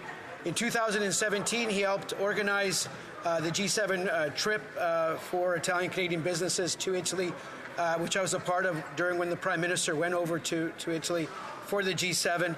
But Madame la Présidente, much more than that, he was somebody that I would stroll along College Street with in downtown Toronto and talk about politics and economics and philosophy. Someone for the last 9 years who always provided a word of advice and was always a great friend. And he is missed by many, and he's missed by myself. Me manca Corrado assai. And it's someone I know who's looking down on many of us, saying continue the good work for our community and for all Canadians. I look forward to resuming the budget debate after question period, Madame la Présidente. The honourable member will have 8 minutes the next time next time we're debating this matter, a little later on. Statements by members, déclaration de députés. The honourable member for Scarborough Centre. Thank you, Madam Speaker. Madam Speaker, the painful events unfolding in Gaza are taking a deep emotional toll on many in Canada. particularly members of Muslim and Jewish communities. We must find ways to disagree peacefully while respecting the rights of free speech and protest, and the right of people to feel safe in their schools and places of worship. I have heard from many concerned that their charter rights are under threat. There is an effort in our country to marginalize and silence pro-Palestinian voices, to redefine and mislabel cultural symbols such as the kufiya as terrorist symbols. This is wrong. It is dishonest and shameful to conflate support for the Palestinian people with support for a terrorist organization. Like most Canadians, most protesters want to see a ceasefire, humanitarian aid, and the return of hostages and prisoners. As the government updates its anti-racism strategy, I urge it to address and define anti-Palestinian and anti-Arab racism. Thank you. Before I go to the next member, I just want to ask members to please keep their voices down. There's quite a buzz happening right now, and we do want to hear the important statements that are being said. The honourable member for Battle River Crowfoot. Thank you very much, Madam Speaker. I rise today as an MP with Polish heritage to join with the Canadian Polonia diaspora to celebrate Polish Constitution Day. This day commemorates the adoption of their constitution on May 3rd of 1791, which was one of the first modern constitutions on the planet, showing that how despite occupation, war, and communists, Poles stand for freedom and democracy has persisted through the centuries. Last week, Canada and Alberta had the honor of welcoming the President of Poland, who expressed his country's excitement in partnering with Canada, including in our energy future. From LNG to hydrogen and nuclear, the future certainly is bright. And when speaking with President Duda, we both reflected on how our peoples prosper when we simply get the job done. As we celebrate Polish Constitution Day and for the first time in Canada celebrate Polish Heritage Month, let us remember the principles of democracy, human rights, and the freedom that the Constitution of 1791 symbolizes. Happy Constitution Day to all of Polish descent in Canada and around the world. Thank you. The honourable member for Nepean. Madam Speaker, Ottawa and other cities are witnessing unprecedented fatalities from opioids and designer benzodiazepines. These novel substances necessitate an updated approach to our response strategies. Our children are more than mere numbers. Each increase in overdose fatalities represents someone's child, a family member, a friend. It is crucial to hold accountable the drug dealers responsible for these tragedies.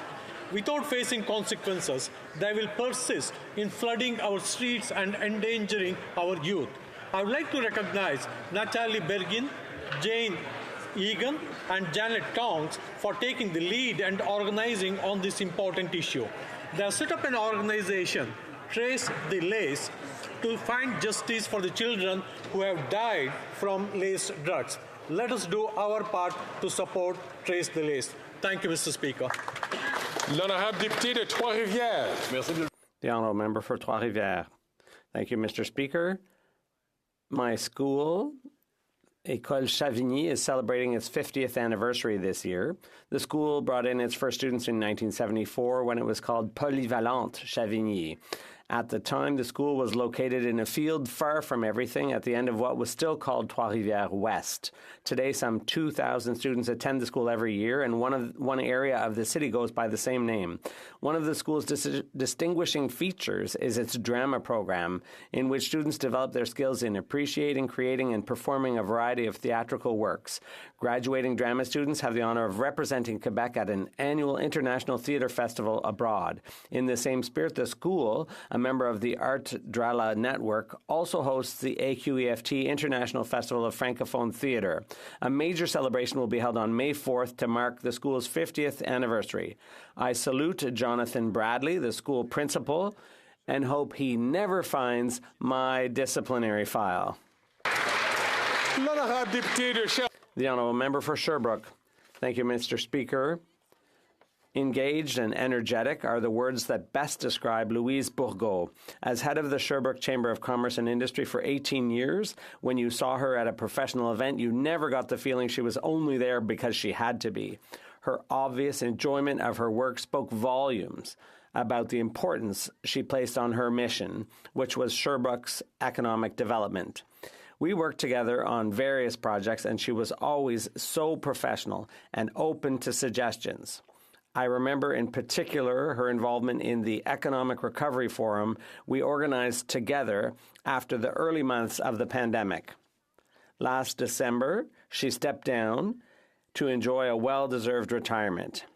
I wish her every success in her personal endeavors and thank her on behalf of the people of Sherbrooke for her dedication to Sherbrooke's economic development. The honourable member from Hastings, Lennox-Naddington. Mr. Speaker, the following quote is tragic. These words should never be spoken, yet far too often this sentiment is shared. I'm not angry with my sweet boy. I'm not angry with those who caused him extra suffering. I'm saddened for those people because they don't understand mental illness, and I hope they become aware. I'm heartbroken and frustrated we don't have the resources for people suffering mental illness and for those people watching loved ones suffer. I struggle daily with the fact that my best was not good enough. I was unable to keep my son alive. Faced with the worst situation a mother could imagine, Lori decided to honor the memory of her son, Mark, by raising awareness of the terrible disease that took her son. Mental illness, mental health, and suicide affects all ages, all professions. This hits home and touches all of us, often when we least expect it. It is incumbent on each and every one of us elected to this place to give the tools necessary to our healthcare providers to combat mental illness in all of its forms.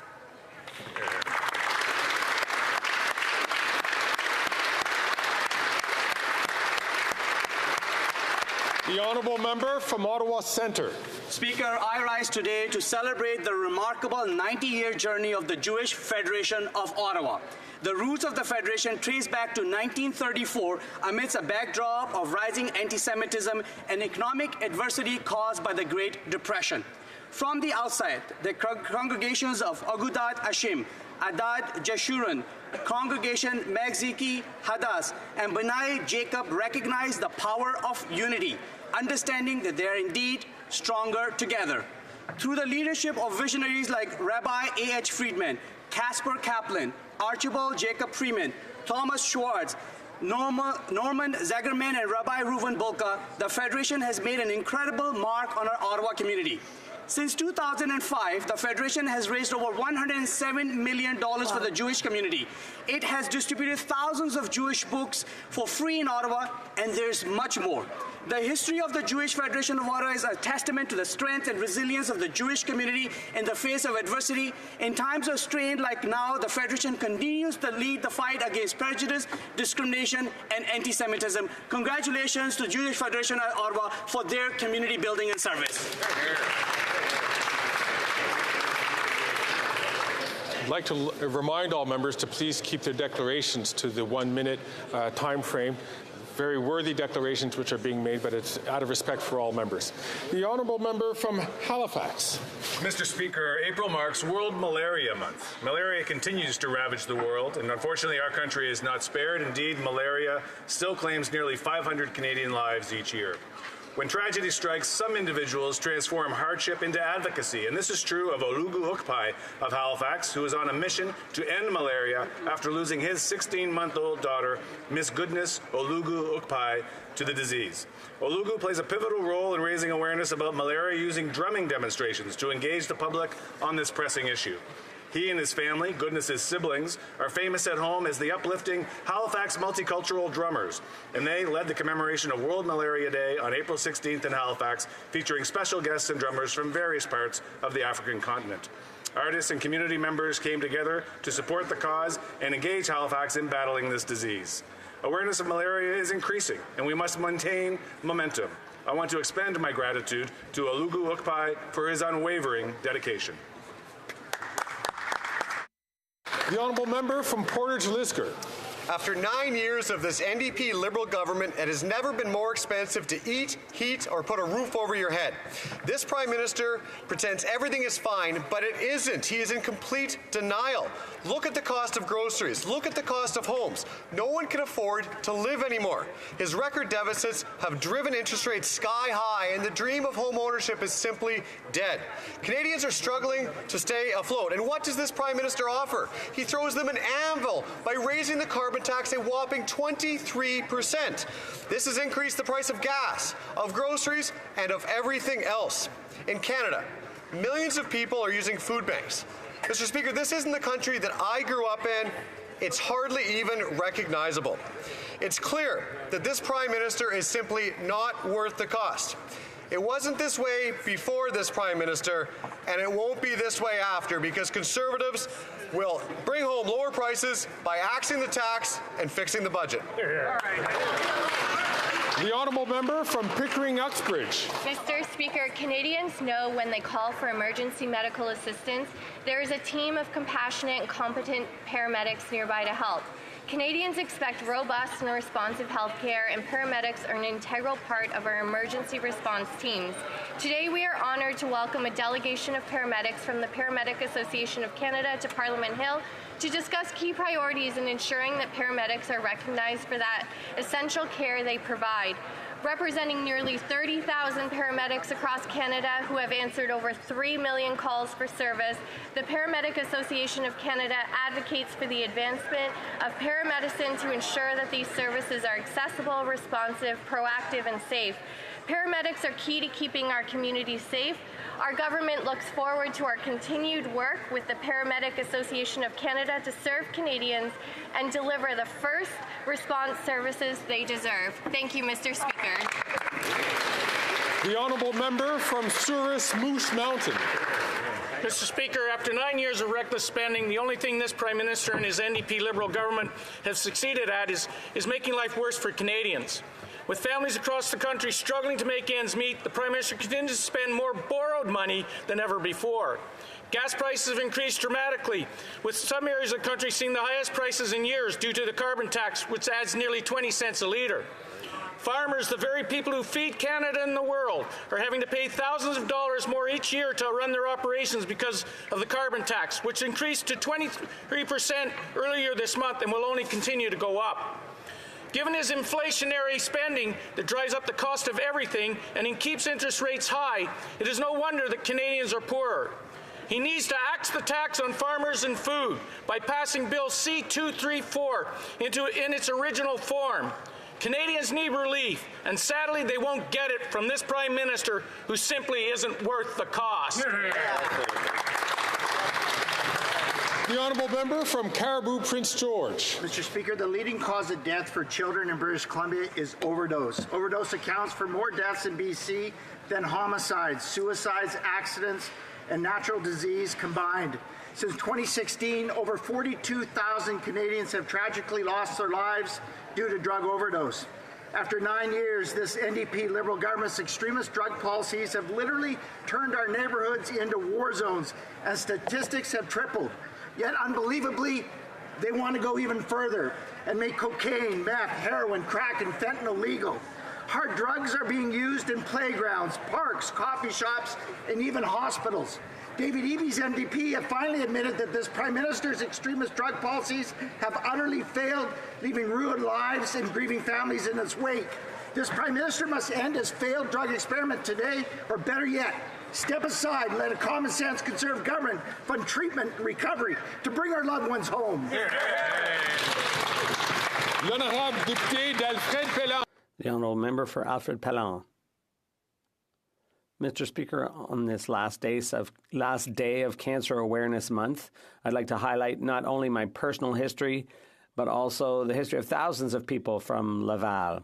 Since February 2013, I've been grateful to be in remission, but cancer continues to have an impact on lives, including my sister Nina's, who's currently undergoing treatment. The community of Laval is resilient and full of courage and determination. Every year, families, friends, and neighbors join in the fight against this devastating disease. Mr. Speaker, in the battle against cancer, every story is a poignant reminder of our common struggle. Every minute counts, and every act has an impact. Hope for a cure is a life buoy we all cling to. Let's get involved with conviction so our future can be cancer-free. Nina, I love you, sis. Bravo. The honourable member from Timmins James Bay. The homelessness crisis in Northern Ontario has become a social disaster. Municipalities, agencies, healthcare systems are stretched to the breaking point. And yet this Liberal government is telling frontline agencies to get ready for massive cuts. The Reaching Home program is an essential lifeline for northern communities, and yet the government is telling Cochrane District, which includes Timmins, to get ready for a 52% cut in funding. Sault Ste. Marie is facing 60% cuts, while Sudbury and Nipissing will get whacked with a 70% cut. This will devastate our region and leave vulnerable people at serious risk. In Budget 2024, the Liberals bragged about how much money they will invest in housing and the homeless, but nice words won't keep people safe. In Northern Ontario, they're ignoring calls from municipalities for clarity. This isn't good enough. So people in the North are asking their Liberal MPs a simple question. Will they fight to reverse the cuts and ensure that more funding is brought to the table to fight the nightmare of homelessness in Northern Ontario? The honourable member for Rivière-des-Mille-Îles. Mr. Speaker, I'd like to acknowledge the remarkable contribution of one of my predecessors today, the member for Rivière-des-Mille-Îles, block member, the Honourable Gilles A. Perron. When I decided to run, Gilles told me, look, if you don't wear out a pair of shoes in the campaign, you don't deserve to be elected. And on the night of your victory, make the most of it, because the next day you're right back on the campaign trail. For over 11 years, Gilles wore out his shoes, meeting his constituents. His greatest political contribution was that, thanks to him, PTSD has finally been recognized among veterans. We're talking about a historic moment for the people who defended our democracy. As you draw your last breath, I promise to honor your political legacy, Gilles, in the service of the invisible wounded. For Rivière-des-Mille-Îles, I will still wear out my shoes, thinking of you. Gilles, we love you. The honourable member from Fort McMurray, Cold Lake. After 9 years, the NDP Liberal government is not worth the drugs, disorder, death, and destruction. In BC, more people are dying as taxpayer-funded deadly drugs flood the streets. Kids' playgrounds are littered with needles and crack pipes, and it is impossible for law enforcement to do their job and keep communities safe. A year after the Prime Minister made crack, heroin, fentanyl, meth, and other drugs legal in BC, a record 2,500 British Columbians lost their lives to addiction. Last year, the former Minister of Addictions assured us they would end this deadly experiment if public health and safety indicators were not met. Both are failing. And BC's NDP Premier is now pleading with the Prime Minister to rescue them from this failed policy. Yet the Minister of Addiction refuses immediate action. Now the Prime Minister wants to expand his failed policy of deadly drugs to Canada's largest city, Toronto, despite opposition from the Premier. How many more Canadians must die before the NDP Liberals will finally put an end to this failed drug legalization policy? The honourable member from Mississauga, Erin Mills. Mr. Speaker, Budget 2024 promises to deliver a vision for Canada that is fairer and more affordable for every generation. In my riding of Mississauga, Erin Mills, residents, especially younger generations, deserve a fair chance at purchasing their own home.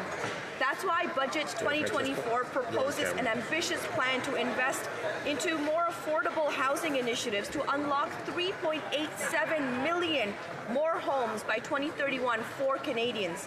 Mr. Speaker, Budget 2024 is also investing $1 billion into the National School Food Program to the benefit of over 400,000 Canadian children, so that no child in this country goes to school hungry.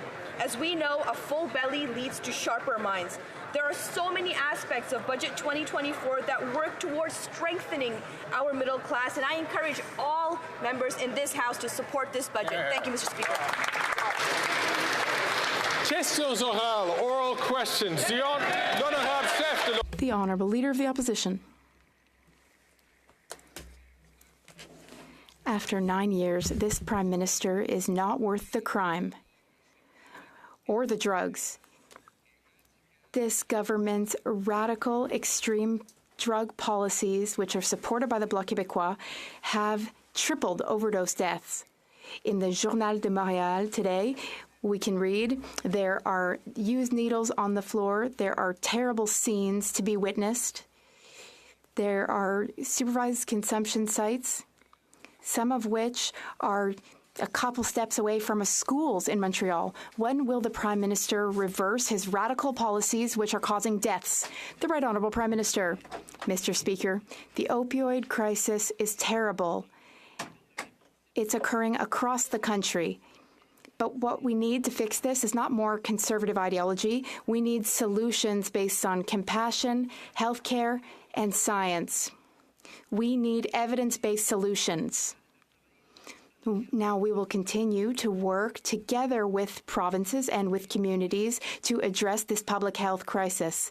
We will do so in a thorough and compassionate manner. That is what Canadians expect. The Honourable Leader of the Opposition. The Minister is not worth the drugs and death. His extreme and radical drug policy has increased overdose deaths in British Columbia by 380%.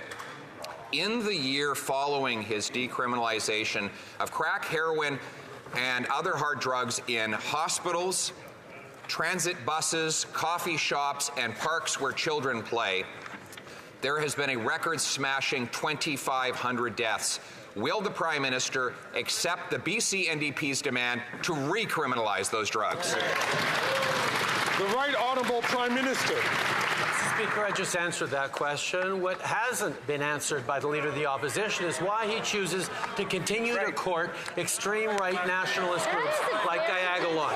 He refuses to denounce these extremists who don't believe Canadians should coexist with each other. Instead, they call for war and tell people to follow their instincts accordingly. The Leader of the Conservative Party is actively courting the support of groups with white nationalist views. It is disturbing, and he needs to stand up and apologize now. Right now.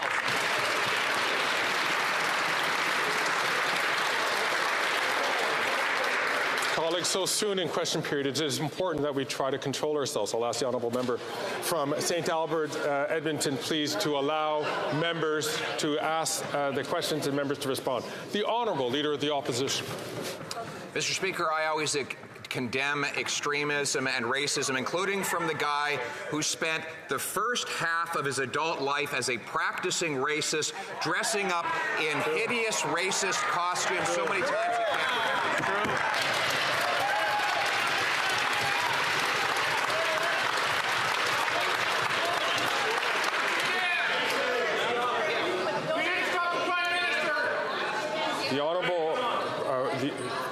The honourable member, Leader of the Opposition, knows that to make an accusation directly at the character of a single person is not appropriate. And I'm going to ask all members to control themselves.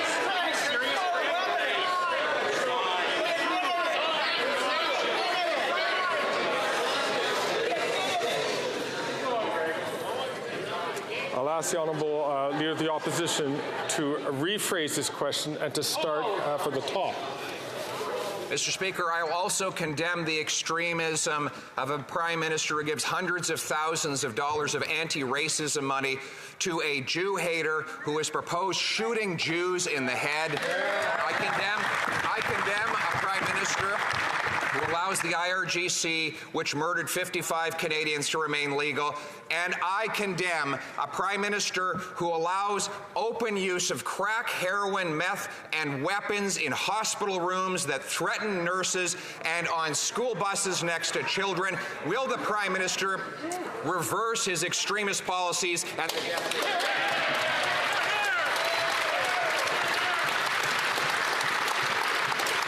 The Right Honourable Prime Minister. Mr. Speaker, the Leader opposite is showing us exactly what shameful, spineless leadership looks like. He shakes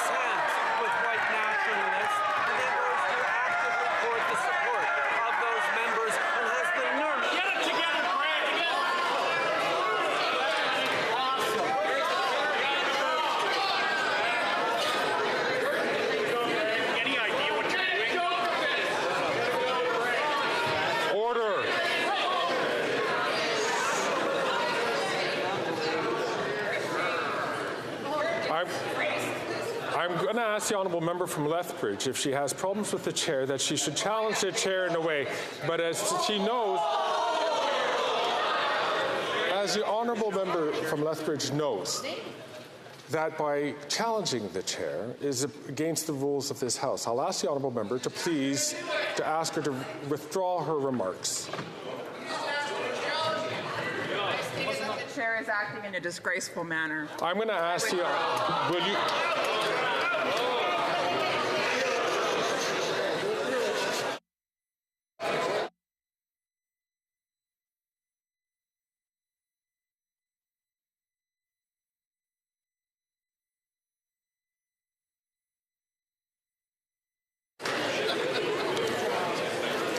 Ms. Harder, I have to name you for disregarding the authority of the chair. Pursuant to authority granted to me by Standing Order 11, I order you to withdraw from the House and from any participation by video conference for the remainder of this day's sitting.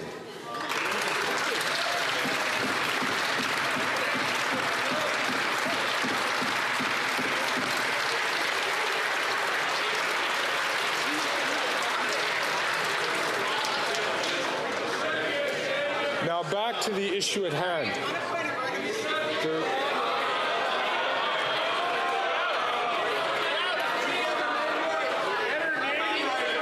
Mrs. Thomas, my apologies.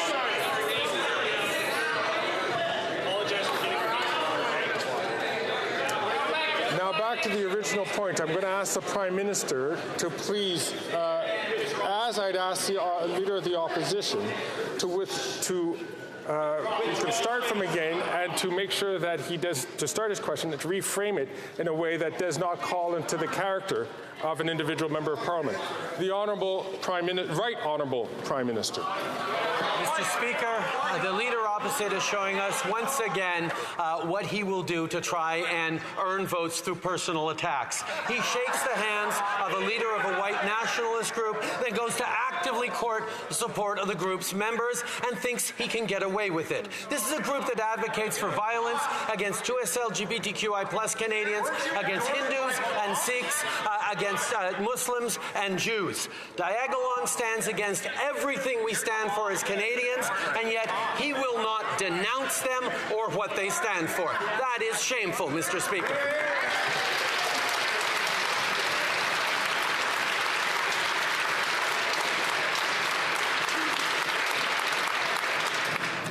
The Honourable Leader of the Opposition. Mr. Speaker, that, like everything else he says, is false. He uses fear and falsehood and this latest distraction because he doesn't want to face the fact that he has become so extreme and radical that even the BC NDP is distancing themselves from his decriminalization of crack, heroin, meth, and other hard drugs in hospital rooms, causing nurses to have to stop breastfeeding their babies for fear that their contaminated air might end up in the breast milk of the baby. Why won't he ban these drugs?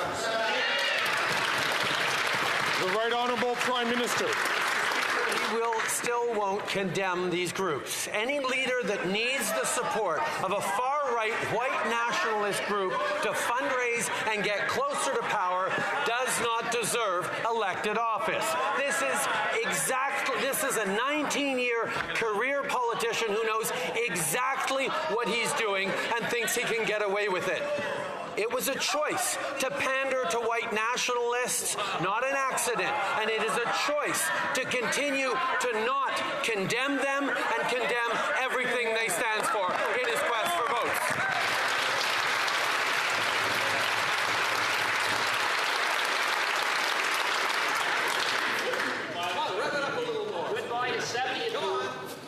I'm going to ask the Honourable Member for the second time from St. Albert, Edmonton, to please withhold his comments until he has the floor. The Honourable Leader of the Opposition. Mr. Speaker, it is a choice for him to implement extremist policies that have taken the lives of 2,500 British Columbians every single year.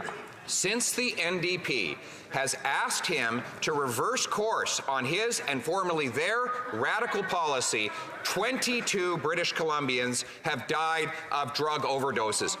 But he continues to allow those drugs to kill the people in our hospitals and on our public transit. When will we put an end to this wacko policy by this wacko Prime Minister? No.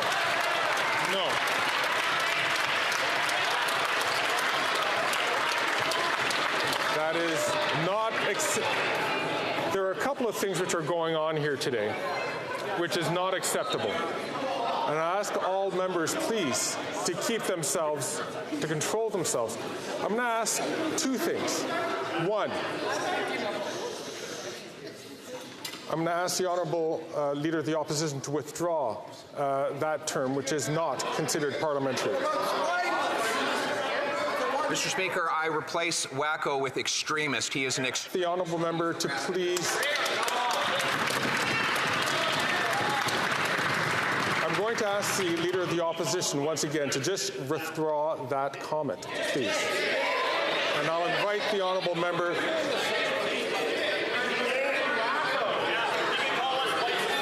I'm going to ask the Honourable Leader of the Opposition to please withdraw that comment and simply withdraw that comment.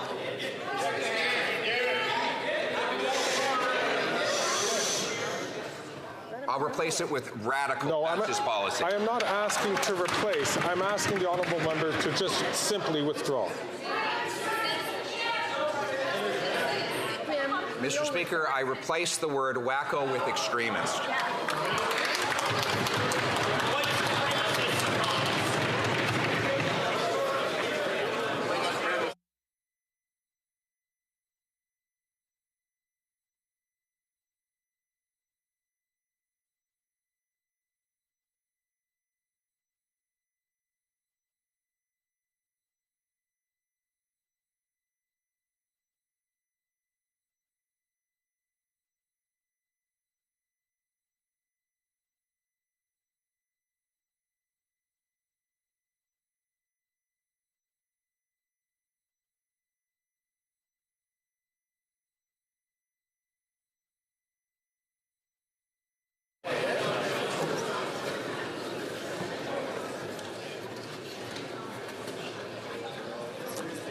I'm going to ask the Honourable Leader of the Opposition one last time to please withdraw that comment and simply withdraw that comment.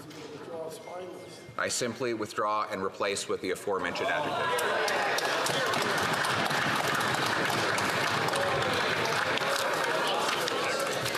Mr. Polyev, I have to name you for disregarding the authority of the chair. Pursuant to the authority granted to me by Standing Order 11, I order you to withdraw from the House and from any participation by video conference for the remainder of this day's sitting.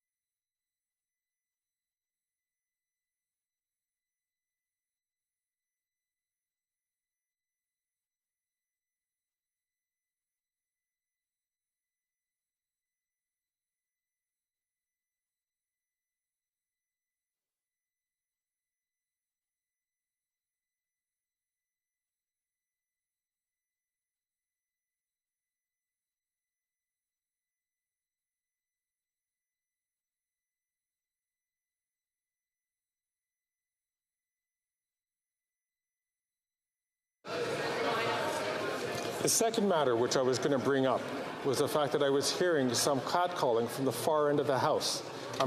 I wasn't able to identify the person, but I'll ask all members to carry themselves in a way that is dignified for this House.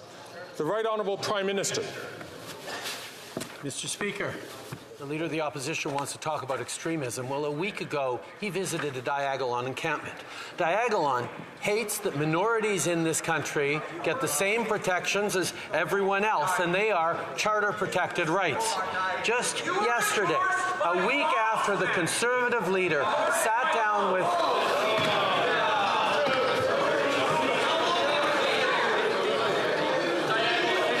I'll ask the honourable member from Leeds, Grenville, Thousand Islands and Rideau Lakes to please withdraw, to please only take the microphone when he is afforded the opportunity to ask a question. I'll ask the Right Honourable Prime Minister to continue. I'm going to ask the Right Honourable Prime Minister to finish his question. He has 15 seconds left on the clock. Mr. Speaker, the association of the Leader of the Opposition with Diagolon and their disdain for charter-protected rights brought them to just yesterday, a week after he sat down with Diagolon members, he gave a speech pledging to overturn the Charter of Rights and Freedoms, the rights of Canadians, and our justice system. That's dangerous.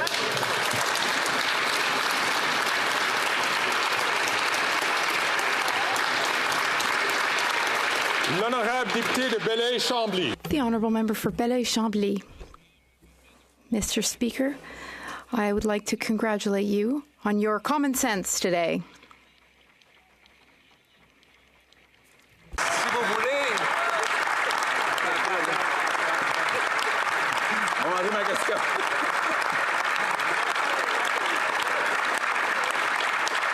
Si vous voulez davantage. If you would like more questions, well, we have many that we could ask. Mr. Speaker, the weapons buyback program, Phoenix pay system, emitting visas, GC strategies, McKinsey, the government's management is really chaotic. The government should not be interfering with Quebec's jurisdiction. They should simply limit themselves to issuing unconditional transfers. The Right Honourable Prime Minister.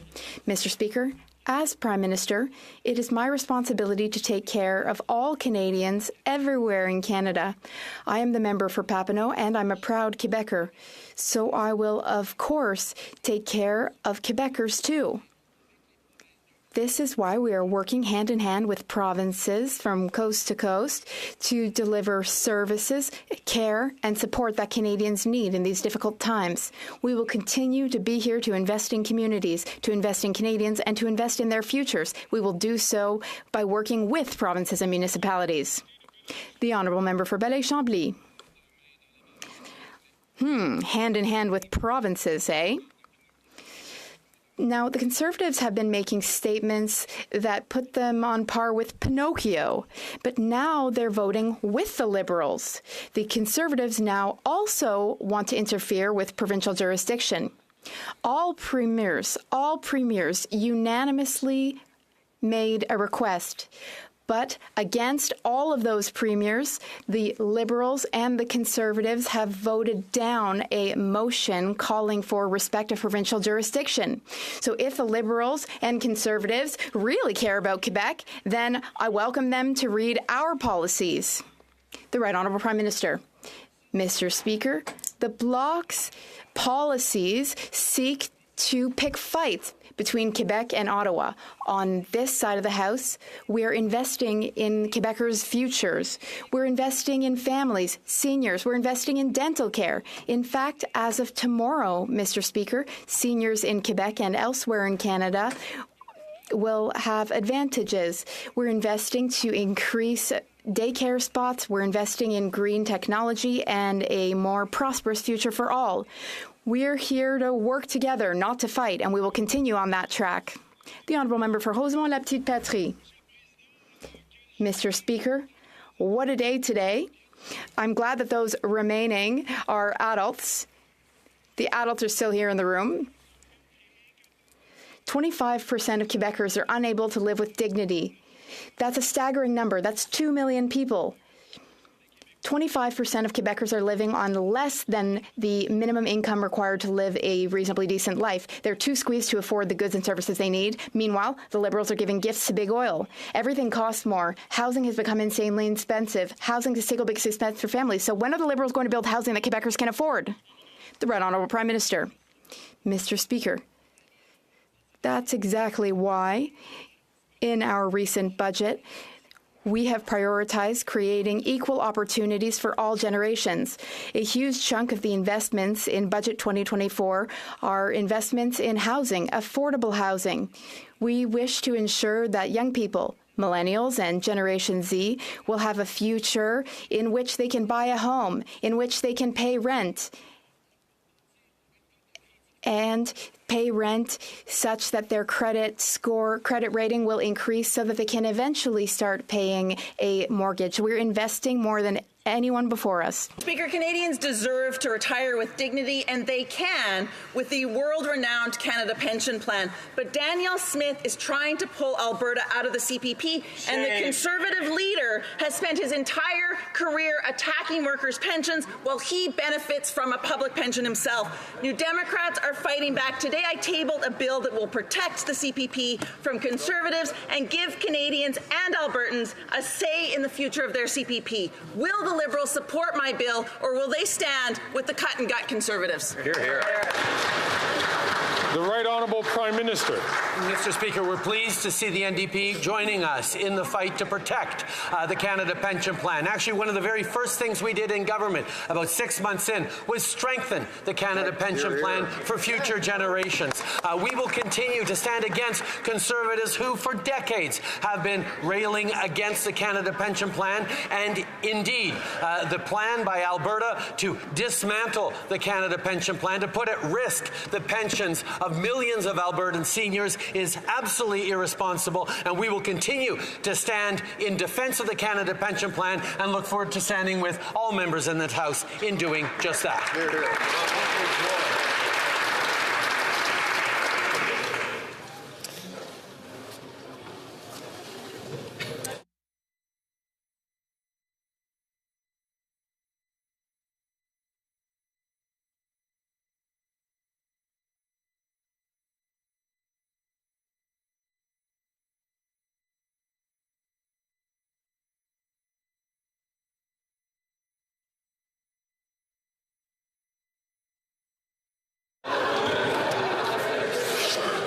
C'est une journée exceptionnelle. Well, today is a very unique day. The Honourable Member for Belleuil-Chambly. The Prime Minister has left. He's no longer with us here on this Tuesday. Now, the Prime Minister said that he's working hand-in-hand with provinces. He insisted that he wants to ensure that everyone receives good services from the Government of Canada, and that he wants that for all Canadians. Well, there are some services which are under provincial jurisdiction. So, am I right in understanding that the Prime Minister feels that when provinces deliver services, they are lower quality than when Ottawa delivers them? The Honourable Minister of Transport. Mr. Speaker, I'm worried for my Bloc Québécois friends. I hardly recognize them anymore. They have always said that housing is important. They always say that housing is important. The Conservatives vote against it, and then the Bloc votes against it. The Conservatives say to vote against climate change. The Bloc sometimes votes against too, but I'm worried. This sovereigntist party, they are following advice from the Conservatives, and so they're in fact losing their own sovereignty. The Honourable Member for Belleuil-Chambly. Well, I understand that there's been less preparation, but yesterday, the Conservatives, the Liberals, and even the NDP, I say even because it's one and the same, they all voted down a Bloc Québécois amendment. The amendment accepted the budget.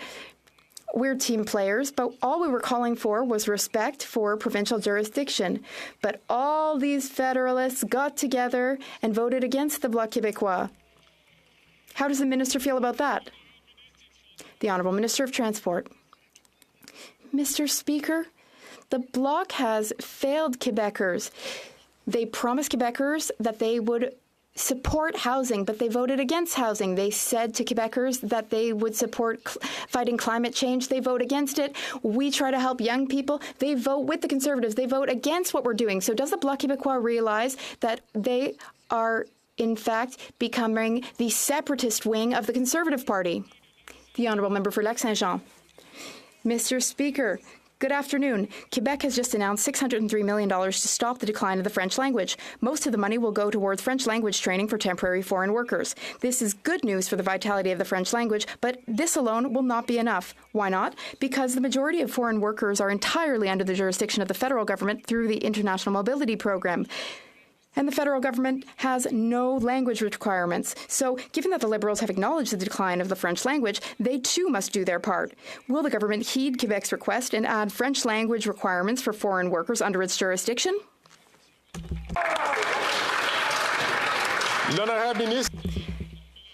The Honourable Minister of Immigration, Refugees and Citizenship. Thank you. Thank you, Mr. Speaker. We, of course, support French language training. We invested $5.4 billion in Quebec since 2015 for French language training, and things are working well. The Bloc is often viewed as a party that picks fights, but I would like to highlight the contribution of the member across the way. He has supported the fact that family members of temporary residents can stay longer. The government of Quebec called for that, and we worked together with the Bloc Québécois to ensure that this would be possible. Vancouver East. Priority processing for the Lifeboat scheme for Hong Kongers has gone from 6 months to 21. Processing delays for their PR application means their work permit and study permit are going to expire. The medical coverage will end. Dependent children will no longer be able to access education. Hong Kongers will be sent back to face an escalation of arbitrary detentions and arrests because of the draconian Safeguarding National Security Bill. Will the Minister resume the 6-month priority processing average for Hong Kongers and automatically renew their work and study permit as they wait? The Honourable Minister for Immigration, Refugees and Citizenship. Mr. Speaker, we continue to stand with the people of Hong Kong. We will work on processing times. We continue to work with people who seek refuge in Canada, and will continue to do so. Thank you. The Honourable Member from Timmins, James Bay. For decades, people in James Bay have struggled to overcome systemically racist underfunding of health services. Every region deserves proper hospital services, and we're finally on the verge of having a proper hospital built in the Winnebago Health region. But now at the 11th hour, the Liberals have walked away. I mean, heck, even Doug Ford is bringing the province to the table. So will the minister explain why she made the health authority jump through so many hoops only to tell them that the Liberals had no intention of funding this badly needed project? First of all, let me... Just 1 minute. I'd like to just apologize to the member from Timmins, James Bay. I might have reduced the time of his question. We got the timing wrong here on the clock. I just want to make sure if the honourable member can please start again and start his question from the top, just to make sure that he has his full question. The honourable member from Timmins, James Bay. Thank you, Mr. Speaker. For decades, people in James Bay have struggled to overcome systemically racist underfunding of health services. Every region deserves a proper hospital, and we're finally on the verge of having a proper hospital built in the Winnebago Health region. But now at the 11th hour, the Liberals have walked away. I mean, heck, even Doug Ford is bringing the province to the table. So will the minister explain why she made the health authority jump through so many hoops only to tell them that the Liberals have no intention of funding this badly needed project? The Honourable Minister for Crown Indigenous Relations. And let me reassure him that I spoke with Grand Chief Fiddler just last week about this very project. We're working with the province and with the region to make sure that everyone can access quality health care no matter where they live. From Kingston and the Islands. Mr. Speaker, disinformation, extremism, and violent hate are on the rise around the world, including here at home. Standing up to far-right extremism is something that I know this government takes very seriously. But it is shameful that the Leader of the Opposition entertained and posed for photos with organizations our national security agencies call a far-right extreme group rooted in white nationalism that promote hate and violence. Can the government please tell this House how important it is that these far-right extreme groups be condemned and addressed for the real threat that they are? Hear, hear. The Honourable Minister for Diversity. Mr. Speaker, while we're investing $273 million towards Canada's first ever action plan on combating hate in this budget, the Leader of the official opposition is encouraging hate as he cozies up to far-right white extremist supporters. The Speaker has made rulings about this in terms of lending intentions to honourable members in this House. So I'll ask the Honourable Minister to, with about 24 seconds left on the clock, to please correct her statement in a way that is respectful of all members. Mr. Speaker, as a government, we have been very deliberate about choices to be inclusive, while the Leader of the Opposition is making it a very deliberate choice in courting to far-right extremists. This is, Mr. Speaker, extremely reckless, it's dangerous, and he owes Canadians an apology, and he needs to denounce the closing up that he's doing with these groups. The Honourable Member for Lac-Saint-Jean. Thank you, Mr. Speaker. Quebec will not reach its goals in French language training if there are more and more people arriving. We can't take in 54% of all asylum seekers of Canada. It's a matter of social justice for the people who arrive.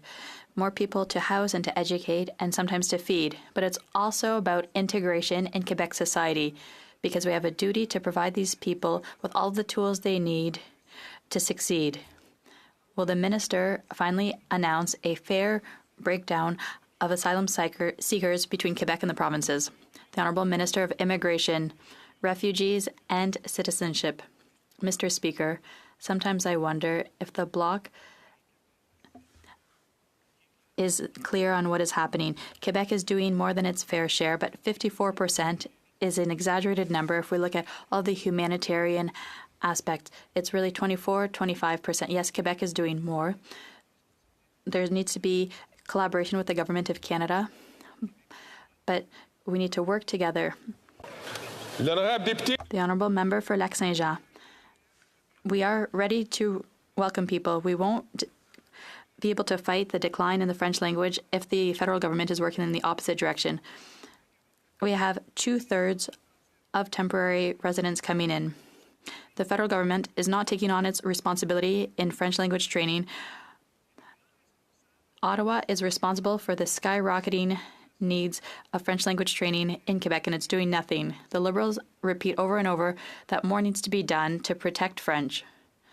So why do they refuse to do more to protect French? The Honourable Minister of Immigration, Refugees and Citizenship. It's very clear, Mr. Speaker, we will be there for Quebec to do more to support French in Quebec. $54 billion is not nothing. It's what we're contributing, what we've contributed since 2015. But I could ask a question to the member opposite.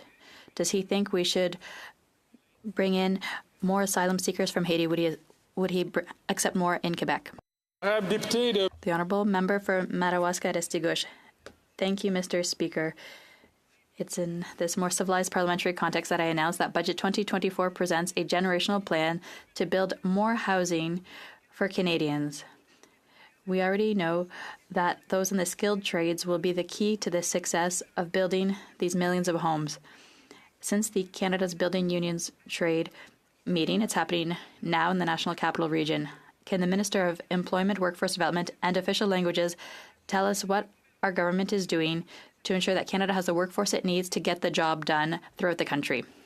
The Honourable Member of Employment and Workforce Development. Mr. Speaker, I would like to thank the Honourable Member for this question.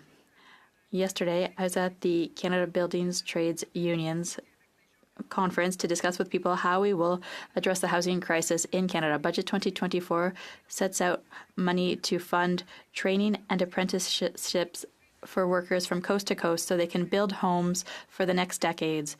Mr. Speaker, the skilled trades will drive this effort. We will guarantee they have everything they need to get the job done. The Honourable Member for Saint-Hyacinthe-Bagot.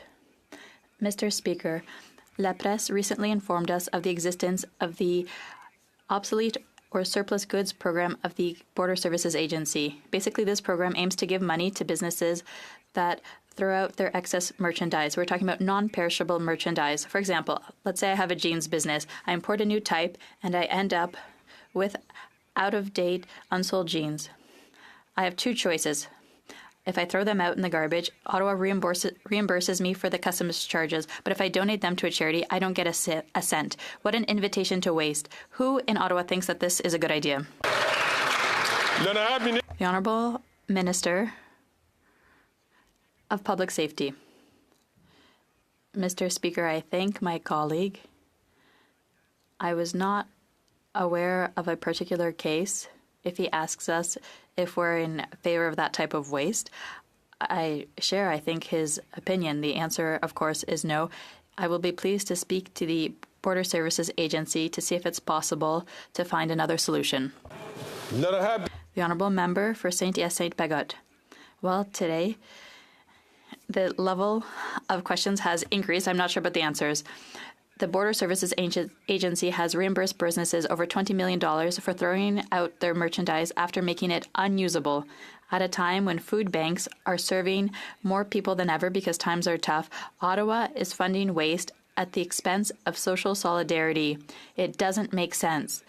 Will the Minister of Public Safety review this very bad program, which penalizes generosity and encourages waste?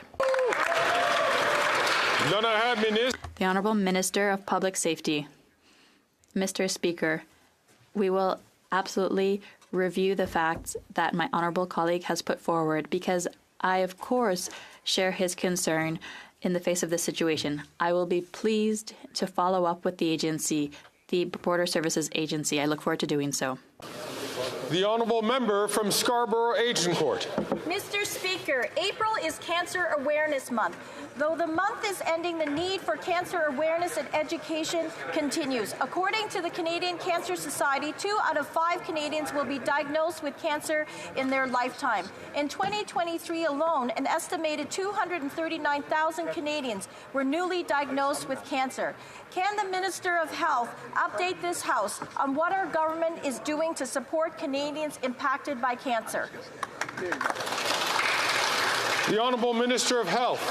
Thank you, Mr. Speaker. I want to thank the member for Scarborough-Agincourt for her continued advocacy. She knows all too well, as do I and every member of this House, that so few of us get to make it through this life and not be touched by cancer, and that it is an imperative that we do all that we can. And I want to take a moment to recognize the Canadian Cancer Society, Breast Cancer Canada, and all those that work tirelessly to advocate. We put $1 billion over the last 5 years to work through breakthroughs in science and to improve how we prevent and treat cancer. We're taking critical action in prevention. Together, we can see an end to cancer, and I thank that for the time to speak, Mr. Speaker. The Honourable Member from Cowichan-Malahat-Langford. Mr. Speaker, the community of Port Renfrew in my riding relies on recreational fishing as the major economic driver in the region, bringing in an estimated $26 million per season. But the Liberals plan to end that important economic pathway and are failing to provide credible data to justify the fishing closures. This move will harm the local economy and devastate the local community, including the Pacheedaht First Nation. This is shameful. Why are the Liberals putting Port Renfrew's economy at risk with these ill-informed and punitive fishing closures? Hear, hear. Hear, hear. The Honourable Parliamentary Secretary. Thank you, Mr. Speaker. I want to thank the member opposite. It was just a couple of weeks ago. I was in BC talking to a lot of First Nations communities on a whole host of topics that are important to them and important to their communities. I know this one is equally important in terms of recreational fishing from a food and ceremonial perspective, cultural perspective, and an economic perspective. And I will set some time aside to discuss the item with the member opposite very soon. Thank you. Good job, Mike. Good job, Mike. The Honourable Member from Churchill, Kiwatanuk-Aski. Mr. Speaker, today was the final day for most Canadians to file their taxes, and thanks to NDP pressure, the wealthy will be paying somewhat more. Unlike the Conservative leader who, while in government, gave $60 billion to corporations, New Democrats would rather fund key public services like dental and pharmacare. As usual, the Liberals continue to ignore the need for serious tax fairness at a time of rampant corporate greed. We still use a system where wealthy corporations can get out of paying $30 billion in taxes in 1 year. Does this government have an idea how much money the wealthiest Canadians will deprive Canada of this year? The Honourable Deputy Prime Minister and Minister of Finance. Mr. Speaker, I'd like to thank the honourable member for the question. This budget is about fairness for every generation. It is about making the essential investments in housing, in affordability, in economic growth. And we agree with the idea behind the question that the way to finance those investments is to ask those who are doing the best in our society to contribute a little bit more. That's why in the budget we are proposing to increase the capital gains inclusion rate. We hope all members will support that. Colleagues, this brings to the end of the questions which were, please listen carefully. This brings to the end of the questions which were indicated by the various whips in the House. Now we have question period which will continue on for another 5 minutes, and so we're going to other members who will rise, keeping all proportion in compte. Alors, je vois que I see the honourable member for Kitchener Centre is on his feet, but unfortunately today there is no allocation for independent members today. It'll be based on the whole week. So I recognize the member for Avignon-Lamitis-Matapédia. The government has decided once again to postpone the assault weapons buyback program. Once again, Ottawa was neglectful in planning the program, and the Liberals have decided to postpone it all to 2025. And as a result, it'll be the Conservatives who ultimately decide on the future of this buyback program. Why isn't the Liberal government dealing with this itself instead of passing the buck to the Conservatives? The Honourable Minister of Public Safety. Mr. Speaker, I'd like to thank the colleague for the question. As she knows full well, I share, and we as a government fully share, her support for the program to buy back military-style firearms. I don't share her pessimism, however, about the federal decision. But the good news is that we are already at work developing a buyback program that will be in place this year and next year. We made a commitment to buy back those firearms, and that's precisely what we're going to do. The honourable member for Lamitis-Matapédia, Avignon. The buyback program was the result of a decade of work, and public safety is once again being put at risk. The Liberals have no right to betray their commitment. They have no right to lack courage, and they have no right to pass the buck to the next government and leave those weapons in circulation. Will the government do something before it's too late? The Honourable Minister of Public Safety. Mr. Speaker, I repeat again, we absolutely intend to keep our commitment to Canadians and buy back those weapons which we made illegal. We will continue to work very specifically to ensure that the commitment we made a number of years ago to have an effective buyback program will indeed be in place, and we will not stop until we finish the job. The honourable member from Windsor West. Mr. Speaker, the Pension Advisory Board for our CBSA officers has approved retirement after 25 years of service. Our men and women on the front line of our country have been defending and enforcing the law and ensuring trade and travel is safe and secure in our country.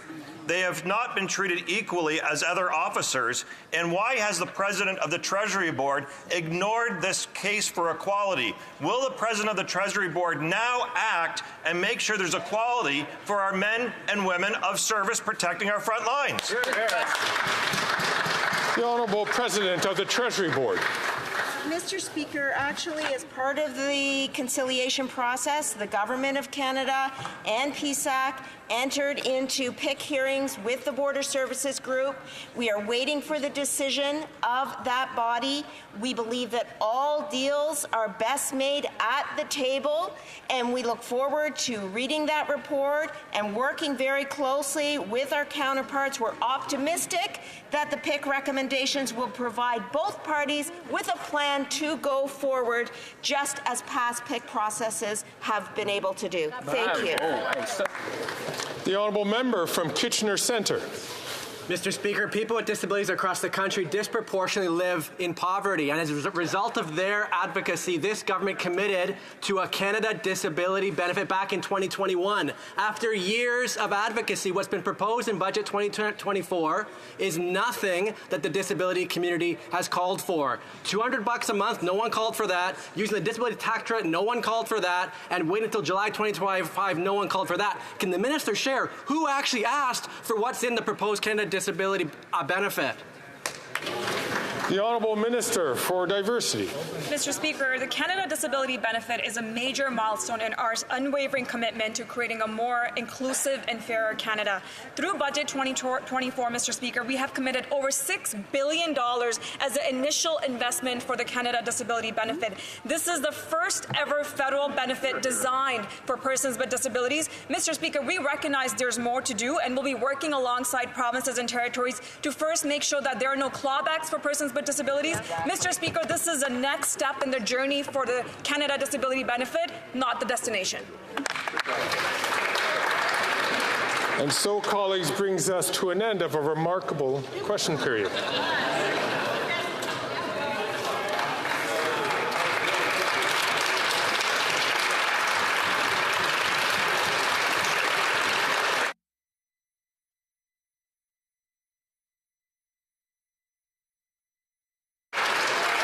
Orders of the day.